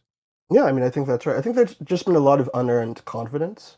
I think that they misread why they won the 2020 election. I think that people thought that, oh, you know, Biden tried this message on democracy and Donald Trump being a threat to our norms in that election, and he won, so that means that there's something to it. Well, I think that there was an economic crisis in 2020 that people kind of blame Trump for, and there are other things going on. I think that we see very clearly now, actually, that that message probably is not what won the election for them in 2020.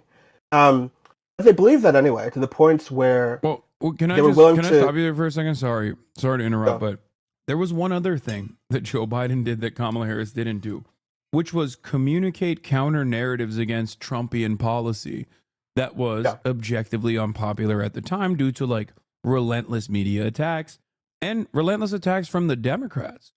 Joe Biden ran on amnesty for migrants living on U.S. soil in the first 100 days. He ran on ending the camps. Now, of course, he didn't do any of that, but he was one of the few candidates that actually never tacked to the center, but instead ran to the left in the aftermath of the primary process. Yeah. I mean, I think he's the only candidate that I can think of who began their general election further to the left than they were when they started their primary. You're supposed to move to the center. That's conventional wisdom in politics. You're supposed to move to the center after the primary. Once you deal with the base, then you deal with the general electorate.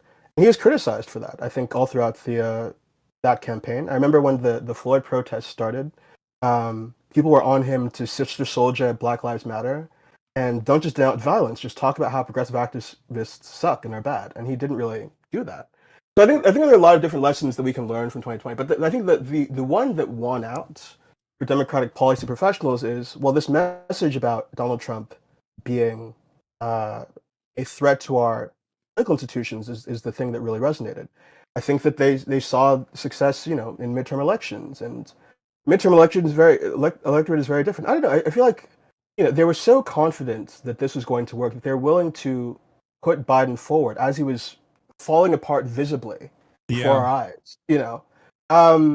And I think that speaks to the level of solipsism that exists within Democratic policy circles. So I don't know. I'm curious as to whether we actually see any kind of real reckoning here. You're hearing interesting things from David Brooks, who is very belatedly talking about Bernie Sanders. So I don't know if that's real. I don't know if it goes anywhere. I would not be surprised at all if we just put up the same house of cards again. But I do think that more and more people outside of the Democratic professional class know what's what here and understand that trying to resurrect the defining mode of politics that shaped the Democratic Party since at least the Obama years, that's not going to work. It's not going to work reliably. I mean, maybe it carries you in a midterm election, under Trump or whatever. But when you talk about the need to reconstruct a governing majority here, Donald Trump is now presiding over a majority Republican Party. If the popular vote result holds, and I think it will, that is an existential crisis for the Democratic Party, and I think it forces everybody, or it should force everybody, to go back to the drawing board. Yeah, I think one of the things that I've seen, aside from the funny David Brooks quote that you mentioned already, which is like, we got to do left-wing Bernie style economic populism, what the fuck, is the Democratic Party's consultant class and their desperation in immediately rushing to every mainstream television outlet that will have them and screaming from the rooftops that the mistakes of the party and the mistakes of the campaign were simply that they did not, and this might shock you, Osita, go right enough. Yeah. The most right-wing campaign from a Democratic Party that I have seen ever, really, where they conceded on this idea, this false notion that immigrants constitute a national security threat. Kamala Harris ran on being tough on the border. She rarely ever brought up trans people, and when she was forced to answer on it, she basically said, like, well, the law is the law. There was a point where the Kamala HQ literally was like, well, Trump is not killing trans people either. Yeah. Do with that information what you will. Routinely saying she wants a Republican in the cabinet, and only talking about focus group messaging of over means-tested policies that were inherently neoliberal, that were either tax cuts or deregulation. And that made me lose my fucking mind, that she was like outflanking Joe Biden on being progressive. Joe Biden, for all of his faults and failures and being a genocidaire, had one of the most left-wing, anti-corporate, economic populist administrations I have seen in my lifetime, if not the most, as a matter of fact. And Kamala Harris did not do that due to, I guess, Tony West, her brother-in-law. But it's, I guess, both unsurprising but still very maddening to hear these Democratic consultants lie about what the campaign didn't do. Hitting the true centrist attack to the center has not been tried yet. Like the idiotic takes. So I don't know. I don't feel very confident in seeing a different attitude from the Democratic Party in spite of this resounding defeat.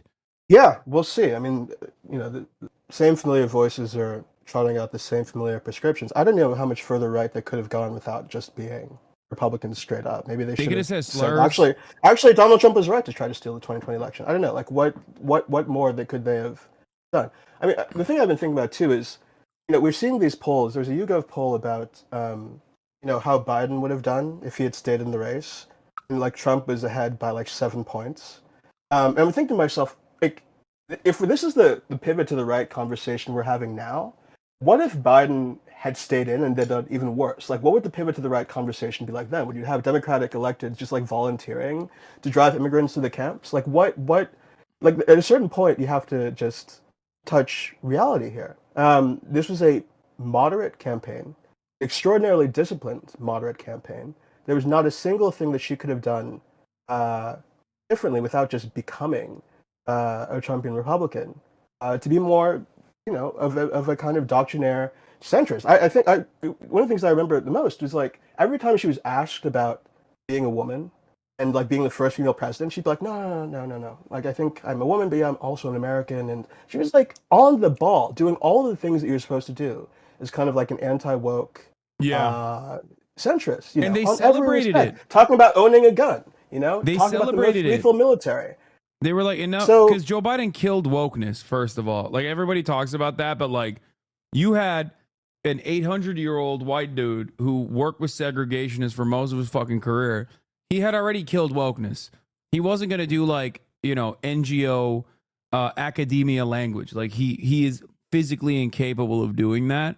And also simultaneously, he still was like defensive over trans people, which was good. That At least 3 quote comes to mind always. Like the Turning Point USA troll comes up to him and he's like, Mr. President, Mr. President, like how many genders are there? And he's like, at least 3. At least 3. Yeah. You know, he did a pretty decent job at that sort of thing. But there was no like annoying pandering, like corporate speak at all. And Kamala Harris is not a white woman like Hillary Clinton was, so she did not have that same level of arrogance that she could like run on her identity alone in the way that Hillary Clinton did. No, I'm with her messages were ever displayed, because I think Kamala Harris, being a black woman, knows, you know, most Americans are not going to be like, oh, you're a black woman? That's awesome. I'm definitely going to vote for you now. Right. You know, I think that part of the campaign was like, it made sense. But like, I think the point is, she did everything that she was supposed to do from a moderate perspective. Yeah. And it didn't work. Her best polls in the campaign came right at the very beginning when she came into the race. Before there was like a huge policy platform, before she did all this moderate stuff, the only thing people knew about Kamala Harris at that point is that she was a non-white woman from liberal California, right? And that she was not Joe Biden. And that was the best period of the campaign for her. And as soon as she tries to start developing this kind of like woke or the moderate, you know, kind of whatever you want to call it, approach to replicate the Biden approach, the race starts narrowing. I want to say that it's because she moved to the center, but it clearly wasn't enough to prevent Trump from rising. I can say that. I will say that. Yeah, You don't have to say. I'm being very, you know, being very I'm generous. saying that. I think I've written about in my column today on the election is there was never enough moderation. Like real moderation has never been tried from the perspective of Democratic consultants. This idea of creating a more centrist Democratic Party is not a novel idea. It is not something that you have to create from scratch and has never been tried before. I'm still kind of old enough to remember the early Obama years, right? So Obama comes into office in 2009 with the Democratic governing majority that includes Democratic senators from Alaska and Arkansas and Nebraska and North Dakota. The reason why people have been talking about this over the course of this election, the reason why they didn't codify Roe under Obama, even though he said he was going to, because at that point there were so many more pro-life centrists in the Democratic Party, right, that they couldn't pass that. You had the Blue Dog coalition, right, in the House, so all of these moderates and all of these kind of like swingy districts. You know, there was a more centrist Democratic Party 15 years ago, right in the years before Trump came onto the scene. And over the course of Obama's presidency, all those candidates get wiped out, basically, in midterm elections and in the congressional side of the presidential elections. And moderates, you know, I've been writing since 2016. We had this debate over and over and over again. Moderates have never actually offered an explanation as to why that happened or to sort of defend moderation from that electoral record. It's as though it's as though like the reason why Democrats are losing is actually because they keep trying to run the squad in Nebraska and they're not trying to like it's completely. Oh, by the way, that would be successful for the record. Like as recent evidence has shown, running the squad in Nebraska would be successful. Like it would not be an unsuccessful strategy at all. I'll take it one step further. You don't even need to go back that far to the Obama administration, where there was the same rotating villain structure that they had, Joe Lieberman and the like, right? Or the Blue Dog Coalition. Look no further than the Maggie Hassans, the Kirsten Sinemas, and the Joe Manchins of the world that operated in the exact same way under the Biden administration, taking out what I would say was a rather ascetic agenda for what was necessary at the time, and you know, consistently undermining it, taking out certain parts of it, and yet no one, and I mean not a single person, ever turned around and was like, "What the fuck? What are you doing? Like, can you defend this position?" And a Green senator like Kirsten Sinema was rewarded for this like spectacular failure. Like basically strapping a fucking suicide vest on and imploding a bunch of the Biden administration's agenda. She was seen as a bipartisan compromiser and as a Green senator wrote this like key legislation. And I found that disgusting and also stupid. And, you know, I think it's just goes to show that they genuinely don't care. Like they only care about, business as usual politics and not necessarily accomplishing things and even winning for that matter. Yeah, yeah. I mean, even to the extent that okay, so Obama did have that majority, and it was like there were a lot of moderate Democrats in it, and the argument was, well, this is how you win, and these are the people that you need to actually control Congress. Well, having those people who are right wing in your caucus, as we saw with Joe Manchin in the course of Biden's term, is going to be an obstacle to you actually using that majority to do anything useful and productive, right? It's like a kind of junk food approach to politics. We're not building anything durable. You're taking this kind of path of least resistance, choosing the moderate candidates in these kind of like moderate districts and like eking out these like majorities, and not being able to use majorities to do anything. And then, by the way, after a while, those candidates get wiped out because you've been spending all that time making right-wing arguments, and voters in these districts say, well, hell, maybe I should just vote for the Republican then. Maybe if it's true that we should oppose government spending, if it's true that we should tear about the budget deficit, if it's true that we should be more social reactionary, and I'm hearing this from a Democrat, if they're saying that, then why the hell aren't I a Republican? Like, why the hell shouldn't I take an interest in the right?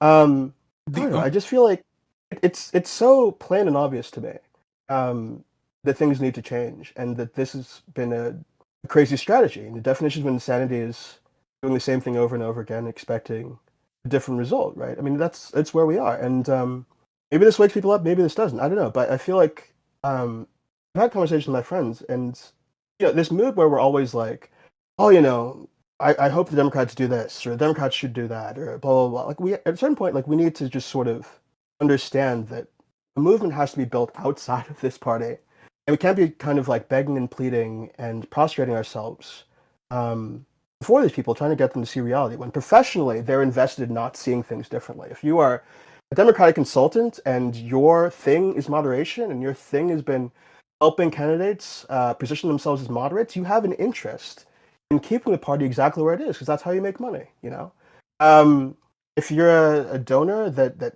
wants to keep their taxes low and doesn't want regulatory scrutiny, you're going to fund Democrats, you're going to fund outlets, and you're going to fund people who are going to try to keep the party in the same place, right? They have to be forced by an actual popular majority of people to change the way they think about politics. It's not going to be people making arguments that are right. It's just sort of in the abstract. The left has to build enough power that it is listened to by force. That's the only thing that's going to change anything. Yeah. No, absolutely. This is why I always talk about like developing outside power, ensuring that like the union movement is not like growing, and not even like union interests that are completely aligned with the Democratic Party, because some unions do operate as like basically loyal servants of the party, given the leadership structure. Like one example that comes to mind is I think like the Culinary Union in Nevada, both with its early attacks against Bernie Sanders in the primary, but also like the Culinary Union was basically used as like the door knocking operation for the Kamala Harris campaign, this entire race. And it's kind of crazy because like there's a shit ton of people in the Nevada Culinary Union who have immediate undocumented family members. 1 in 15 in this country is living in a mixed status household, and the Kamala Harris campaign, without offering any concessions whatsoever to the membership, with the exception, I guess, of once mentioning that she would raise the minimum wage, and also, famously said she would do a no tax on tips policy. Or not, sorry, didn't say that she would raise the minimum wage. I apologize. She said that she would ensure that there was no, what's it called?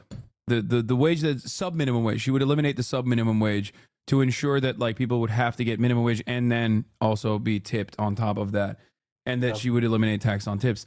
So outside of that, like, what kind of concessions do you offer to that union at all? And then they went and door knocked for her the entire race.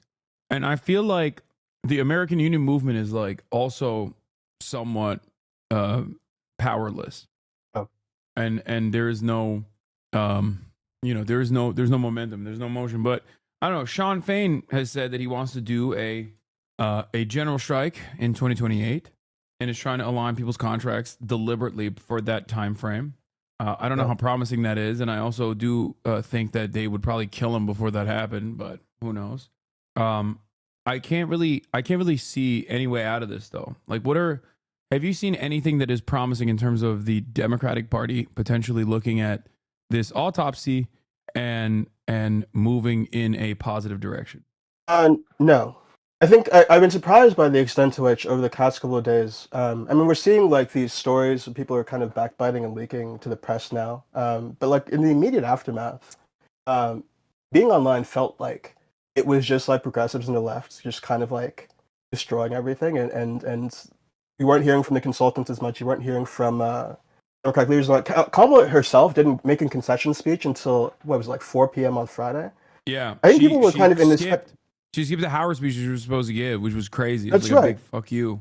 I think the initial response was just this kind of like stunned silence, where I think that people had understood. Maybe the Selzer poll made people a little bit more optimistic than they had any right to be. But I think that I don't know. I felt like people were more surprised than they should have been. It didn't have an immediate response, and I think people are only now kind of picking up the pieces. But I've not seen any real indication from Democratic insiders, official Democratic Party representatives, leaders in the party that there's going to be any kind of organized rethinking of what they do now. Maybe that changes. It's still early, but again, like irrespective of what they decide, I don't think we should just sit on our hands and kind of like wait and hope that they've finally seen the light. Maybe they come to a different place. I think that maybe losing in this way pulls the scales off of some people's eyes, maybe. But I don't think that we should pin our hopes to that, I think we have to start speaking to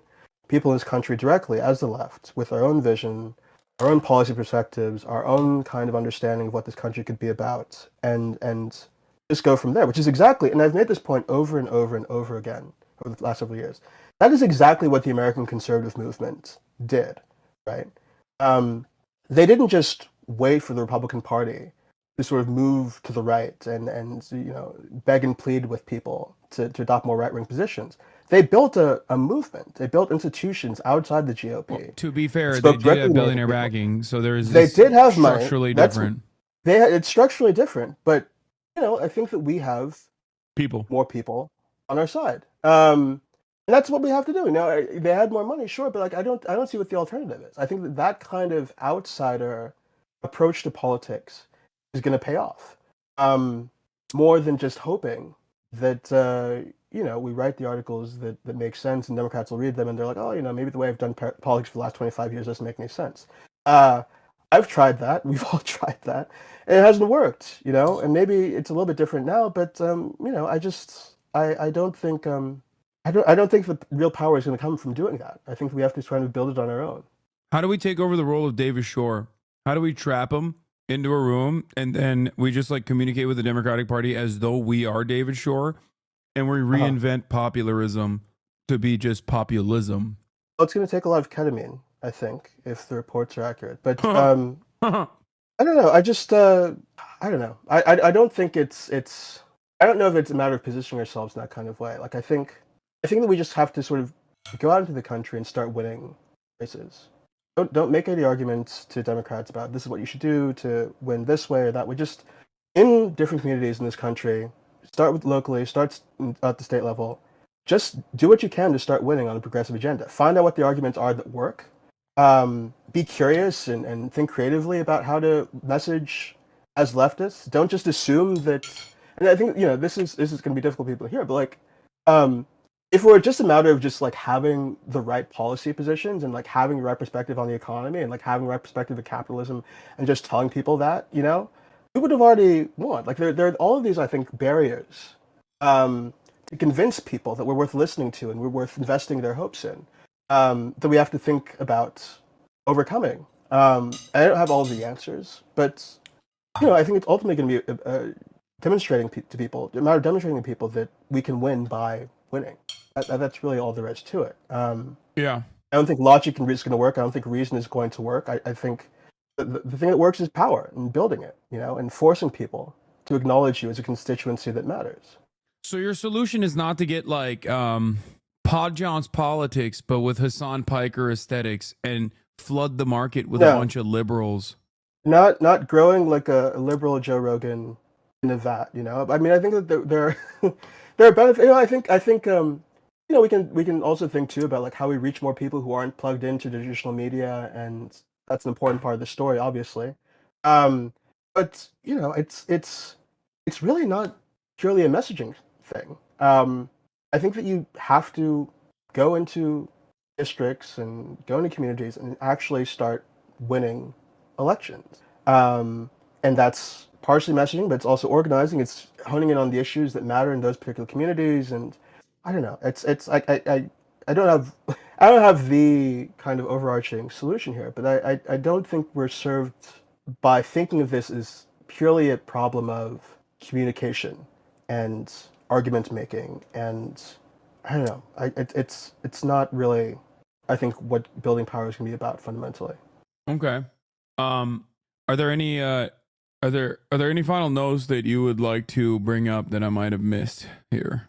Because we've been running the autopsy for the past couple of days, and I feel like I am almost like responsible, because there aren't really a lot of voices out there. Like everything that I've seen from mainstream media is like incredible. Like every single outlet, I think, is deliberately lying because it's chock full of consultant class people from Obama world, from Hillary world, that are desperately trying to hold on to this like obviously dead idea of third way neoliberalism and like attack to the center moderation. And it has failed yet again and has opened up the floodgates of American fascism. So now they have to be like, no, you don't understand. It's the wokeness that tanked this campaign. It's actually AOC that tanked this campaign. AOC's DNC speech is something I heard that tanked the campaign.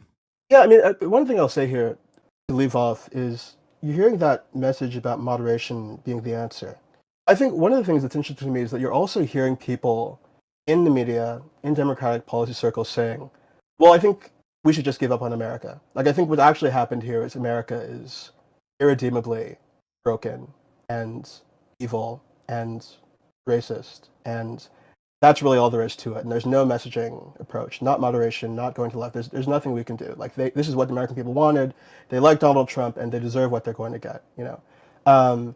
And that shit has got to stop. Like, that is not the way to engage this moment.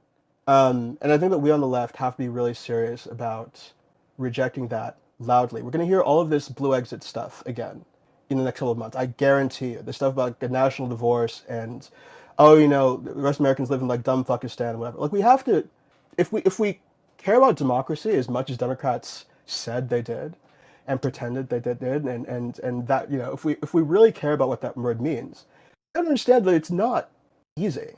There are points at which most American people, many American people, are going to make decisions that we don't like. But you have to engage them, and you have to make arguments to them in the pursuit of winning power that's going to improve the lives of all Americans, even Americans that you don't like. Right? And it's like a very simple idea, but I see so many people, and frankly people on the left too, kind of getting to this place of, oh, you know, everyone's stupid or everyone's evil, and you know that's just the way it is, and you know, I just that's not going to cut it. That's not going to cut it. We can't allow ourselves that kind of nihilism. This was a winnable election. You have, you know, this pattern of incumbents all around the world. People have said, you know, are doing badly. I think that's true, but like, I do think this is a winnable election. I do think that, you know, there is room to craft a left-wing majority in this country. And if you don't believe that, you should get out of politics. You know, if you don't believe that, then you have no business doing this work. There's no point to it. You should do something else. I believe that. If it's dumb and if it's not true, whatever, we'll find it out. But I'm going to keep fighting. I'm going to keep working.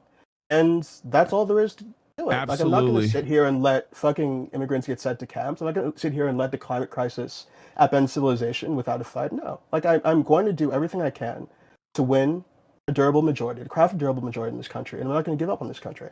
Period. Yeah. So anyway, that's all I wanted to say. No, that was a fantastic take, and I 100% agree with it. It is so goddamn annoying seeing Democratic consultants be like, America's an irredeemable, racist, sexist shithole. And it's like, there is some truth to that for sure. but you can't say that. Okay.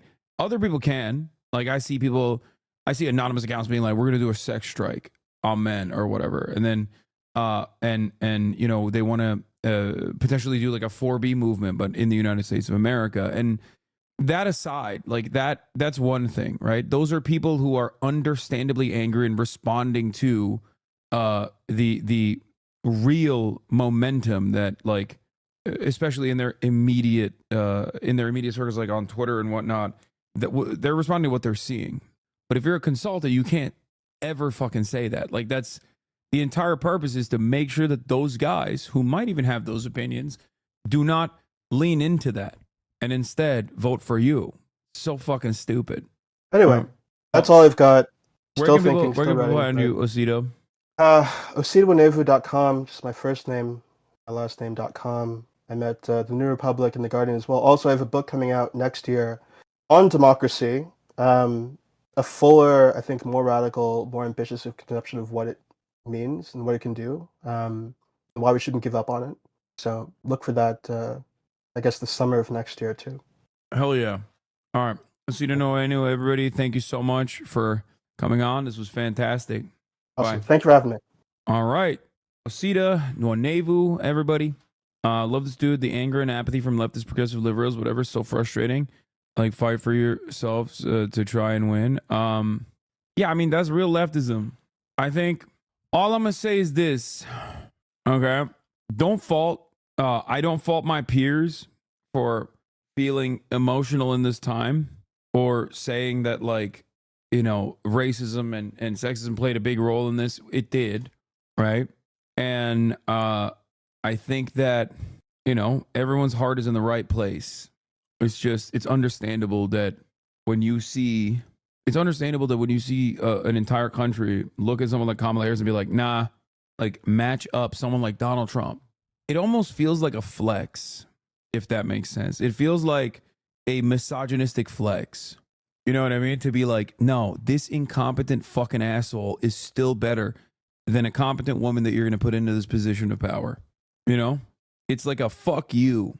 It almost, the reason why, like, I fucking hated that Nick Fuentes clip is because it almost just drops all pretext, like all notion of, like, civility, and just openly, no optics focus whatsoever, openly says it exactly like it is, that it is a fucking, not a glass ceiling, but a brick ceiling. And then you're fucked. Like, your body, my choice. You're never going to have this.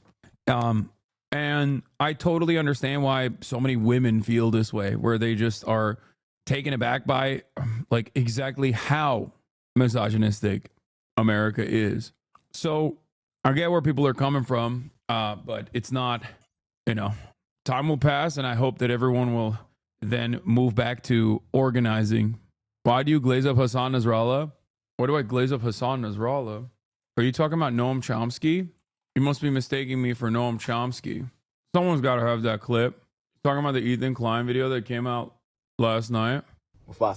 Okay, dude, chill. To be honest, the Harris laws was more clearly a misstep in the fundamentals of marketing than any other no. I see too many queer people pussying out on our queer elders have spoken. They say keep fighting. Yeah. As a new Ethan talking point, hold on.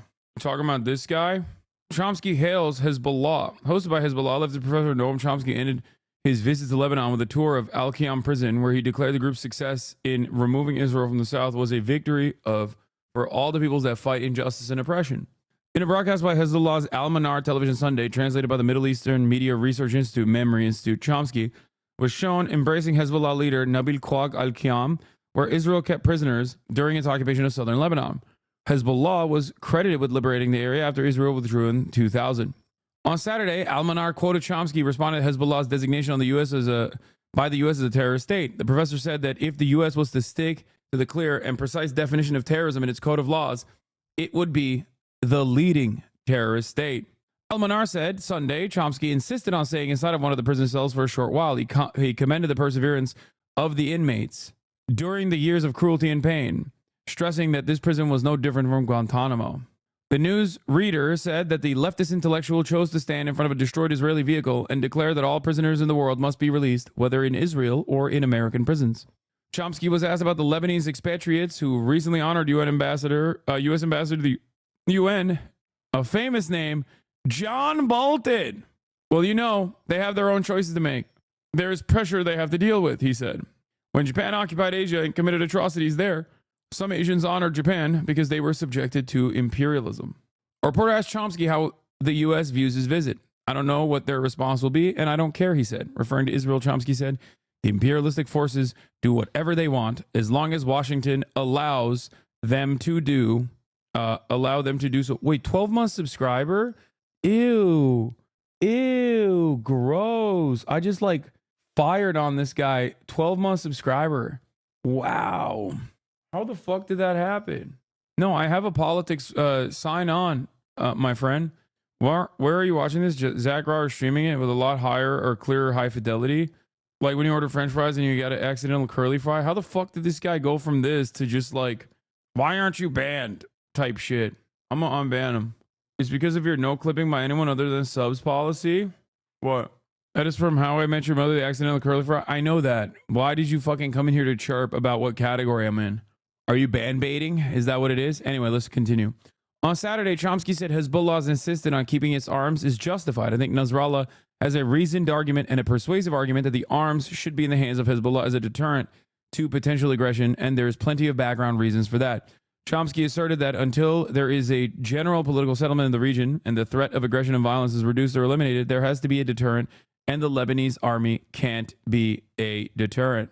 Yeah, Chomsky called Nasrallah the most intelligent political figure he ever spoke to, defended Hezbollah's right to armed resistance against Western terrorism. If the U.S. stuck to the clear and precise definition of terrorism, it'd be the leading terrorist state. So, as I have talked about, although I do still consider it to be unproductive, Hezbollah is, at least in its like domestic affairs, in its ideology, at certain times, specifically with Hassan Nasrallah's individual ideology on like homosexuality and whatnot, is not in agreement with someone like myself. I'm a progressive person unconditionally, right? Having said that, however, Hassan, don't. What? Should I be homophobic because Democrats are being homophobic now? Is that the method? Damn, he got clapped. Oh, Ethan Klein made a video of you talking about this. Yeah.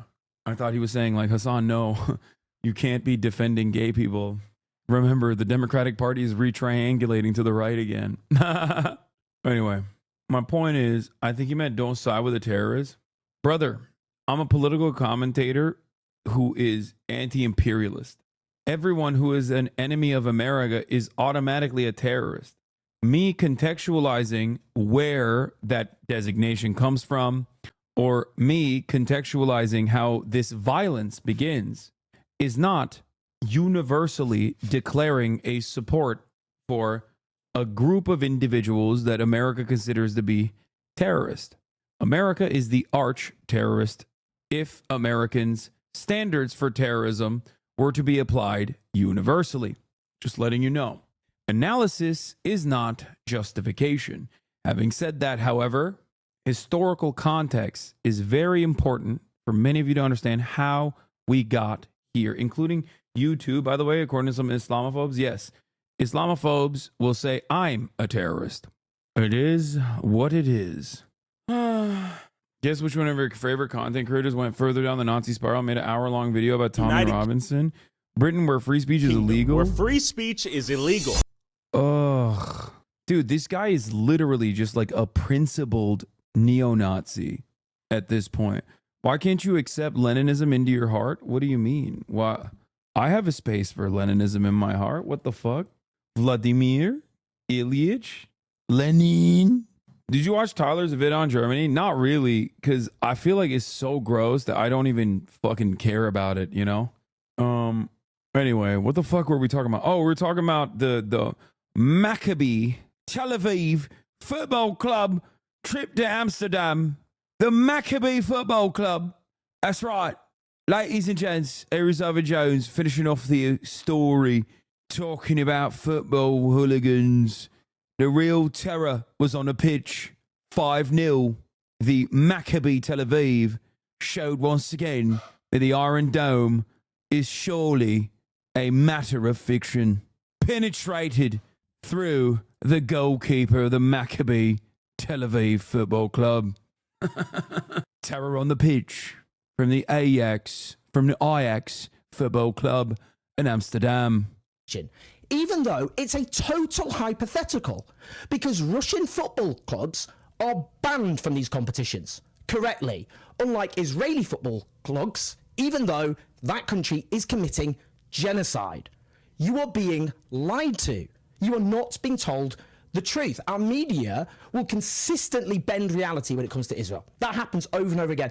And they're showing more outrage and horror at what happened to Israeli football hooligans than they have for the mass slaughter of Palestinians, including so many children. The children these hooligans relished murdering. Something's got to give, guys. This is a disgrace. And we cannot let our media consistently gaslight and lie to us, not least concerning one of the grave atrocities of our time. This is so funny. Incident. The world's most racist football club in the world, Beitar Jerusalem, are 6-time Israeli Premier League champions and one of the best supported teams in Israel. But the club has always been tarnished by their far-right supporters group La Familia. Wait, but this is different. This is a different. This is a different football group. But it is so funny that they're like, guys, this is the most racist football club in the world. Oh my God. Dude, this is like saying that one football club is the most racist football club in the world is like saying this Nazi is the most anti-Semitic Nazi in the world. You know what I mean? It's like every fucking football club is so racist. They're always like, it always feels like there are two different competitions happening at any given moment, okay? One on the field and the other on who can be the absolute worst racist, okay? Why are both of the unimaginably racist hooligan clubs coming from fucking Israel? What is going on? Don't throw shade on Celtics. I mean, everything is a spectrum, right? So by definition, there's a gayest person in the world, a most racist football club in the world, etc. That's so funny to think about. Who is the gayest person in the world? It's not Austin Show. Y'all are crazy. It's fucking JD Vance, dude.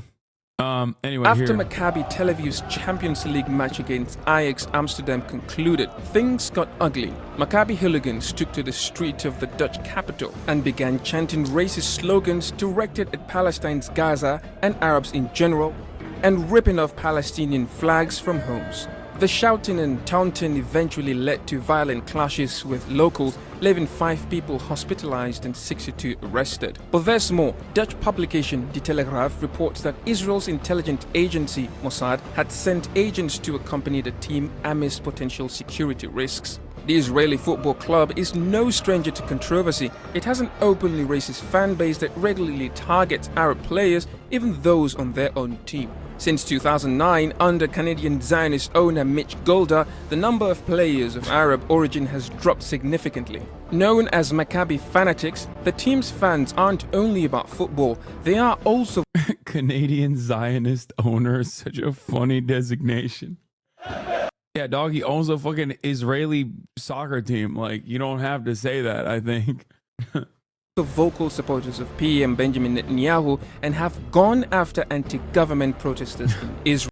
It's like saying Jews control the media in Israel. You know what I mean? It's a weird way to describe events. You know, just seems redundant, but also suspicious that you just said it like that. You know what I mean? This is the national broadcaster for Turkey, so. Israel. In 2015, they displayed an anti-refugee banner at a match, and in March, they attacked someone carrying a Palestinian flag during a fixture in Greece. Following the recent riots in Amsterdam, pressure is increasing for UEFA to impose more drastic measures rather than mere fines on both. Pro-government hooligans is wild. No, it's not. Fucking Ukraine, brother. What are you talking about? And everywhere else, really, not just Ukraine. The football hooligans are ultra nationalists. Like, they're ultras. They are almost always, in no matter which country they're in, they are ultra nationalist, far right, with some exceptions that are famously far left, and that's it. Maccabi Tel Aviv and its violent and racist fans. Will we finally see a change, or will you ever continue to allow this extremist behavior? Yeah, one thing is that they have Russian ones have crazy ties to Putin. Same shit. The overwhelming majority, what is this? Will you watch this e-video with so much audience overlap? I feel like it would be beneficial for everyone to watch if you were to contextualize some of the statements you made that he clip chimped. Like, I'm kind of dumb and live in the West, so it's pretty hard for me to find any alternative perspectives on someone like Hassan Nasrallah. No, I don't care to do that. Why the fuck would I extend the drama? Let him fucking chirp, dude. Yeah, he's like HasanAbi, Hassan Nasrallah. Okay. Yeah, it's just bait to get me to watch the video so that, like, I'm sorry, dude. Look, make up your own mind, okay? I don't know what he said. You know what? He's right, okay? Whatever he said, he's probably correct, and I am that, okay? Yes. Someone who is a radical extremist terrorist, anti-America, radical socialist, pro-terrorism, pro-Islamic terrorism specifically, because I'm like, I have a lot of underlying secret anti-Semitic opinions, and I fostered an anti-Semitic community. If you want to believe that shit, you know, go ahead. I can't stop you, okay? That's it. Turkish fans attack Armenian players all the time. Like you're saying there's a problem in all football. Yes, 100%. It's a super common thing. Anyway, sarcasm much? No, it's not even sarcastic. I'm like, genuinely, I'm giving up. You know what I mean? I'm giving up. I'm throwing my hands in the air. Like, if you think that I am these things, can someone please nerf Islamophobia? Oh God, one day, I wish. If you want to think these things, like, you can. You also could just listen to what I have to say. You know what I mean? Like, why would you go out of your way? Why would you go out of your way to listen to someone else's like biased perspective of what my political opinions are? What, an XE fan made a joke about exactly this? Shout out to my fellow radicals in the United States who believe crazy things like... Yeah. My point is, at least look at this hilarious thread making light of the situation. How it started versus how it was going. A thread. New Hassan fan channel upload. Pulling out the rhyming dictionary. Hassan and his little campfire. Okay. Hassan Parker's a wheezy little boy. Okay. Look, my point is,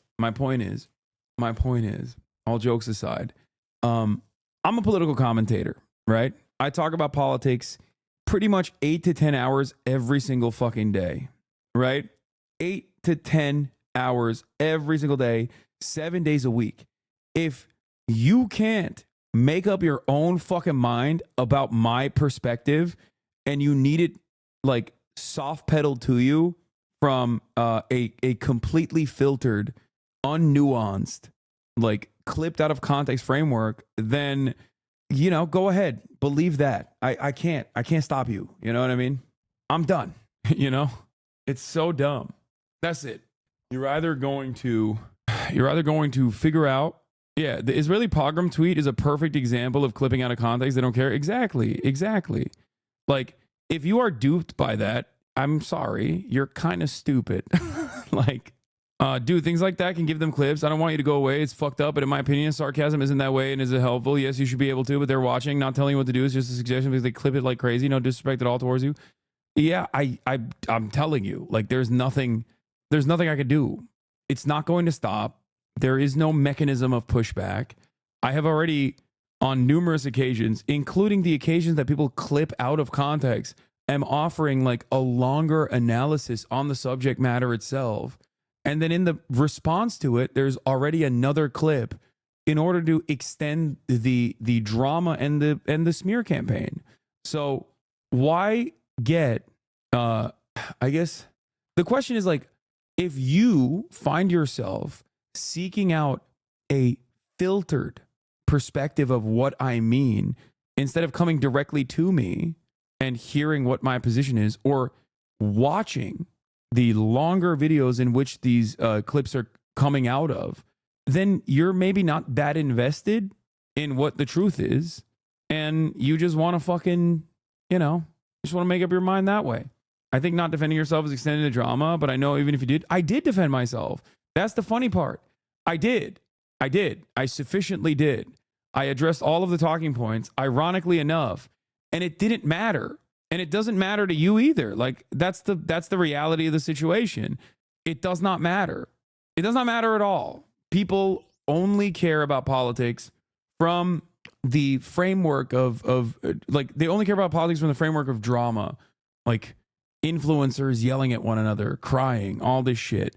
And so, you know, if you care more about like the personal ego and the fragility of a content creator, and you want to go along with it from that false framework, then go ahead. I can't stop you.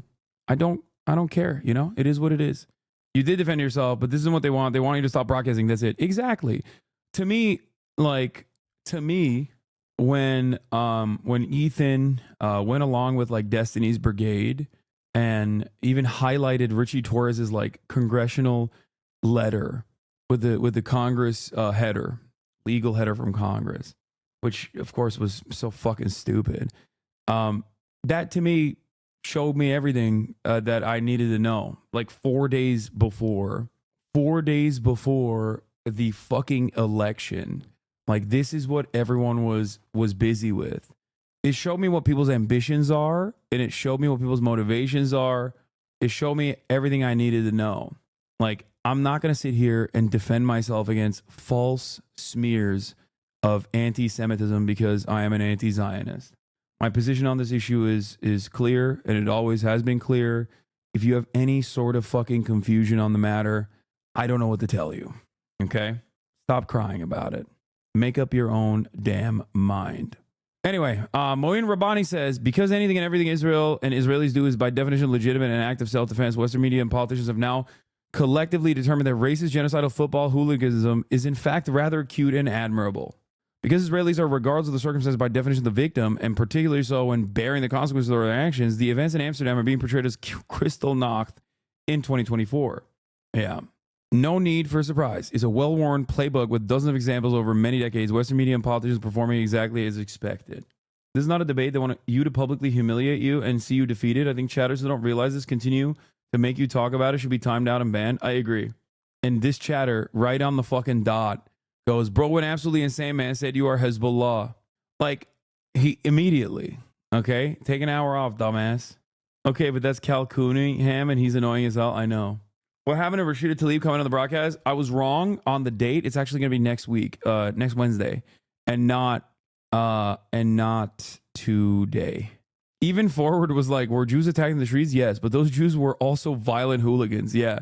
Even Forward magazine was like, come on, guys. These guys are repugnant. Like, they're insane. Zionists are now trying to get the prominent Dutch football player Ziyech banned by UEFA for posting the following about the hooligans in Amsterdam. If it's not women and children, then they run away. You censor chatters who disagree with your beliefs. Okay, motherfuckers are aching for it today. Today he was saying you're a champion for terrorism.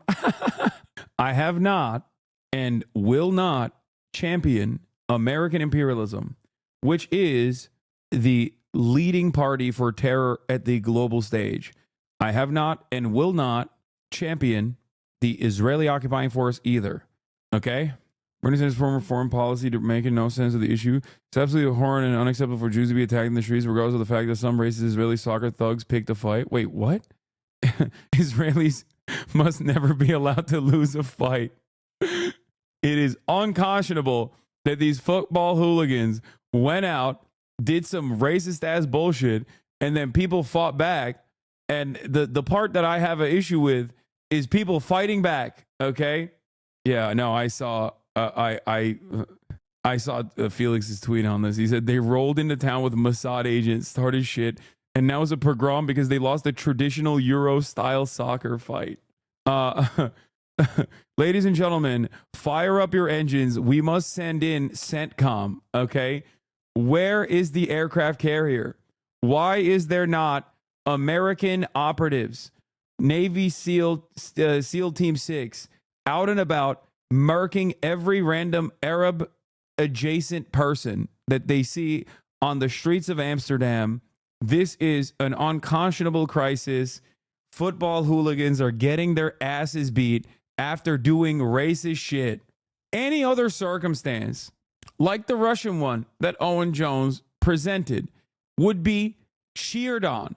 Okay? everyone in the media would be like, what an incredible day. An incredible day of celebration. Russian neo-Nazi football hooligans who were talking about how like Ukrainian children must die got their fucking shit packed up, okay, by Ukrainian football hooligans who were like, no, the fuck not. That's not happening. Literally every single person, myself included, would be like, what an incredible achievement. What an incredible day. Everyone would be doing this. They'd be like, wow. Wow. People would be going, Slava Ukraine is what people would be saying. Okay. But holy shit, when it's the Israeli football hooligans, it's like, whoa, whoa, dude. This is Nazi Germany. Suck my fucking dick, dude. Jesus Christ. Yeah, Israel has a right to defend itself except everywhere except on the football pitch. Lemau 5-0. Hold this L. Exactly. What are they, like the 35th out of 36? 3 games in a row they've lost. I don't even give a fuck about soccer, and it's making me care about it just to watch the chaos unfold. Oh my God. If they pull this shit in Istanbul, oh my God, it's going to be an international incident. Okay. It is literally like against Beşiktaş. Oh my Lord. Like the fact that, oh God, I don't even want to know what the fuck's going to happen. Okay. If they show up with that energy against Beşiktaş, who has like some of the most insane hooligans in the Turkish, at least when I was growing up, in the Turkish soccer leagues, like Beşiktaş literally has some of the most unhinged fans. Okay. They have, I remember this. I remember this from when I was growing up. There was a news story famously of Beşiktaş fans stabbing each other and murdering one another over who was more of a Beşiktaş fan. Okay. Like these guys are not normal. Okay. They are not normal at all. If you go into that environment, and you're like, oh yeah, you know, fuck all the Muslims, fuck all the Arabs, whatever, you know, let your village burn, all that shit, they're gonna fucking fight. And I don't know if they will just keep it to fisticuffs. You know what I mean? Matches move from Turkey to neutral. Streamer HasanAbi fantasizes about Jewish pogroms. Yeah, sure. What was the Jew hunt announced on the app Telegram? Brother, why are you asking me this question?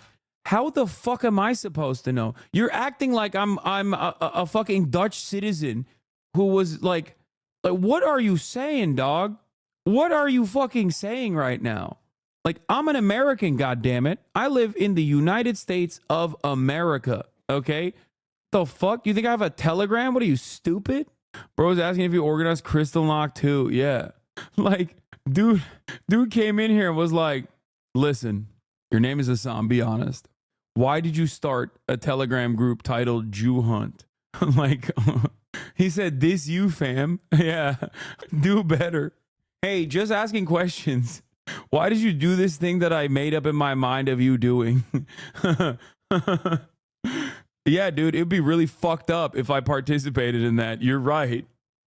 Half of the chatter's anger and resentment towards me stems from like the classic, I imagined you, I saw you in a dream cheating on me. So like, you know, now you have to address that.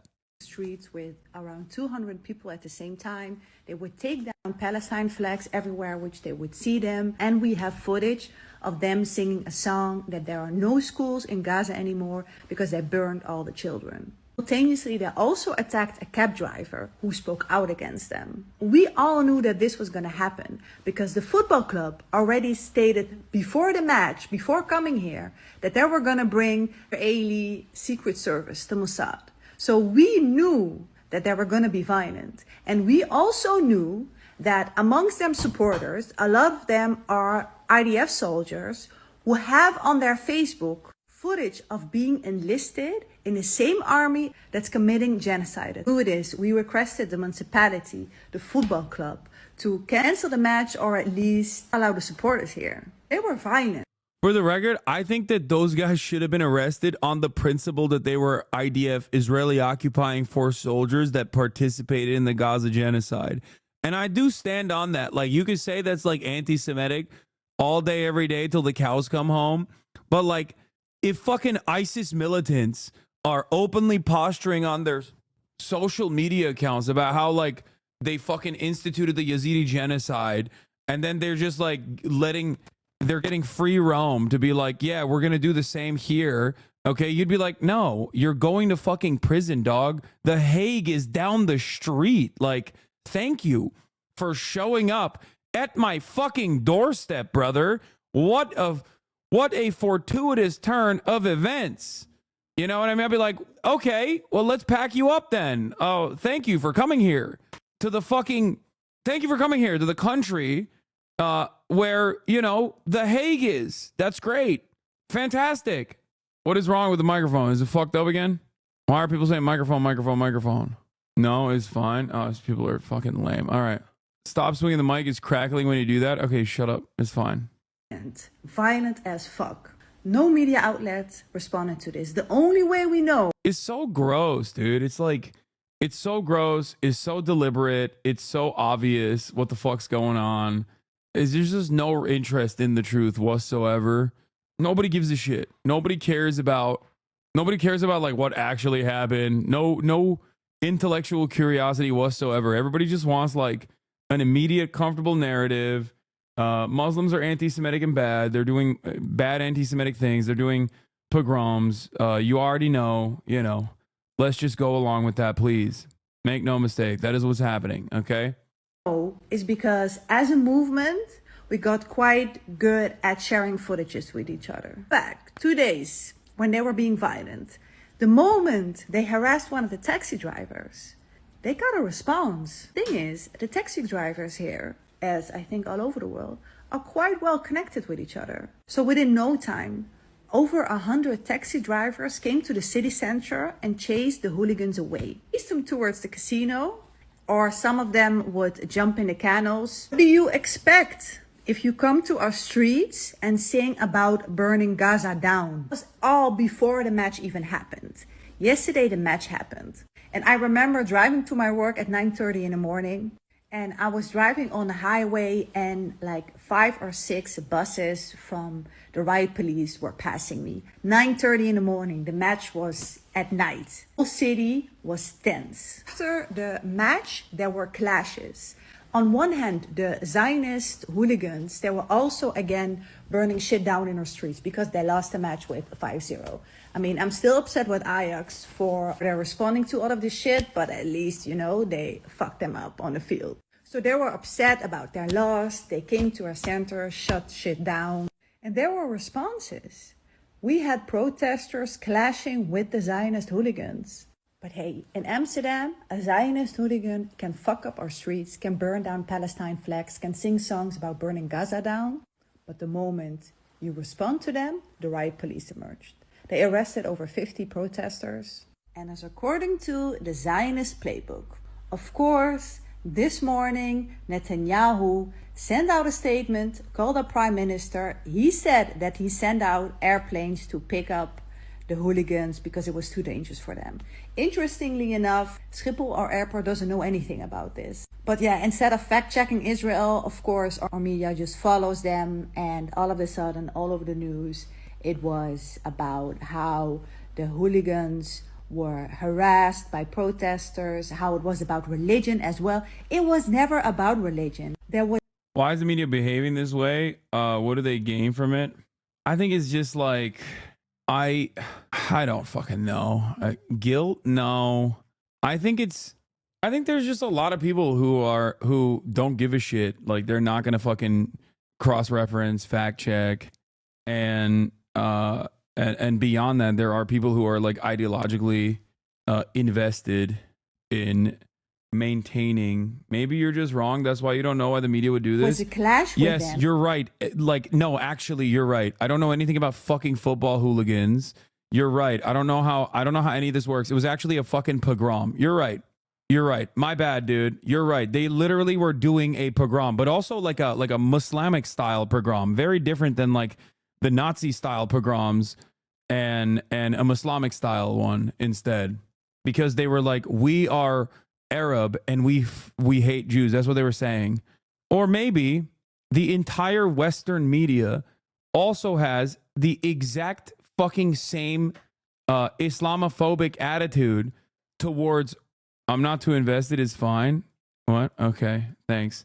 So you're not invested? I'm defending a pogrom in your mind, like an anti-Jewish, anti-Semitic pogrom, okay, where people were deliberately targeting Jews to murder them.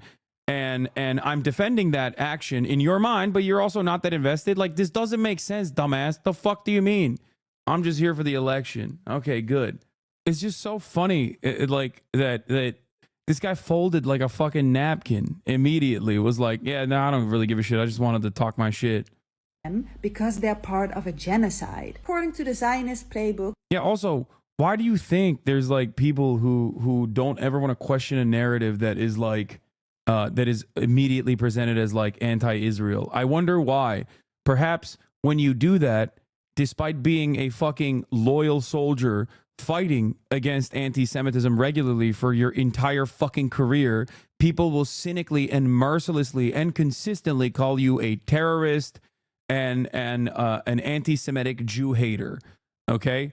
Yeah, anyone that even goes, hey, maybe this isn't the case, will immediately be considered like the banished. Okay? And if you don't get banished, then, you know, people lose their fucking minds over it and just like keep relentlessly fucking chipping away until something falls, you know? They don't care if you oppose anti-Semitism. They want you to stop opposing them willingly and use them and will use manipulation to achieve their goal. Yeah, it's just like, ugh. Why lie so much? I don't understand. You just say you engage with chat, but you just look over me intentionally. You're right. Of course, you only focus on the counter response instead of the context in which it happened.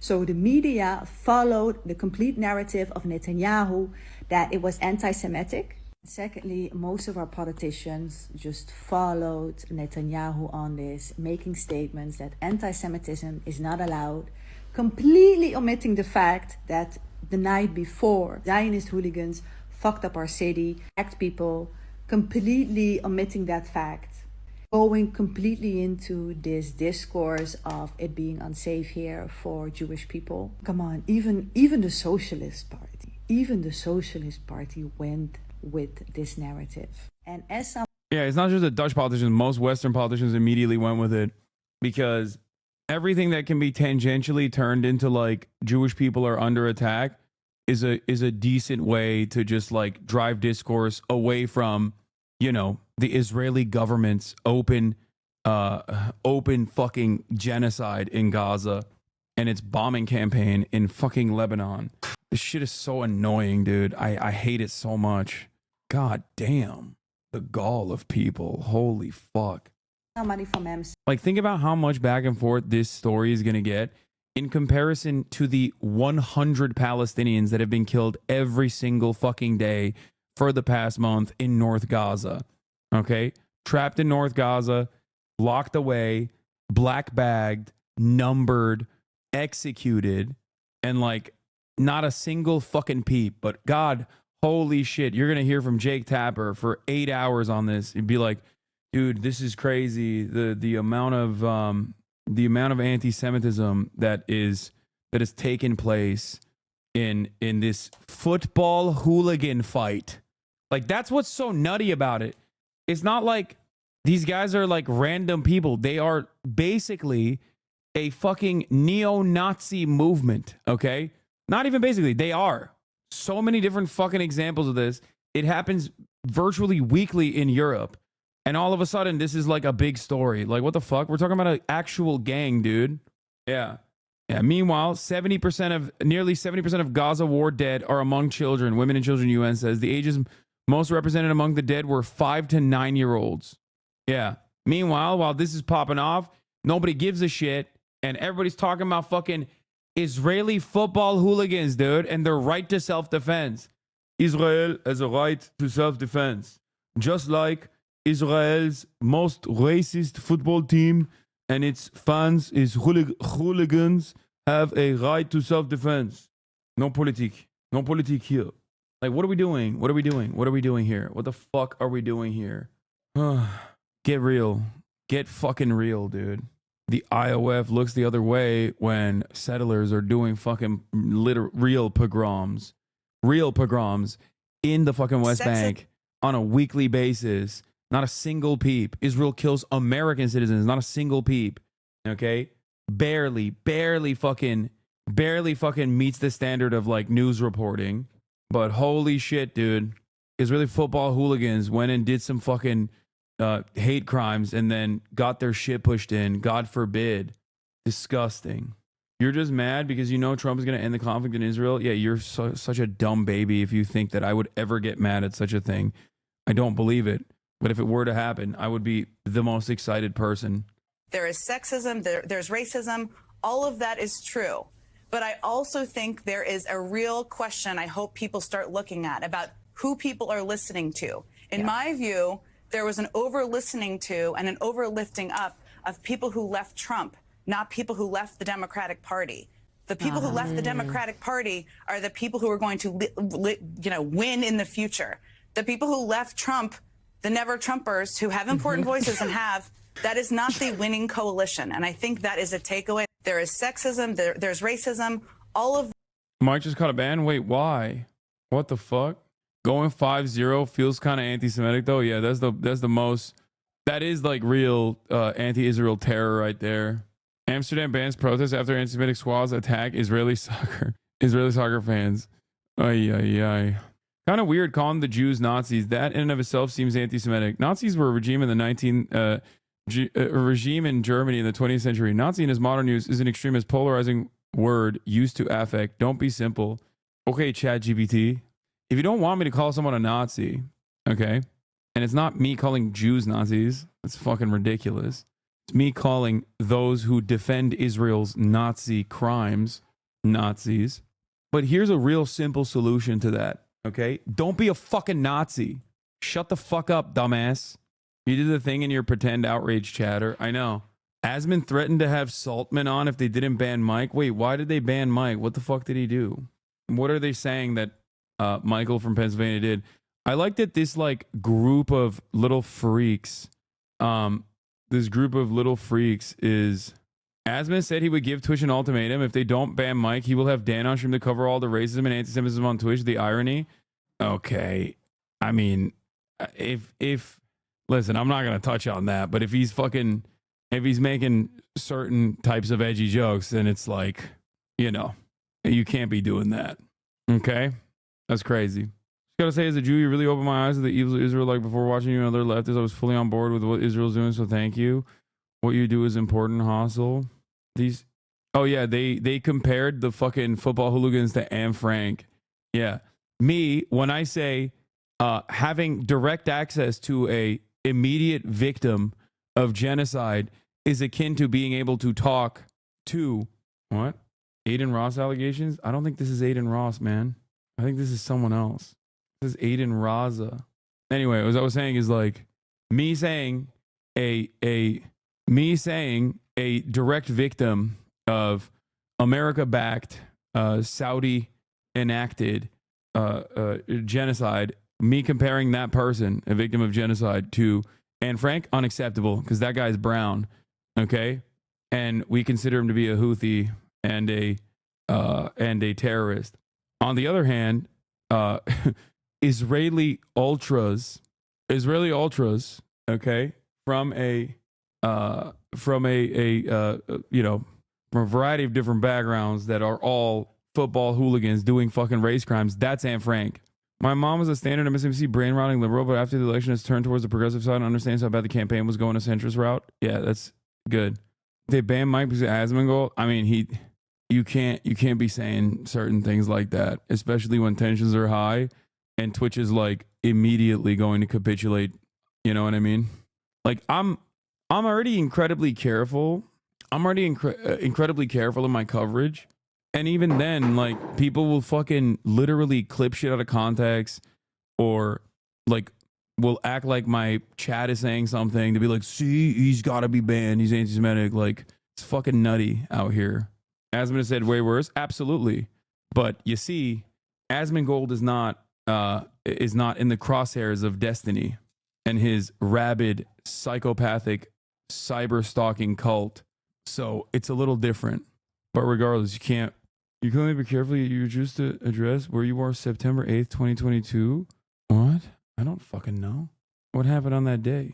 Okay, we're done with the fucking Israeli football fan saga. Oh, the Queen died on that day? Okay, Fed Chair Jerome Powell, we saw that. Federal investigations launched into racist texts targeting black Americans. These are looking into disturbing and racist text messages sent from unknown numbers, to black Americans in at least... If Asman really believed this stuff about anti-Semitism, then why wouldn't he just do it anyway instead of bribing people? Yeah, that's really funny. I don't think Asman saying anything had an impact on this. I think Twitch probably saw the clip and were like, this is obviously ban-worthy. Like, make no mistake. Asmongold being like, oh, I'm going to have this fucking sociopath, this sociopath on to talk about how fucking anti-Semitic Twitch is. Like, what do you mean? He watched like 11 different fucking videos on the matter immediately after he got unbanned and has played Twitcher terrorist. Like, haha, funny. Meanwhile, if I was like white streamer or fucking neo-Nazi and put quotes that Asmongold has like championed on a little game like that, there would be all hell, okay? Holy fuck. You know? Asmongold or School Shooter, the video game, would be fucking, oh my God, the anti-white hatred. Oh, holy moly. Yeah. No, I'm not going to watch his fucking reaction to the Tyler Oliveira video. Like, that's the thing. Like, we are just straight up normalizing so much unhinged white nationalist right-wing rhetoric right now. It's crazy, okay? It's crazy. It's actually crazy. Like, in front of fucking 50, 60,000 people every day, like, addressing and championing and agreeing with Tyler Oliveira. Holy fuck, Tyler Hitler Vera. Yeah. God forbid, dude. Here. These 10 different states in this country. Now, many of the messages which were sent to middle school, high school, and college students make reference to slavery. Adriana Diaz has more on this very troubling story. You have been selected to be a house slave at the Fieldview Farm Plantation. Be ready on Saturday, November 9th, 11 a.m. sharp. This was the text message Latasha Nelson's 8th grade daughter, Jemiah, and her friend received while at home in Connecticut. My daughter came down and showed me, you know, I was like, wait a minute. I was angry. One, disgusted. Two. In at least 10 states across the nation, CBS News has learned that Black Americans have received anonymous, racist text messages similar to these. And while varying slightly, many of the messages read, you have been selected to pick cotton or become a house slave at a plantation. I felt scared, sad, kind of shaken by it. Devereaux Adams lives in Atlanta and is a student at Western Governors University. If this was not during the election, I probably would have laughed it off. But I don't know, it hit me different because of when it happened. And yeah, dark humor enjoyers. What is happening today with my fucking microphone, man? God damn. It's annoying. Okay. Yeah, the dark humor enjoyers have arrived again. I hope they find whoever the fuck did that, okay? I hope they find the little shitheads that did that shit, okay? It's just, I don't know. It's gonna get worse, man. It's gonna get worse. I'm letting you know. But you already know that. If you're from a marginalized background, you already fucking know that. You're already pretty fearful of what's about to come. But these guys, it doesn't take much for them to get real comfortable, okay? Real fucking comfortable real quick with the unrestrained racism that they have, that they want to exhibit. Yeah, this is just a matter of flexing, you know what I mean? It's not dissimilar to the statues of Robert E. Lee being placed right in front of courthouses in the civil rights era. Not the Civil War, not in the aftermath of the Civil War, but in the civil rights era. It's like, why would you do that? Why would you do such a thing? What led you to hail this figure in this moment? And the answer is simple. It is also the same as saying the N-word, right? It is a reminder of the racial pecking order. It is a reminder that you can do this sort of thing. It is to tell black people to know their place, to be fearful. Okay? In some ways, it comes, I think, from a desperation of trying to restore the racial hierarchy, if you want to examine it a little bit further. But yeah. Considering that I have multiple friends that got the same exact message, same exact tone, and some, they don't even know how these people got their first and last name. And they're telling people, we know where you live. So it's like, whoa, this is not a prank. This is an actual threat. Black students at several schools and universities have reported receiving the texts. And CBS News has verified that the texts were sent from numbers with area codes from at least 25 different states. Some through Text Now, which offers free phone numbers. In a statement, Text Now says it's learned that one or more of our accounts may have been used to send text messages in violation of our terms of service, adding it shut down the accounts as soon as it became aware. Our ancestors died on plantations and lived lives and separated from their children. They didn't say they're coming to get all of us. They're saying you talk about coming to get my child, right? Removing my child from me to bring her back to something that's not even legal, never going to happen. And how dare you even send it to her? How dare you even think that that's something that would be funny to anybody? Just horrible. Our CBS News Confirmed team was able to reach one of the people who sent one of those text messages from a Fort Wayne, Indiana area code. That person said the message was a prank before abruptly ending the call. The Federal Communications Commission is investigating. Shit, dude, what a prank. Shit, man. I didn't realize. I didn't realize it was just a prank, bro. My bad. Damn, dog. Fuck. Yeah. It's just dark. Yo, dark humor enjoyers alert, dude. Fuck. Yo, it's just a prank, dude. Chill. Fucking assholes, dude. I genuinely think they may be using voter rolls and public info to find these people. 404 Media just posted a huge article about this. A right-wing group is making it super easy to find people this way. Voted in America, this site doxed you. Voting rolls are technically public records, but can be laborious to get a hold of. A right-wing site weaponizes that information by allowing anyone anywhere to search for any voter's physical address and party affiliation. What the fuck? That's insane. Yeah, but high school kids aren't on the voter rolls. But some of those guys were. Some of those guys were adults, like they were college students and shit. Once again, it is wild that like. It is definitely pretty fucking crazy that, you know, this kind of like cyber stalking and cyber harassment is so totally permissible. Like it's just, there's no legal action against it. You know what I mean? It's it's insane. Kind of like getting your car stolen. They go, eh. But like, no, it's worse than that. Cause like, at least with cars getting stolen, yeah, they're fucking shitty. But there's like, Grand Theft Auto is a law. You know what I mean? There is not really any legislation to even try and tackle this issue. You know what I mean? Like there is maybe like a 30-70 chance that cops will do something if your car is stolen. Okay. Whereas in this circumstance, like you could just do internet hate crimes. And if you do it online, it's just like internet hate crimes are not enforced. You're delusional, brother. I think I know better than any singular person about what it looks like when you're getting mass harassment online. Okay? It's you are, by the way, it's your as in RE. And secondly, trust me, I know from fucking personal experience what the fuck I'm talking about. And no, there isn't any criminal repercussions for engaging in this sort of thing. The only time they activate to do anything about it is when like a cop is victim to it. Like that one fucking 4chan nerd that got arrested and packed up. We literally spent half the stream talking about a mass harassment campaign. Yeah, dictated and directed by like a dude who loves neo-Nazis and have, you know, revitalized their careers and has openly talked about revitalizing their careers, but it doesn't fucking matter. So if Biden's internal polling was showing something close to this map, are they allowed? And they allowed him to run for re-election. This is beyond irresponsible. The Biden campaign apparently had internal polling to show Donald Trump was going to win 400 electoral votes at the same time that they were insisting he was a strong candidate. Okay. Decision to run for president again was a catastrophic mistake. That's crazy. That's a crazy leak. I 100% believe it.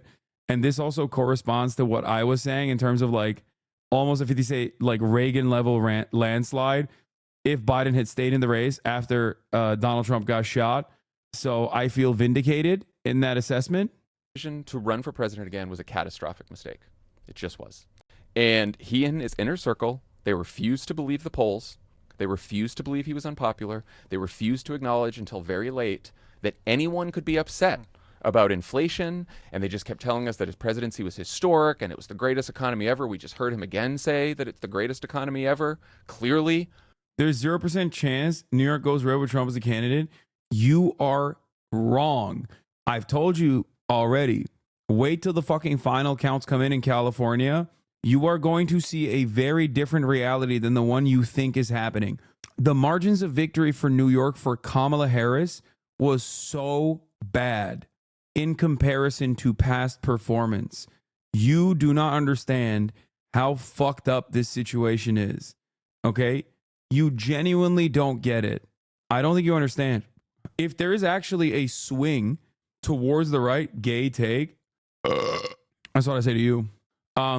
If you think that there's like a massive swing to the right in like red states or Trump is overperforming or whatever the fuck, like that, I think is a consequence of like less blue voters voting there. But in places like New York and California, I do think that there is like an actual, genuine right wing, an actual legitimate right wing swing. Trump gained ground in 49 states and the District of Columbia compared to 2020. I went back through the record books. When was the last time a party gained in so many different places? You have to go all the way back to 1992 when Bill Clinton improved upon Michael Dukakis's performance in 49 states, plus the District of Columbia. The bottom line is no matter where you looked on the map, Kate Baldwin, no matter where you looked, Donald Trump was improving on where he did 4 years ago, except for Washington State. It is no wonder that at this particular point, he looks like he's going to be the first Republican to win the popular vote since George W. Bush back in 2004. And to pull that off, he gained ground with groups that Republicans do not generally count as part of their winning coalition, or really at all. How much ground did he gain? Yeah, again, holy Toledo. It's just like, oh my goodness gracious. These are the types of groups that you would never have thought that Donald Trump would have gained so much support Oh my among goodness gracious. 8 years ago when he first won against Hillary Clinton. Trump's was the... Why not? His coalition was like more diverse than prior Republican performance anyway, even in 2016. Best GOP... and certainly in fucking 2020. Showing among 18 to 29-year-olds in 20 years. You have to go all the way back to 2004. How about among black voters? It was the best performance for a Republican candidate for president in 48 years since Gerald Ford back in 1976. And among Hispanic voters, the exit polls only go back since 1972. But Donald Trump's performance on Tuesday was the best for a Republican presidential candidate in exit poll history. He literally goes all the way back through history and breaks history. This is what we're talking about, Kate Baldwin. Groups that you never thought that Donald Trump would do well among, even for a Republican candidate, that is what he did. If the 2016 election was about Donald Trump breaking through white work... Why does he say 2016 and doesn't say 2016 or 216 when he says 1916? I'm calling foul. 2016. Working class voters, this election was about breaking through and going to that Democratic coalition and tearing it apart. And it wasn't just what he did for his own support. It trickled down to helping the Senate and helping in the House. Yeah. So, a lot of talk this morning and this week is, the GOP is going to have a Senate majority. We don't know if the Republicans are going to have a House majority, but we think that that's the most likely to be the case. But I want you to look at the 2024 House GOP national vote showing. So this is the House popular vote. Currently, the GOP is ahead by 5 points. I expect that to shrink a little bit as some of the California results come in. But if let's just say he wins, the House GOP wins by more than 2.6 points, it will be the best House GOP showing in a presidential year in the House popular vote since 1928. If there's any viewer out there who is that old, God bless you. But the bottom line is it was probably the best House GOP national vote showing during most of our viewers' lifetimes. There are in a presidential year. Yeah, okay. It's good to see you, Harry. Thank you so much. Thank you. God bless you, John. Wow. Who would think that running a campaign exclusive for white suburban Republicans would lead to this result? It's insane. Get it. All right, let's hear what Tim Walz is, or let's watch this. 70-80% of voters don't believe that. They don't believe that about their own personal financial situation, but they just keep telling us that. And then after the debate, the Biden people told us that the polls were fine. and Biden was still the strongest candidate. They were privately telling reporters at the time that Kamala Harris couldn't win. So they were shivving Kamala Harris to reporters while they told everyone else, not a time for an open process, and his vice president can't win, so he's the strongest candidate. Then we find out, when the Biden campaign becomes the Harris campaign, that the Biden campaign's own internal polling at the time when they were telling us he was the strongest candidate showed that Donald Trump was going to win 400 electoral votes. That's what their own internal polling said. There were polls showing 80% of voters thought Joe Biden was too old to get a second term before the debate. And then we all watched the debate. And then in the last few weeks, Biden was campaigning, and he said, we need to lock Trump up. He created a controversy over whether Trump supporters were garbage. He said, the weird thing about slapping Trump on the ass. Like, his moments on the campaign trail weren't flawless either. You cannot. It's absurd. It's absurd. Trying to be generous here. I'm done being generous. I want to stay for the record. I also think all the TV money ad should be. It should be rethought too. More importantly, the idea that Joe Biden was going to do better in this race than Kamala Harris is on its face absurd. The Biden campaign apparently had internal polls showing that Donald Trump was going to win 400 electoral votes at the same time they were insisting he's a strong candidate. Okay, I know. I want to believe this, but I don't know. I don't know if it's real or not.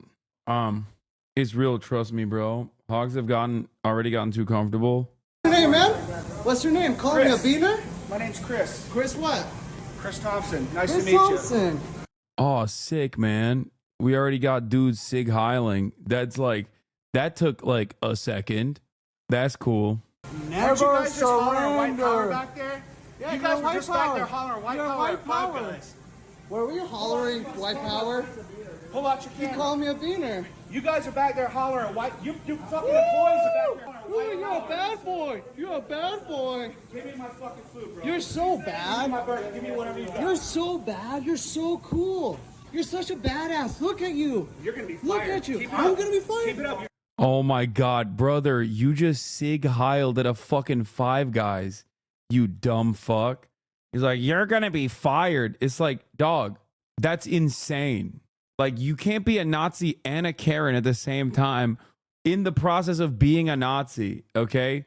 That's wild. I do want to pull back on this for a second and remind you that there are some people who operate exactly like this, politically very close. The targets might be different, but like ideologically very close. The notion that you can be like overtly racist, okay? Be overtly racist and then be like, you're the one who's going to get fired now, supporters of certain ideologies that are also built around ethno-religious supremacy in the maintenance of an apartheid. Bro, why are you crying for these shit? There are always going to be idiots in the world. Why bother for the 0.001% of the population? You just look depressed as fuck. We just watched a fucking news article. We just watched a news coverage of like black people being targeted with hate crimes specifically. That happened like half an hour ago. You don't know the full context though? Oh my God, I'm in 2016. Oh my God, I'm in perma 2016 hell. I just realized we are back. This is 2016 hell. A lot of you were too young. A lot of you were too young to remember. This is exactly 2016 hell, okay? Oh my God, we have regressed officially. Oh, dude, I can't. Oh God, we're going to have like a Milo Yiannopoulos style gay Nazi fucking constantly going on college campuses to like also sig heil, and the Young Americans for Freedom Foundation is going to like invite them deliberately. And then the schools that, basically destroyed the lives of students who protested against Israel will turn around and go, it's free speech. It's free speech. Oh my God, dude. Oh, dude, it's happening. Holy fuck. It is. We are so fucking back, dude. This is 2016. You're gonna be fired. Like, the dude came in hot and went, first of all, this guy used his right hand to do the Roman salute, realized his mistake, and did the left hand Roman salute with the correct hand. And this guy came in and went, excuse me, this is devoid of context. It's one of those things where like, the fuck do you mean? This is not devoid of context at all. Oh, I'm sorry. I guess like he doesn't have a Hitler mustache. Instead, he went with a goatee, the more modernized version of the Hitler mustache. He went with the Heil Hitler goatee. Look at you. I'm gonna be fired. Keep it up. You're gonna be fired. What are you doing, man? Fire me. Give me my food. Fire me. Just give me my fucking food and cut the bullshit. Cut the bullshit? Yeah, What give me my bullshit, food. pussy? Why are you shouting? You got this, right? You called me a pussy? You I got did. this? You're gonna be I fired did. tomorrow. You called me a beaner. You're back here You hollering called me white a power beaner. and you're back You here called me a beaner. giving your Who are you election vote. Give me talking my to? fucking food, bro. Please, Election? right now. Give you your election. You were being voted. That guy doesn't look racist, dog. He was literally doing he sig heiled on camera. Like he wasn't reaching for something. Okay, he was just straightforwardly sig heiling on camera. Fuck you fucking beaners. Like, what is that? How are you okay with this? Damn, more context just unlocked. He didn't want to say the slur on camera again until he got his fucking burger. God, Americans are so pathetic. Okay, dude. Look, there you have it. More context. I mean, he already sig heiled. I don't know what you mean. But yeah, burger. Americans only love two things, burger and racism. He was like, I'm not going to be racist again until you give me my treats. Okay? Give me my treats now. Hey, I'm pretty sure your wife is not even white. Europeans fucking colonized this fucking country. Did he ask for a manager? He did. He said, you're going to get fired. And that's what he said. After sig heiling, without a shred of irony, he sig heiled and then went, you're going to get fired. I love that the guy said, your wife doesn't even look white. Yeah, by the way, why the fuck would you ever trust that fast food after you berated with racially charged statements the fucking people making your food? Like, they put their nutsack in there, dog. You're eating nuts, okay? And not the kinds that are used to fry the french fries at Five Guys, okay? I'm talking human nut. Reporting says employee did get fired for edited video from a different source. Wait, what? Fucking beaners are fucking invading it. You're Who's invading? Who's invading? Who's invading? Who's invading? Who's invading? That's a suit. That is 100% a lawsuit. This guy's wife is a person in chat asking you to talk about the 4B movement all day long. Okay, but she should practice the 4B movement. Actually, she should move on from the 4B movement and just practice having sex with other people while she's in a marriage with this racist charlatan. Okay? Yeah, practice the 5B movement where you fuck the pool boy. You know what I mean? Practice different techniques of dick sucking. You know, shit that you would never do to this fucking dipshit. Live your life. You know what I mean? Yeah, how about the 4D movement where you try 4Ds in 4 different days? Hassan Pro cheating? I mean, if you ask me what I think that man deserves, having his wife cheat on him is lower. I think it's probably like much lower than like what I think should happen to him. Five Guys known for his burgers and fries, but in the spotlight for a different reason. They came in, they called us slurs and got fired, said Aiden Renova, former Five Guys employee. He was present during an incident caught on video where a man is seen shouting racial slurs. Renova is seen asking the man to leave. According to Renova, the man came into the establishment on election night to pick up an order. He then asked one of the employees for whom he was voting. That's kind of a weird thing to bring up to someone who's making your fries, said Renova, which is a threat, okay? That is the nicest way to threaten someone as a fast food employee, okay? Yo, he basically was like, man, this guy didn't even wait for the election for all the votes to be counted to fucking start popping off in the most racist ways possible. The employee replies saying they voted for Kamala Harris. The man proceeded to call the employee a racial slur under his breath. That's when the employee pulled out his phone to record. I go up to them and ask the guy, hey, man, what are you doing? Why are you saying racial slurs? The man left Five Guys after the shouting match concluded. The employee taking the videos was fired following the incident. Renova said he decided to quit after the employee was let go because he didn't agree with the company's decision. Jeff Parker, owner of the Grand Junction, said, we are very concerned about this incident and everything that's followed. We are investigating offline to understand the full story. At this time, we are not at liberty to discuss employment personal matters. We do not tolerate racism in our establishment and are working with our crews to ensure the safety of employees and customers are safety, our top priority. We expect our employees and customers to treat each other with respect. The identity of the man in the video has not been confirmed. Bro, yeah, it's going to be hard to find this fucking guy. You know what I mean? It's going to be hard to figure out who this fucking guy is. Probably a million of them out there. Who's invading? Who's invading?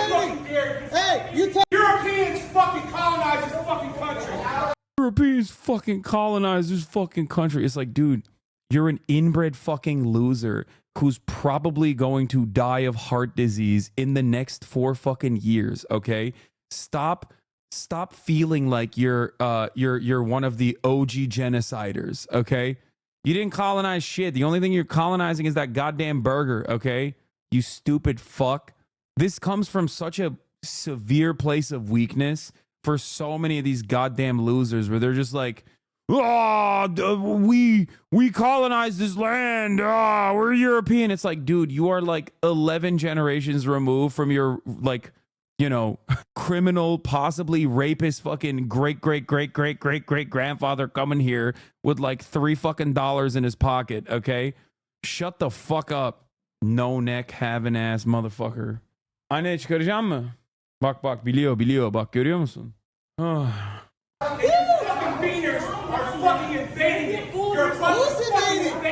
You're a bunch of fucking invaders. Oh my god. Yeah, the only thing colonized is his arteries with fucking saturated fats, dude. Who's invading? Who's invading? Who's invading? Who's invading? Who's invading? Hey, you touch him, I'll beat your fucking ass. What's up? What's up? Get the fuck back, Peter. Hey, woo! Oh, I'm leaving. You're so cool. You're a badass, my guy. Get out. Get out. Please leave. Get out. Get out. You're Thank gone. you. You're gone. Get out. Thank you. Hey, you couldn't slam you walk it. outside, You we're gonna have a couldn't fucking slam problem. He couldn't even slam the door, dude. Oh my god. You're disturbing the customers. Please leave. Thanks, What? Mom. You called me a pussy? You could have swung at me. I'm right here. You walked out. Yeah, walk out now. Big guy. Big guy. Should be fired, but he was right to tell the Nazi to fuck off. Should be fired? What? Dude, oh my god. I have gotten every variety of dumbass in the chat in the last, like, every variety of like 2016 era dumbass in the chat. We got number one, the context understanders. Okay. Excuse me. Where's the context? Yeah, we're back in 2016 purgatory. We got the civility dickheads in here, okay? And now we get the extreme centrism. Motherfuckers say customers always right, even when they're sig heiling. Oh, that's so sick. Why should he be fired? Walk me through the steps. Do you think that like low-wage fast food employees deserve to get fucking racially berated by absolute scumbags like this? What's happening? You know? You think that's valid? Is just sit there and fucking take it? Chatter is Mr. Krabs, yeah. Hey guys, just so you know, if a customer yells at you when you're working, if they yell racial slurs at you, you should be fired. Like even if you don't say anything, you should be fired. Just because you are the victim of a hate crime in that situation. Fuck it. You shouldn't have been Mexican looking in the presence of a white supremacist. Oh, that's awesome. That's great, man. Oh, remember when I used to talk about this where I would say like retail and like fast food and shit would be infinitely better if the people that work there could just like ban people like I do? Like think about that. Just like you just boop, tap on their head and they just perish. They're just immediately escorted out and they just can't go back into the establishment. How much sicker would that job be? The level of freedom I have and the control I have over this chat is fantastic. Apparently he wanted to sue. Video viral, Five Guys customer yelling racial slurs goes viral. The guy started asking questions about the election. Aiden Renault, it's kind of disheartening me, you know, racism is real, it exists, and everyone knows it exists, but like no one ever thinks you're going to be called, you're going to be the one called slurs at Five Guys. What a fucking quote. Renault's coworker, whose name omitted for safety reasons, originally posted the video on TikTok, later re-uploading it to Reddit. Video was taken by TikTok due to the language used, but Renault says things didn't end there. The guy apparently called the corporate Five Guys and said he's going to sue for defamation because we posted the video where he came to the Five Guys and called us the B word. The woman in the video is said to be his wife, and the video's caption says she works at Community Hospital, Western Slope now, reached out to the hospital for comment and received the following statement. She's affiliated with the community hospital through the pathology group. We have watched the video and in no way condone any behavior that is disrespectful towards another person. We will not be doing anything about it. I don't know. I'm of two different minds in this situation. Like, if it's the guy should definitely get fucking, you know, he should get clapped up. Oh, This kind of stuff would not even be left up to, you know, individual vigilante style justice campaigns, which are going to get so much worse, and it's going to get Hey so guys, it's Mark. fucking annoying. It's going to get so goddamn annoying because, like, one, Nazis are going to start feeling really fucking comfortable, and they already have. And then two, in that process, what Chris Hayes is covering internet Nazis now. You know who? Wait, what do you mean? Oh, Nick Fuentes. Ugh, yikes. Destiny's friend Nicholas Fuentes. So, they're already doing that, right? Nazis are getting fucking hella comfortable. But then beyond that, I think like people are gonna recognize that like the institutions do not defend marginalized people, so they're gonna take matters in their own hands, and we're gonna have this endless torrent of like vigilante justice. And then some people who aren't being racist are going to get swept away in that too. Okay, get packed up because TikTok does have a tendency to go fucking nutty. This is, you know, just look forward to all of that. It's coming. And then the pendulum will swing in the other direction again. It'll like society will overcorrect itself. Then it will swing in the other direction. It's going to happen. We're closer to Batman than police reform. Yeah. Americans won't have TikTok for much longer, lol. Oh, yeah, I forgot. They're going to ban it, right? They were pumping so many ads on TikTok that I forgot that they want to ban TikTok. I hope they don't do it. I just passed 1 million followers. Mario, I'm the one who was recording the other day. So I thought I'd give you all a really quick backstory and a quick update on what's happening. So quick backstory is he approached me and he said, as a Latino man, who do you support and who do you vote for? After I said it was Kamala, and he asked me why, I gave him my reasonings on why I don't support Trump. He didn't appreciate that, I guess, and that's when he proceeded to call me the racial slur. I proceeded to tell him to leave. He refused, and that's when I started recording, and well, you guys saw the video. Now, quick backstory. Quick update. So, yesterday night, I go to work, and unfortunately, I hate to say it, I was laid off. They fired me. Yeah, fired. They fired me because apparently, I guess someone else shared the video, which had his and his wife's actual names. You know, because that's not his actual name, but it had the real names. It had their workplace, and it had all that personal information. Anyways.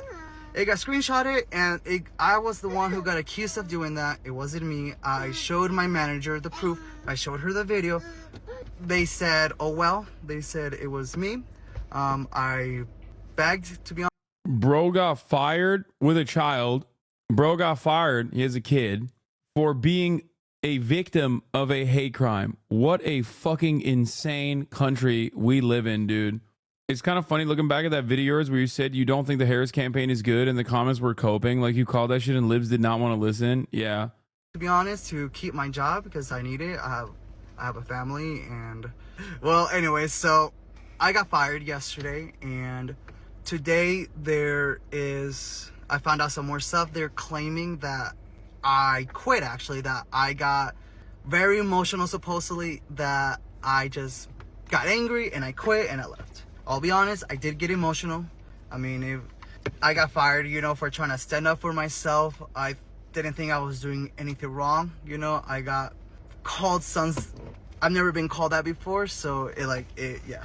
Anyways, that's kind of the latest update, I guess I could say. I think there's a legal case here for unlawful termination.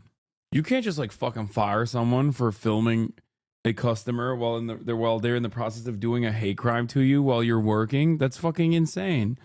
Dude, you don't need to go on TikTok. You need an attorney, dog. What are you doing? I mean, I hope this TikTok gets someone, right, wrongful termination lawyer up.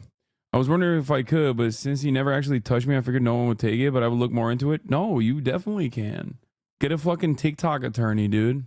Get Jayoma on the case. Jayoma will fucking get him put in that Supermax.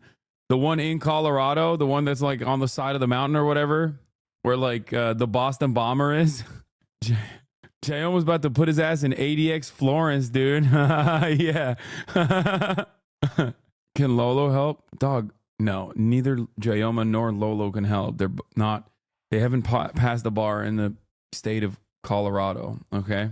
Harris did not say the word transgender in this campaign. Republicans were obsessed with trans people, spent $250 million, and the money was spent convincing voters that she was obsessed. Yeah. This isn't a repudiation of transgender rights. Voters don't care one way or another about trans people. It's a repudiation of silence rather than calling out extreme obsession. She allowed them to criticize her on that point, and she could have won on that had she criticized them. Exactly. She should have said, like, this hyper focus, this hyper fixation on trans people is fucking weird. We're talking about trying to save Americans. We're talking about trying to fucking put money on Americans' tables, in Americans' pockets. We're trying to put food on Americans' tables. Okay, trans people are our neighbors. They work in the same fucking shit ass job market that you do. Okay, suck my dick. There's bar reciprocity. I didn't know that. Only time Kamala Harris talked about trans people was when she was talking about how she prosecuted transnational gangs. This was also gross little piglet Barry Weiss oinking on fucking Fox News, saying basically the same shit that Joe Scarborough is saying on MSNBC. How can progressives win again? I fucking hate her. She's such a goddamn scumbag. One of the greatest hypocrites of all time. Like, she's a Canary Mission style, like, let's ban every fucking college professor and student for speaking out against Israel. Long before October 7th, mind you. She's been doing that for years, while she simultaneously has presented herself as, like, Madam Free Speech. I hate these fucking assholes, dude. By looking at what went wrong here, by taking this moment and allowing... Yeah, she started her career as campus Gestapo and then pivoted to, like, free speech on college campuses, Mike from PA said, I deserved a ban, to be honest. Yeah.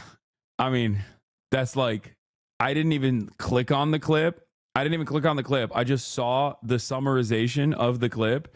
And if it was even like 10% close to what the summarization said, then yeah, you can't say that. I'm not even going to repeat it. Okay.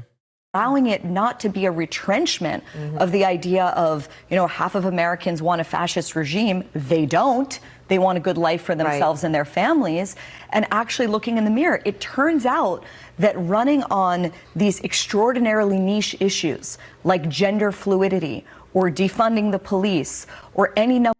There has never been a moment where Kamala Harris ran on gender fluidity. What the fuck are you saying? Who has ever run on gender fluidity? Like, there's not a single person that has ever done that. It's like, I don't even think she knows what that means. She's 60 years old, dumbass. Oh, yeah, let's just make shit up, dude. Fuck it. Kamala Harris should not have run on instituting neopronouns, okay? Kamala Harris should not have run on ensuring that people with food sensory disorders would be able to eat Frosted Flakes and Kellogg's even during times of work stoppages at the Kellogg's factory. Okay? It was really fucked up. It was really fucked up when she ran on those things. And she should have never done that. Okay? Asman can say Germany knows they have a solution for immigrants while he watched the Tyler video, though, and demand the CEO of Twitch ban someone. Yes, brother. We're in 2016 again, okay? Republicans are going to fucking cry bully nonstop and try to get people deplatformed actively while simultaneously, God forbid, like anyone who is saying like the most unimaginable heinous shit, if they even get touched, if they even get a fucking warning, it's going to be, Twitch has an anti-Semitism problem. Yeah. Number of things that people in places where I live get extremely excited about don't actually matter or frankly feel profoundly out of touch to ordinary Americans. So if progressive is about, these niche issues that you find on college campuses and in gender studies department, and you want to... Barry Weiss put a direct target on Rafat al-Rara's back, and the Israeli government assassinated him and his family. Keep doubling down on that. You're going to continue to lose. God, there is no karmic justice in this world. Ugh.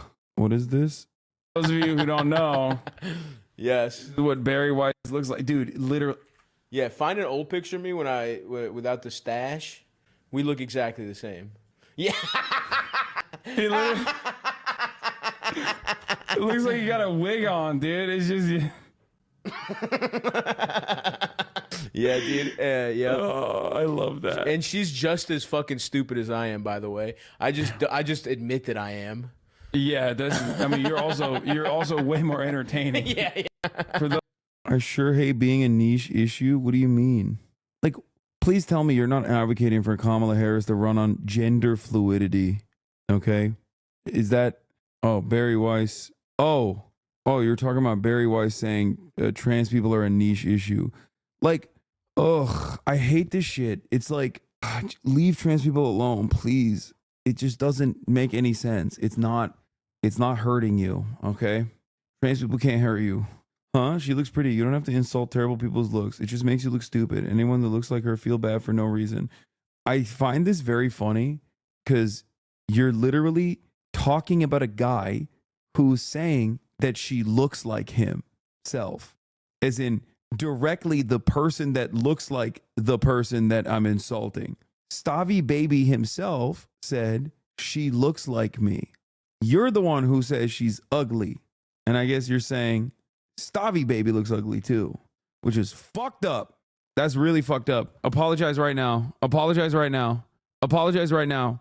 You said Stavi Baby is ugly. No, I don't think they look similar, but neither is it unattractive. I don't see the point in acting this way. They look exactly like one another.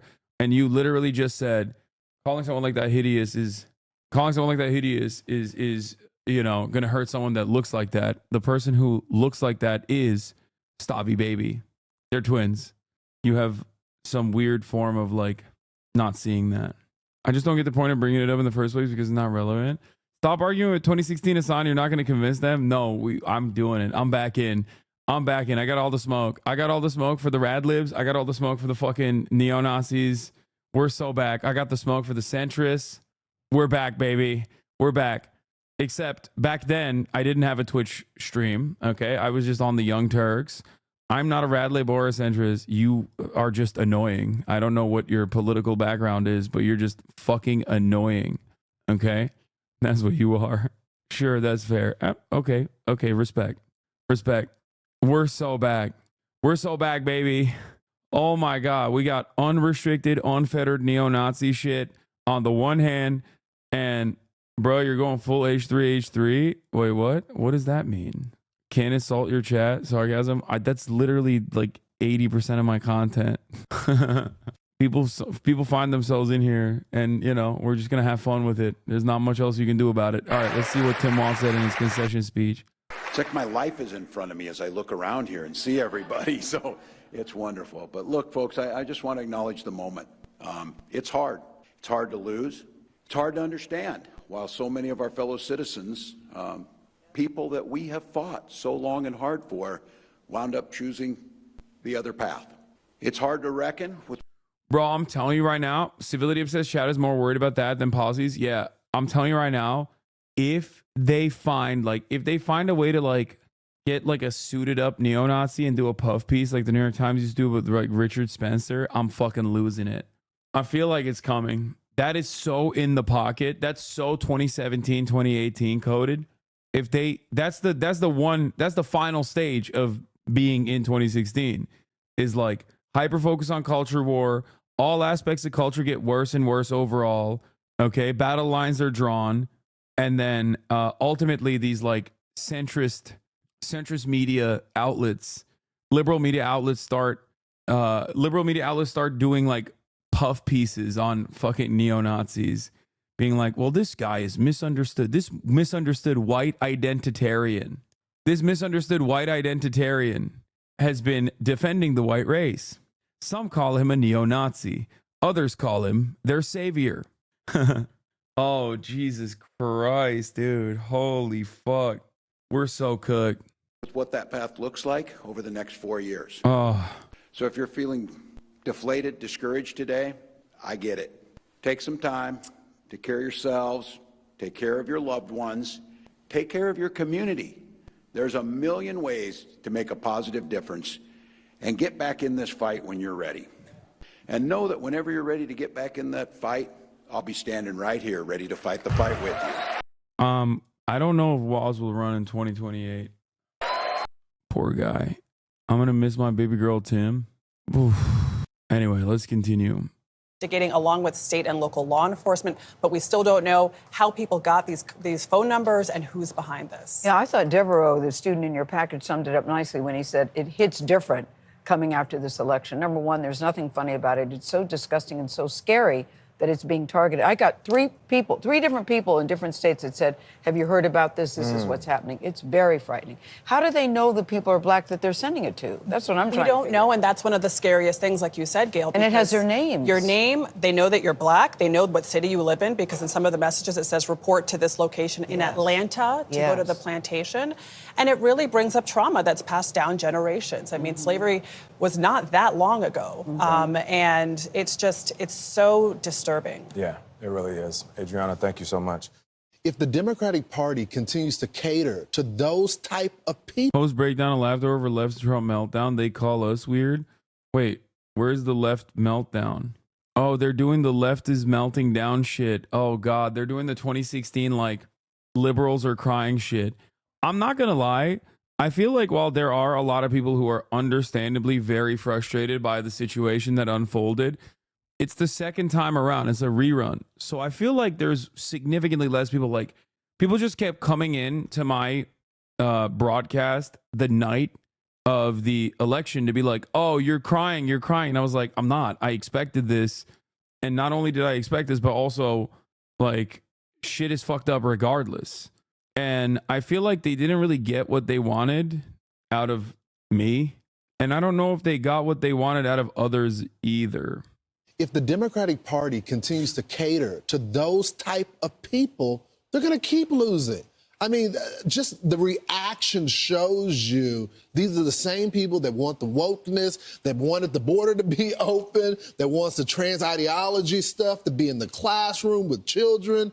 You have to reject this side of your party if you want to start. I can't begin to explain to you how fucking nefarious and damaging this is, that both Fox News and MSNBC and CNN are in unison portraying the Democratic Party's like campaign mistakes as like something that they didn't even do in an effort to basically normalize more bigoted sentiment being expressed. We are in a very bad place. In a very, very, very bad place, dude. This was, I mean, Philippe, tough medicine this morning from Philippe Rines. Wow, a rich corporate consultant lobbyist who is now part of two failed presidential campaigns blames nebulous political correctness rather than pointing the finger at himself and all his rich friends' failures to achieve the task they were paid handsomely to do. It's funny how every time some rich consultant scapegoats college kids, trans people, or some other vague woke boogeyman, it's presented as some edgy truth-telling in tough medicine. It's the most popular scapegoat after every election. It's not brave to deflect blame from yourself. Philippe Rines perfectly sums up corporate consultancy world. I failed at doing my one job. Now listen to me about how to best do the job that I failed at. I played Trump in Hillary Clinton's 2016 debate prep. Here's what it takes to beat him. And they just keep failing over and over again. Give us a shot. I'm done. I'm done with this shit. Give us a fucking shot, dude. Give the people a shot. Give the people a chance. You have lost time and time and time and time and time again. Okay? It's time to try something different. I'm sick and tired of the same old fucking nonsense. I want a Democratic Party that actually fights fascism. Okay? I don't want a Democratic Party that is basically trying to capture the essence of the fascist movement and like trying to do their own more moderate version of it. Okay? I don't want moderated, managed fascism. I want anti-fascism. Okay? What the fuck is this nonsense, dude? It's done. It's done. Give it up. You keep fucking running this shit to the ground every single fucking time, and then you complain about the same old bullshit. It's done. It's over. Give it up. Liberalism is dying, okay? You are woefully incompetent, deliberately incompetent. And the very fact that corporate media props up these fucking assholes is so goddamn annoying, okay? Put me in there, coach. I'll go on CNN. Casey Hunt, put me up there. I'll talk to them. It'll make for great content. I promise you. You'll have fucking ratings like you've never seen before. Okay? Straight up. Someone's got to do it. What the fuck is happening? Absolutely. What is going on right now? What is happening? Why is no one saying the truth?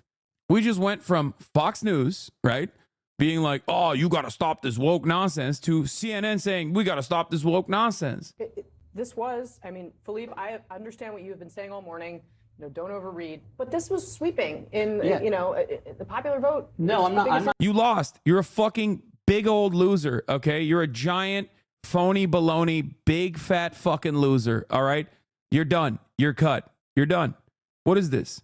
This is why Americans love meritocracy in sports, okay? Because guess what, dude?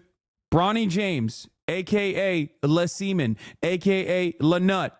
If he can't cut it in the NBA and the big leagues, you're sending his ass down to the G Leagues, okay? That's it. That's it. There's no, okay, he gets more playtime. Like, it doesn't work that way. It don't work that way. Even though Le Goat deserves to have his Le Son, Le Sperm, play alongside him if he wants to do so. Ultimately, you know, he's got to develop in the G Leagues. He might not be able to, but it doesn't matter. If you can't put up numbers, you got to go. Bro grew his own teammate. Yeah, it's fucking sick. What is bro talking about? You know what I'm talking about. The fuck is this shit? Why do we keep rewarding these fucking assholes, dude? I'm not saying don't overread. I'm saying try to narrow the factors and in some, you know, orderly way unpack what happened. So let's just say. First of all, I will never quit meat riding, okay? Because LeBron has decadent meat that deserves to be ridden. I've said this over and over again. I don't care, okay? You can say Hassan, pause. You can say holy moly. You can say glaze. You can spam riding all day, every day, okay? It's true. He is the GOAT. He is my GOAT. He is the best. It's not even dick riding. It's just being realistic about the greatest athlete, generational talent that blessed basketball, blessed our eyeballs. Okay, he invented basketball. They should change it to Le Basketball. Okay, stop. Let's continue. I'm wrong about what I said earlier, that inflation could have been hunky-dory and we would have lost about these things. Either way, here's the problem. I'm not concerned right now what the right thinks about the Democratic Party. I'm concerned about what I think about the Democratic Party. You're talking a big game about the next Democratic president, by the way, so everybody fucking calm down. I'm just letting you know that is the next goddamn president you're talking about. Ohio's very own. When I say this,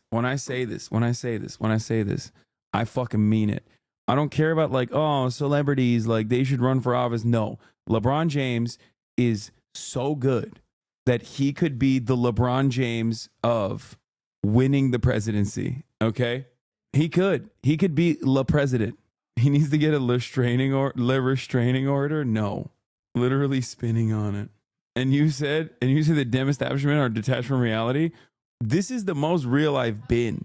This is the closest I've been to reality. Okay, what the fuck do you mean? I don't like to echo the congressmen, all three of them. I don't like the fact that a small portion of our party is pretty much dictating where we are. I do love that liberals get to just fucking be like openly transphobic and racist, but then they can like couch it in, this is how you win elections. You know, Kamala Harris didn't say enough slurs. Sick, man. Good idea. Maybe that's why you're a fucking generational loser. That they are pretty much, we are being branded as the most extreme of us. It is not only politically problematic, as we just saw, because none of this stuff helped the other day. Without a doubt, it's a problem. But we need to take stock of why we are being held hostage to the far left. No one should be and wants to be kowtowing to the extremes of their own parties. That just shouldn't, to the extent that majority should rule, the majority of Democrats don't agree with the things that we are being tagged with. Now, how that works. Tick through a couple of those things.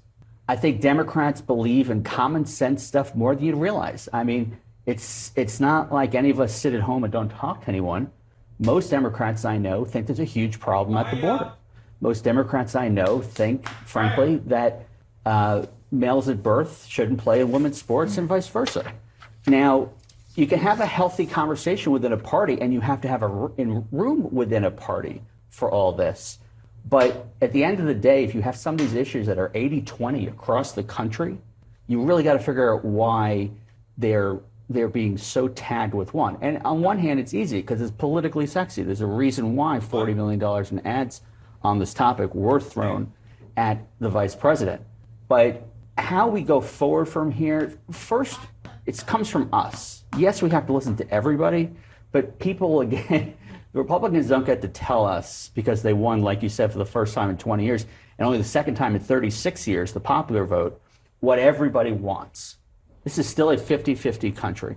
For us to go forward and be representative of the Democratic Party, all whatever tens of millions, 500,000, you know, half the country, whatever you want to, however you want to describe it, we have to reorient it towards. And, you know, the congressman made the point that he's up until today. Yeah, it was crazy when trans people were like, I mean, some, not all, but like there were some trans people that were like, we're voting for the Democratic Party out of like pure protection. And remember the conversation I had with some of the trans chatters that were saying that? And I was like, listen, if the Democratic Party was dropping the ball on trans people, I'd be right there with you, defending you in the same way that I would defend undocumented migrants, in the same way that I am uncompromising in my values for Palestinian people. I'm there. Remember who you thought were your allies in that regard. Okay? Yeah. Remember how much they yelled at Chapel Roan? You literally said this anti-discourse would happen post-election 3 weeks ago? Yes, I did. They afraid to say it. And God knows what'll happen on my Twitter when I get home. But it starts with that kind of thing. Yeah, that afraid to say it. Yeah. Do you think that that really fundamentally tells the story of why Democrats were broadly rejected here? I mean, insert whatever issue into that rubric, afraid to say things about the border, about trans rights, about some of these other cultural things? Well, I mean, the border is not fair because the border is a wicked problem with legitimate differences of opinion. And frankly, no one's had a particularly good answer to it. And I don't think Donald Trump in his second try is going to have a good one. On the other cultural stuff, and I don't even know how to refer to it without saying. Who is this heinous person? That's a failure. That's a failure right there. Hillary Clinton advisor, corporate lobbyist, who I believe also advised the Kamala Harris campaign as well. If I'm not Again, mistaken. I'm afraid to say something wrong, but the woke stuff, the PC police stuff, you'll see Republicans who say they're afraid to say X. I'm afraid to say X. What are Republicans afraid to say, dog? Have you met a Republican? Like, they are not afraid to say anything, okay? Unless you mean slurs. So what slurs do you want to say? Just say it. Come on, big dog. Say it with your chest. Let it out. Let it rip, dude. We're in a post-Trump world. Come on. What slurs is swirling around in your fucking cranium, huh? What are you trying to say? X. These congressmen are afraid to say X. Why? Why are you afraid to say X? It should be afraid if it's something stupid and hateful and makes someone feel that they don't belong. But saying I don't agree with you or saying that's not representative of the bulk of us, it's like Medicare for all is not something that the bulk of the Democratic Party believes in. But yet we spend tons of time on it. Now, on immigration, there are people who do believe, and I think I buy into it, that part of the problem we've had as Democrats is that we have gotten pulled to the left so far that we can't make common sense decisions. And look at I worked for Hillary, and she had to contend with Bernie. Bernie, went after Biden. I shouldn't say went after. He entered the primary. There's no evidence that the Bernie Sanders wing of the Democratic Party has met with any success or represents this party. Yet, we're going to go ahead and we're going to continue every time someone on the hard left says, "Oh, you can't do that." We're all going to paralyze. I mean, I don't know what the I don't know what to say that I haven't said for the past couple of days now, that I haven't said for the past couple of years now, that I haven't said, especially so in the past couple of months in Kamala's truncated campaign. These people need to go, okay? They need to be exiled to a faraway land. Put them on a fucking island, okay? I'm done. You should never, if you were this big of a fucking loser in any professional capacity, in any other field, you would be arrested, okay? You would be jailed permanently. You can't be this bad, this consistently in any other field except for being a cop. Okay? That's it. The only group, or being a CEO. CEOs, cops, and political consultants. Okay? Consistently paid to just not do their fucking jobs and do a piss poor attempt at it. And then constantly, me. It's not me. I'm not the reason why we fucking lost again. It's actually Bernie Sanders. It's actually the wokes. It's actually transgender people. I hate these fucking monsters, dude. The answer is for people to start saying what they say on, WhatsApp and Twitter and whatever it is, that this is enough already. People can't. The PC police doesn't just apply to Republicans. It applies to, I don't know what I'd call myself. I just call myself a Democrat. I'm not a progressive. I'm not a lefty. I think I'm to the right of some Republicans on some topics. But dude, why are you? Oh my God, dude. Like openly stating this is like jail. What did mom want? I'll order it. Short rib? Okay. My mom wants me to order food for her. Okay. Every anti-left lib argument can be immediately countered by showing them Kamala completely failing to win areas where progressive candidates dominate. Okay, do you want that then? I didn't order him any. But, this general thing, especially parents, with kids in school, they're really bothered by this, and I get it. All right, Philippe Rannis, we'll be watching your Twitter all day. Imagine going so neocon, Bill Kristol tells you to chill out and talk about progressive populist messaging instead. Lamau, I miss it. They had Bill Kristol telling her to pivot to left populism, and they kept handing Liz Cheney the mic. Interestingly, Bill Kristol, a top never-Trump Republican, publicly urged Harris in the final weeks of the campaign to pitch a progressive populist economic message against Trump and his army of billionaire supporters. In late October, he wrote on X, feels like maybe Kamala Harris should embrace Elizabeth Warren's ultra-millionaire tax and barnstorm on that policy for the next 10 days. I like that the imagination is still limited in this regard. It's shocking to hear that from neocon Bill Kristol himself, but it is funny that he still capped his imagination at Elizabeth Warren, which is technocratic, nerdy social democracy, which is, again, not a fucking populist sentiment. You're so close, yet kind of far. There is no need to complicate this, okay? Just say you are going to address the pain. That's it. Are people having a hard time with how much housing costs with rent? You're going to say you're going to lower the rent. You're going to fix the housing market by flooding the housing market with additional homes, additional units. You're not going to say no fucking public-private partnership. You're not going to do any of that nonsense. You're going to say you are going to flood the market with so many homes, it's going to put the Chinese ghost cities to shame. Okay? Okay, the second part, I'm joking. They're not. You should never say that. Never compare yourself to China. Unless you're going to talk about how you're going to outcompete China. Dumb question. Can those strategies be wrecked if someone throws the word socialist at it? No, not a dumb question. Understandable fear. It didn't. It demonstrably did not. You want to know why it didn't? You want to know why I'm so confident it didn't? Because Kamala Harris said she was going to tackle price gougers, which is price caps. Okay? And guess what? They said it was Vuvuzela. They said it was Venezuela. And it only got more popular because people don't give a fuck. As long as you're addressing their issues, people don't give a fuck what you call it, dude. There are a lot of dumb Americans out there who's going to be like, what? Socialism, I don't want it. But right now, people are fucking suffering, okay? People are suffering. There's too much economic volatility. There's too much instability. There's too much hurt.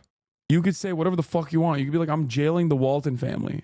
And if people assume or if people believe that jailing the fucking Walton family, like putting them in chains is going to lower the price of eggs by 50 cents, they're going to be on board with it. They don't give a fuck. There are people out there who think deporting 20 million migrants is going to, fix the housing market or the economy, okay? They don't care. They just want it. They're like, I don't give a fuck. I'm not thinking. I'm seeing red, okay? Now, that red could be the blood of immigrants, or that red could be communism. Blue states like New York and progressive hubs like Queens, the shift to the right among Latinos is noticeable. About 2 years ago is when I really noticed the shift of a lot of migrants overpopulating, especially in the area where I work. Stephanie Tim, mother and real estate agent from Queens, previously backed Biden, but is now siding with Trump. Where do you think Democrats or the Harris campaign missed the mark? Democrats for a long time represented the middle class, which is where a lot of us are. They made too much money to get benefits that were available for even migrants, right? And they made too little money to take advantage of the tax breaks. So I really did feel that that's where they did fail us. As a woman, do you feel troubled with that choice? Wait, what? Too little money to take advantage of the tax breaks. So I really did feel that that's where they did fail us. As a woman, do you feel troubled with that choice? I did. I know everyone was like, you know, how can you do this? You're a woman, you just gave away your rights. But I don't think that's exactly the message he was saying either. Let me ask you both, who did you vote for in 2020? Joe Biden. I vote for Joe Biden. And in 2024? Donald Trump. I changed to Ay, ay, ay, ay, por Dios. Yo voy a votar por Donald Trump. Donald Trump that year. Why did you choose Trump this time? For me, security, immigration, this situation with immigration is out of control. Alejandro Vanderhoek and Uber Figueroa are both registered Democrats, but say a turning point was when Republican governors like Greg Abbott of Texas started busing migrants up north to cities like New York. These gangs that come from the border. I came from Jackson Heights. Back in 2017 and 2016, even 2018, it was really quiet neighborhood.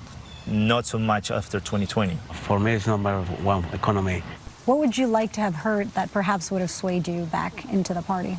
Oh, they were not consistent. I think they were just selling. Yes, I know Trump is not an easy person to adore, but I think he's very just blunt. You hope he keeps his word. He had 4 years to show he can do whatever he say, improve the country. You know how Trump says, like, we're going to revoke the broadcasting license of television networks that have been mean to him? If given the opportunity, I would do that to Univision like yesterday, okay? Many of us do not speak Spanish, so we do not know what is going on over there, okay? But let me tell you, it's not good. It is not good, okay? From this point out, tell us, sir, only, okay? No more Univision. You will be a regime defender. That's it.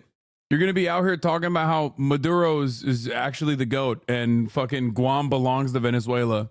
No more Univision is done, okay? Not Guam. I said Guam. Fuck it, Guam too. Instead of Guyana, I said Guam. Fuck it. Guam also belongs to Venezuela. New imperial superpower of Venezuela. Grew up with Telemundo and Univision as a Spanish speaker. Why do you feel this bad? I feel like Univision has gotten fucking increasingly more right-wing as years have gone by. Like, and it happened in like a relatively short period of time. A lot of the Spanish language television has like gotten insanely right-wing. Country. I also heard about conservative values, and when I asked voters about Trump's character and criminal conviction, they said that they differentiate between the man and the way they hope he will govern. Nora? Lilia Luciano, thank you very much for your reporting. I know you're not enjoying that protein donut. I am. What happened with the audio? Did the audio get fucked up? That shit dry as hell, huh? It is. They should talk AMLO a lot. Bro, look at the tweet I tagged you in 30 minutes ago. Brother, are you okay? Like, you think I'm gonna be able to see the fucking tweet you tagged me in 30 fucking minutes ago? Do you know how many fucking notifications I get every second on Twitter? Most of this stuff on this side is Mexico. And then everything on that side is the United States. Okay, and both Nogales. In a town that sits between two nations, Dog, if you want to fucking send me a link, you gotta fucking subscribe, okay? Which will allow you to also not only send me links, but watch the VODs, which are now logged behind subscription, okay? That's it. And you can do that for free with a Twitch Prime. Twitch Primes are free. That's an L move? No, it's a W move. I had to do it. My haters were going crazy. My haters were going crazy. Now they have to pay me. Making my haters my waiters in the table of success. You don't think locking your VOD's a mistake? Lots of people won't get your message? Yeah. If only it was like readily accessible on fucking YouTube for free. Uncle Grampy, thank you for the 50 get the subs. Montiel knows exactly locking VODs here helps the clipping and VOD where he stands on immigration. These are people who are illegal. They don't belong in the United States. They need to come in, and we welcome them, but they has to be legal. For 8 decades, he's lived on Arizona's southern border and has grown increasingly skeptical. Hi. Showing them around. Have a good day. He's like, wait a minute. Like, wait a minute. Hold on now. You're looking real Mexican, which, by the way, I myself, part of the CBP, also am Mexican. 52% of Customs and Border Patrol are Hispanic. Never forget. Good day, sir. How effective do you think the border control are? Right now, no good. That skepticism is why he voted for Donald Trump. I want to see laws passed that says no one can come into the United States if you're not documented. At their home, his wife Lupita shares those feelings. What do you think about how Joe Biden has dealt with immigration? He was horrible. He just let everybody come. See that? He just let everybody come from everybody, every place, without vetting them. Beneath the political posturing is the concrete reality here on the Mexican. I, for one, love that everybody assimilates when they come to America. Okay? It's great. America, the land of the free, home of the brave.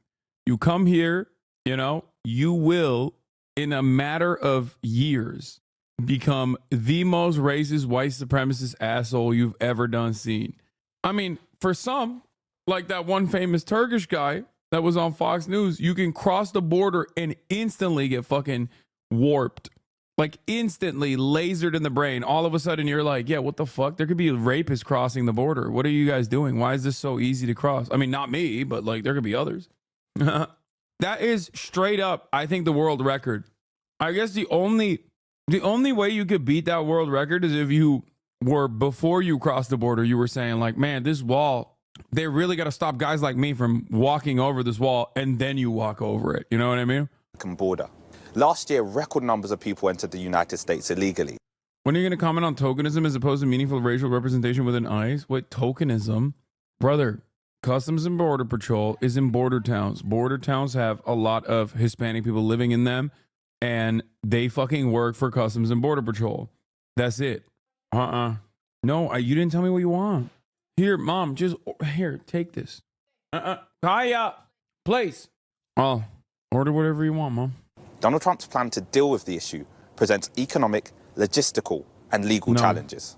Those promises of mass deportations, no matter what the price tag, are dividing opinion.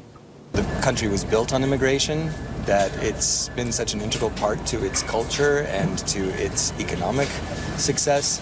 And I think it's sad that it's turned into such give it to me after getting what you want, negative. I vote for Donald Trump. Yeah. Why did you vote for Donald Trump? Because maybe the last time when he was president, he was pretty good.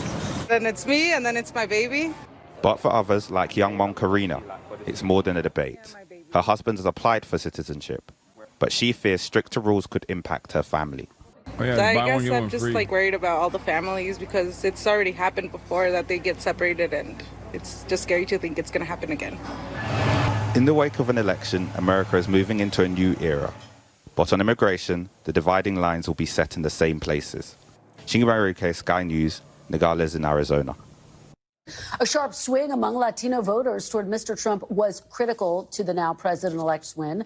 And the number one issue driving that shift, the economy, according to exit polls. NBC's David Noriega spoke with a family in Battleground, Nevada about why Latino voters shifted so significantly toward Mr. Trump and why his victory is giving them hope for a better future. No, not right now. Mario and Mireya Alvarez found the American dream in Las Vegas. Would you like some coffee? They came to the U.S. from Mexico and Guatemala in the 80s, with his job in a supermarket and her job in a casino. I didn't know that motherfucker Greg Abbott was an evil electoral genius. Dude, he's not. He's just evil. He's not a fucking genius. It's not like genius to just be like, I'm going to directly violate the law. The problem is the dumbass that was the head honcho, Joe Biden, didn't correctly apply the fucking law. Okay? That's the issue. I said so many times. I said so many fucking times. I was like, listen, this is an opportunity for the Biden administration to prosecute Greg Abbott and Ron DeSantis for human trafficking, okay? And then offer a shit ton of funds to the areas that Greg Abbott was sending people to so you can handle the processing and handle the housing of all the people that went there, to basically demonstrate that it is not a problem. Like, immigration is not an issue. But, of course, they never did that. And instead, you know, here we are. They pushed for a right-wing fucking border bill instead because they're stupid. They bought a house and raised 3 children. Now they wonder if their kids and grandkids will inherit that dream. Is it still possible to do that for the younger generation? That's my main concern right now. What's going to happen to our new generation? Nowadays, they're not even able to move out of their houses anymore because everything is so expensive. Life wasn't expensive as it is right now. We first met Mario back in February when he was seriously considering a vote for Donald Trump. He was undecided with previous votes for George W. Bush, Obama, Hillary Clinton, and Biden. At the last minute, he broke for Kamala Harris. But today, he's not upset about the results. This motherfucker voted for George W. Bush, bro. I'm kind of like more happy than upset. Why? Because Donald Trump is going to help the country with the economy. The whole household is happy. Mireya and their 29-year-old son, Mario Jr., did vote for Trump. Initially, I will say I did not agree with him. And then I started seeing that he was not afraid to speak his mind. And I noticed that he was not scared to say what he felt, regardless of what people would say. And I think I respect that about him. So you liked his kind of brashness, his personality? Yeah, I would say yes. They're not alone. Across the country, Donald Trump made huge inroads with Latino voters. According to NBC exit polls, 55% of Latino men nationwide voted for Trump, a 19-point jump from 2020. Among Latina women like Mireya, an 8-point gain. And while Vice President Harris won a slight majority of the Latino vote overall, Trump increased his support 14. I think there's something really fucking gross about this, by the way. That bears repeating, like before people say like slugs for salt or whatever. Guys, we are getting fucking fed a media narrative that is once again shifting the overwhelming weight of responsibility away from white people. Okay? It is very fucking annoying because both Latino men and Latino women still majority voted Democrat. Okay? In spite of the fact that the Democratic Party is not really offering dick. Okay? And everyone is talking about how like, oh, damn, these dang Latinos are fucking voting for the Republican Party. It was a massive swing, right? It was a massive swing. And it's important to examine how we got here. But ultimately, and no, it's not the majority of Latino men that fucking voted for the Republican Party, unless you're looking at like a statewide data. But here is the national data on it. Latino men, 53% vote for the Democrats. 59% of Latino women voted for the Democrats. Okay? Not that this says anything. Like, it's not like, oh, you're one of the good ones or anything like that. Bro, it's not white or any voters. The DNC responsibility in full. Kamala ran a dog shit campaign. I agree. But I'm just saying, even on the calculation side, if you're looking to place the blame on someone, okay, it still doesn't track. Wait, it's just Georgia? This is the old one? Give me the new one. Like the Hispanic Latino population, 52% voted for. Like, look at this shit. White people make up 71% of the country and 41% of them voted for the Democrats. And we're all like, man, how could these goddamn Latinos do this? You know what I mean? You got fucking like race wars playing out on TikTok of like black people saying that they're going to call ICE on their neighbors and this kind of shit. Like, it's so stupid. Like, I get the desperation and I get the anger and I get the resentment and frustration that people feel in their fucking hearts. But like, it's kind of crazy. It's kind of crazy to do this, especially when, like, look at white people, dude. What the fuck? Yeah. White people, 57% still voted for the Republican Party. Like, what are we talking about? What the fuck are we talking about? Oh, Latino men voted 55% for Donald Trump nationally. And Latino women, 38% voted for Donald Trump, which is still a major swing. But it still doesn't change the reality. You see what I'm saying? It says key states, not nationally. Why is there not national? Oh, it's not even overall. Anyway, it doesn't matter. Okay, key states. My whole timeline is like, thanks, Green Party voters. Can't wait till Palestine turns to glass. Yeah, that's the other part of it. That's like really fucking stupid. That people are like yelling at the Green Party when they didn't even get any. They get nothing. The Green Party got nothing, dog. Nothing. Y'all need to start blaming Russia or something ASAP. Yeah, God forbid you fucking blame. God forbid you blame the motherfucking Democratic Party, okay? God forbid. Also, when people say like, oh, can't wait for Gaza to be fucking glass, it's like, well, you're obviously not paying attention, okay? Because it is already leveled, you dumb fuck. You stupid racist bitch. Oh, I can't wait. Okay, well, it happened. You got your wish, you know? Stop vote shaming. Stop. And I'm pretty sure these exit polls are only same-day voters anyway. So we'll make broader inferences after. Points from the last election.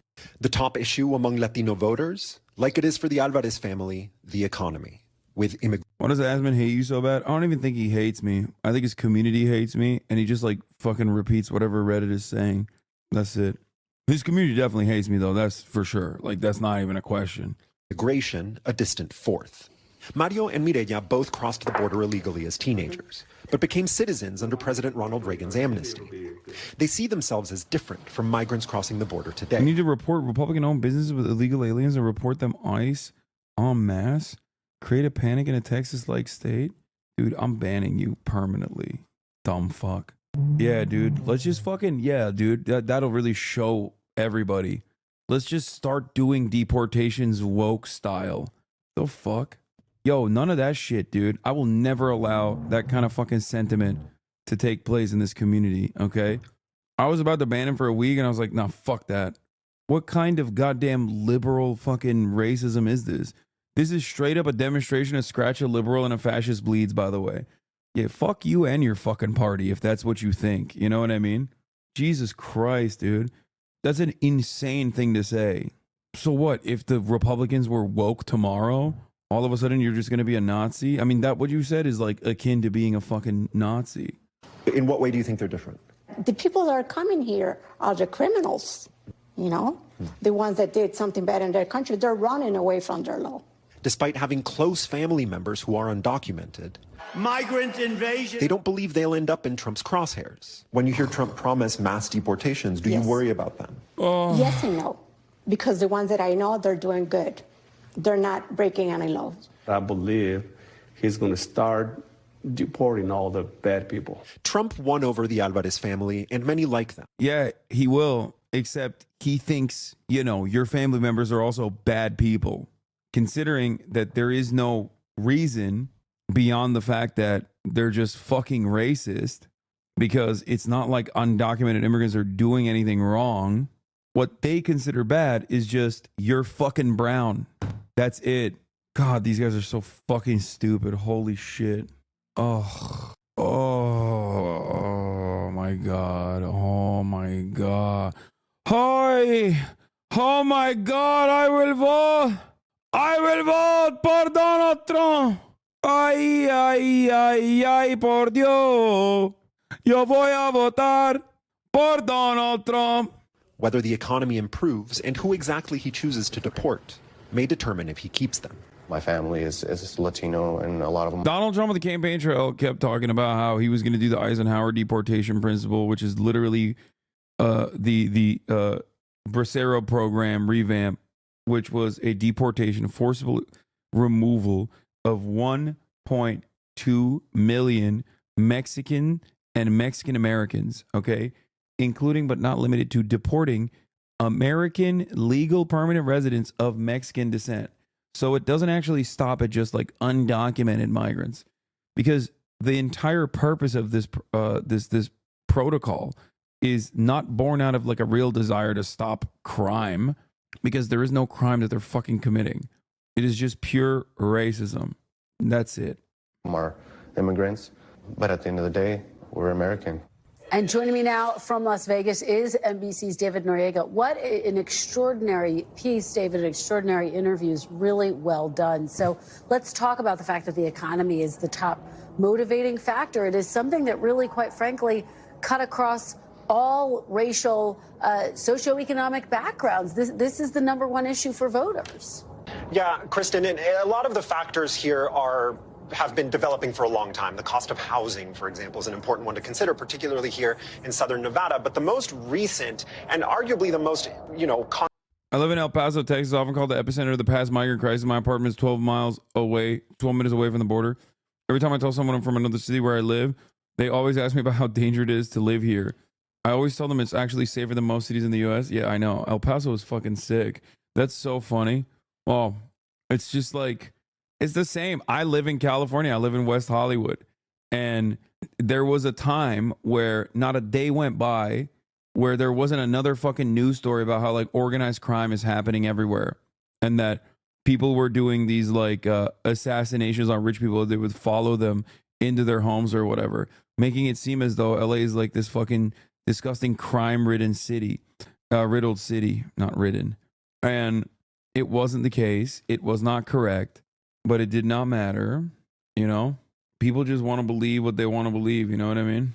consequential factor to consider is the pandemic. Las Vegas is a service industry town, right? The way one union official described it to me is, this is basically a factory town, and the factories are the hotels and the casinos you see behind me.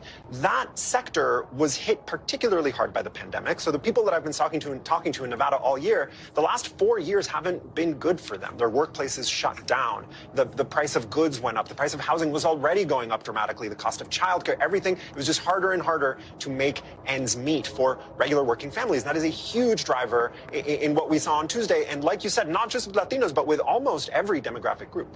Just fascinating. And one of the most fascinating parts of your report, David, was when the family said that, yes, they had actually come here illegally during the Reagan administration.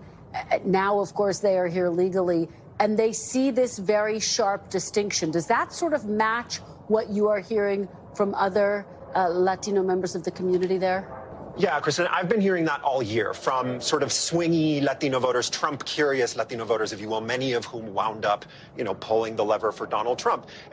They'll define it differently, but pretty consistently when you ask, are you worried about mass deportations? What they'll say is that they don't believe it applies to them.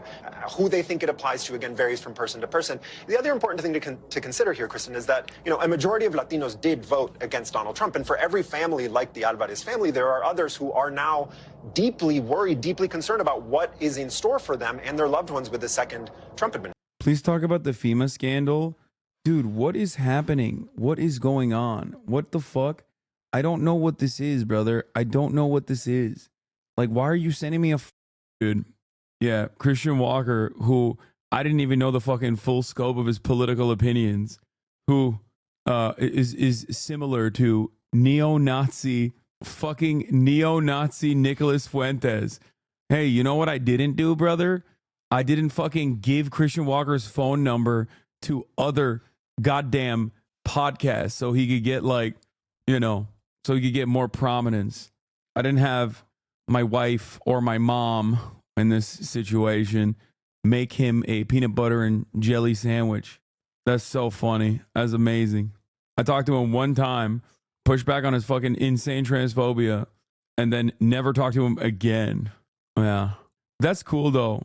I like that the retaliation for Destiny openly fucking platforming prominent neo-Nazi and giving him not only a platform but like access to other platforms is equivalent to Christian Walker, who literally tanked his fucking father's political run, by the way. He's done more against the American conservative movement than anybody in here. That chatter was making a bad joke. And I'm just, that's the level of severity of showcasing as a clown. He's a wrecker. No, I gotta go. I gotta go to bed. I'm so tired. It's fucking 7. We still have a goddamn podcast to shoot. Super late in the night, too. Anyway, love you guys. I'll see you tomorrow. Felix Biederman in the building tomorrow. I'm going to be platforming yet another virulent, vicious anti-Semite, Felix Biederman himself. Peace. Sunny Los Angeles, California, says Hasan. The starlight to the starlight to the topic just begun. There he is again. Hasan is streaming. Hasan is streaming. There he is again. Hasan is streaming. Hasan is streaming. Reviewing the P.O. box. Uncle Uyghur's face. Sat in Discord at your prop. Great names take on break. Tiny Bernie Sanders, LGBTQ Air Force. The whole left at your fingertips, Ane at your door. H3 crowded debate, the Young Turks online show. 3 full fucking years of this, plenty more to go. 90-day fiance talks of champagne bourgeoisie. A Trump rally live reaction, a mass riot at DC. There he is again. Hasan is streaming. Hasan is streaming. There he is again. Hasan is streaming. Hasan is streaming. Reading live stream fair comments, Austin show chat advice, and all the ways the right-wing pipeline can suck you in online. JCS react, Lord frame gets broken, cover blown. A full-blown mass pandemic, monster streaming at your home. Total radicalization coming out to find. The system you were taught to trust in was broken the whole time. All these daily streams, whether big or whether small, have helped me and so many find the meaning through it all. There he is again. Hasan is streaming. Hasan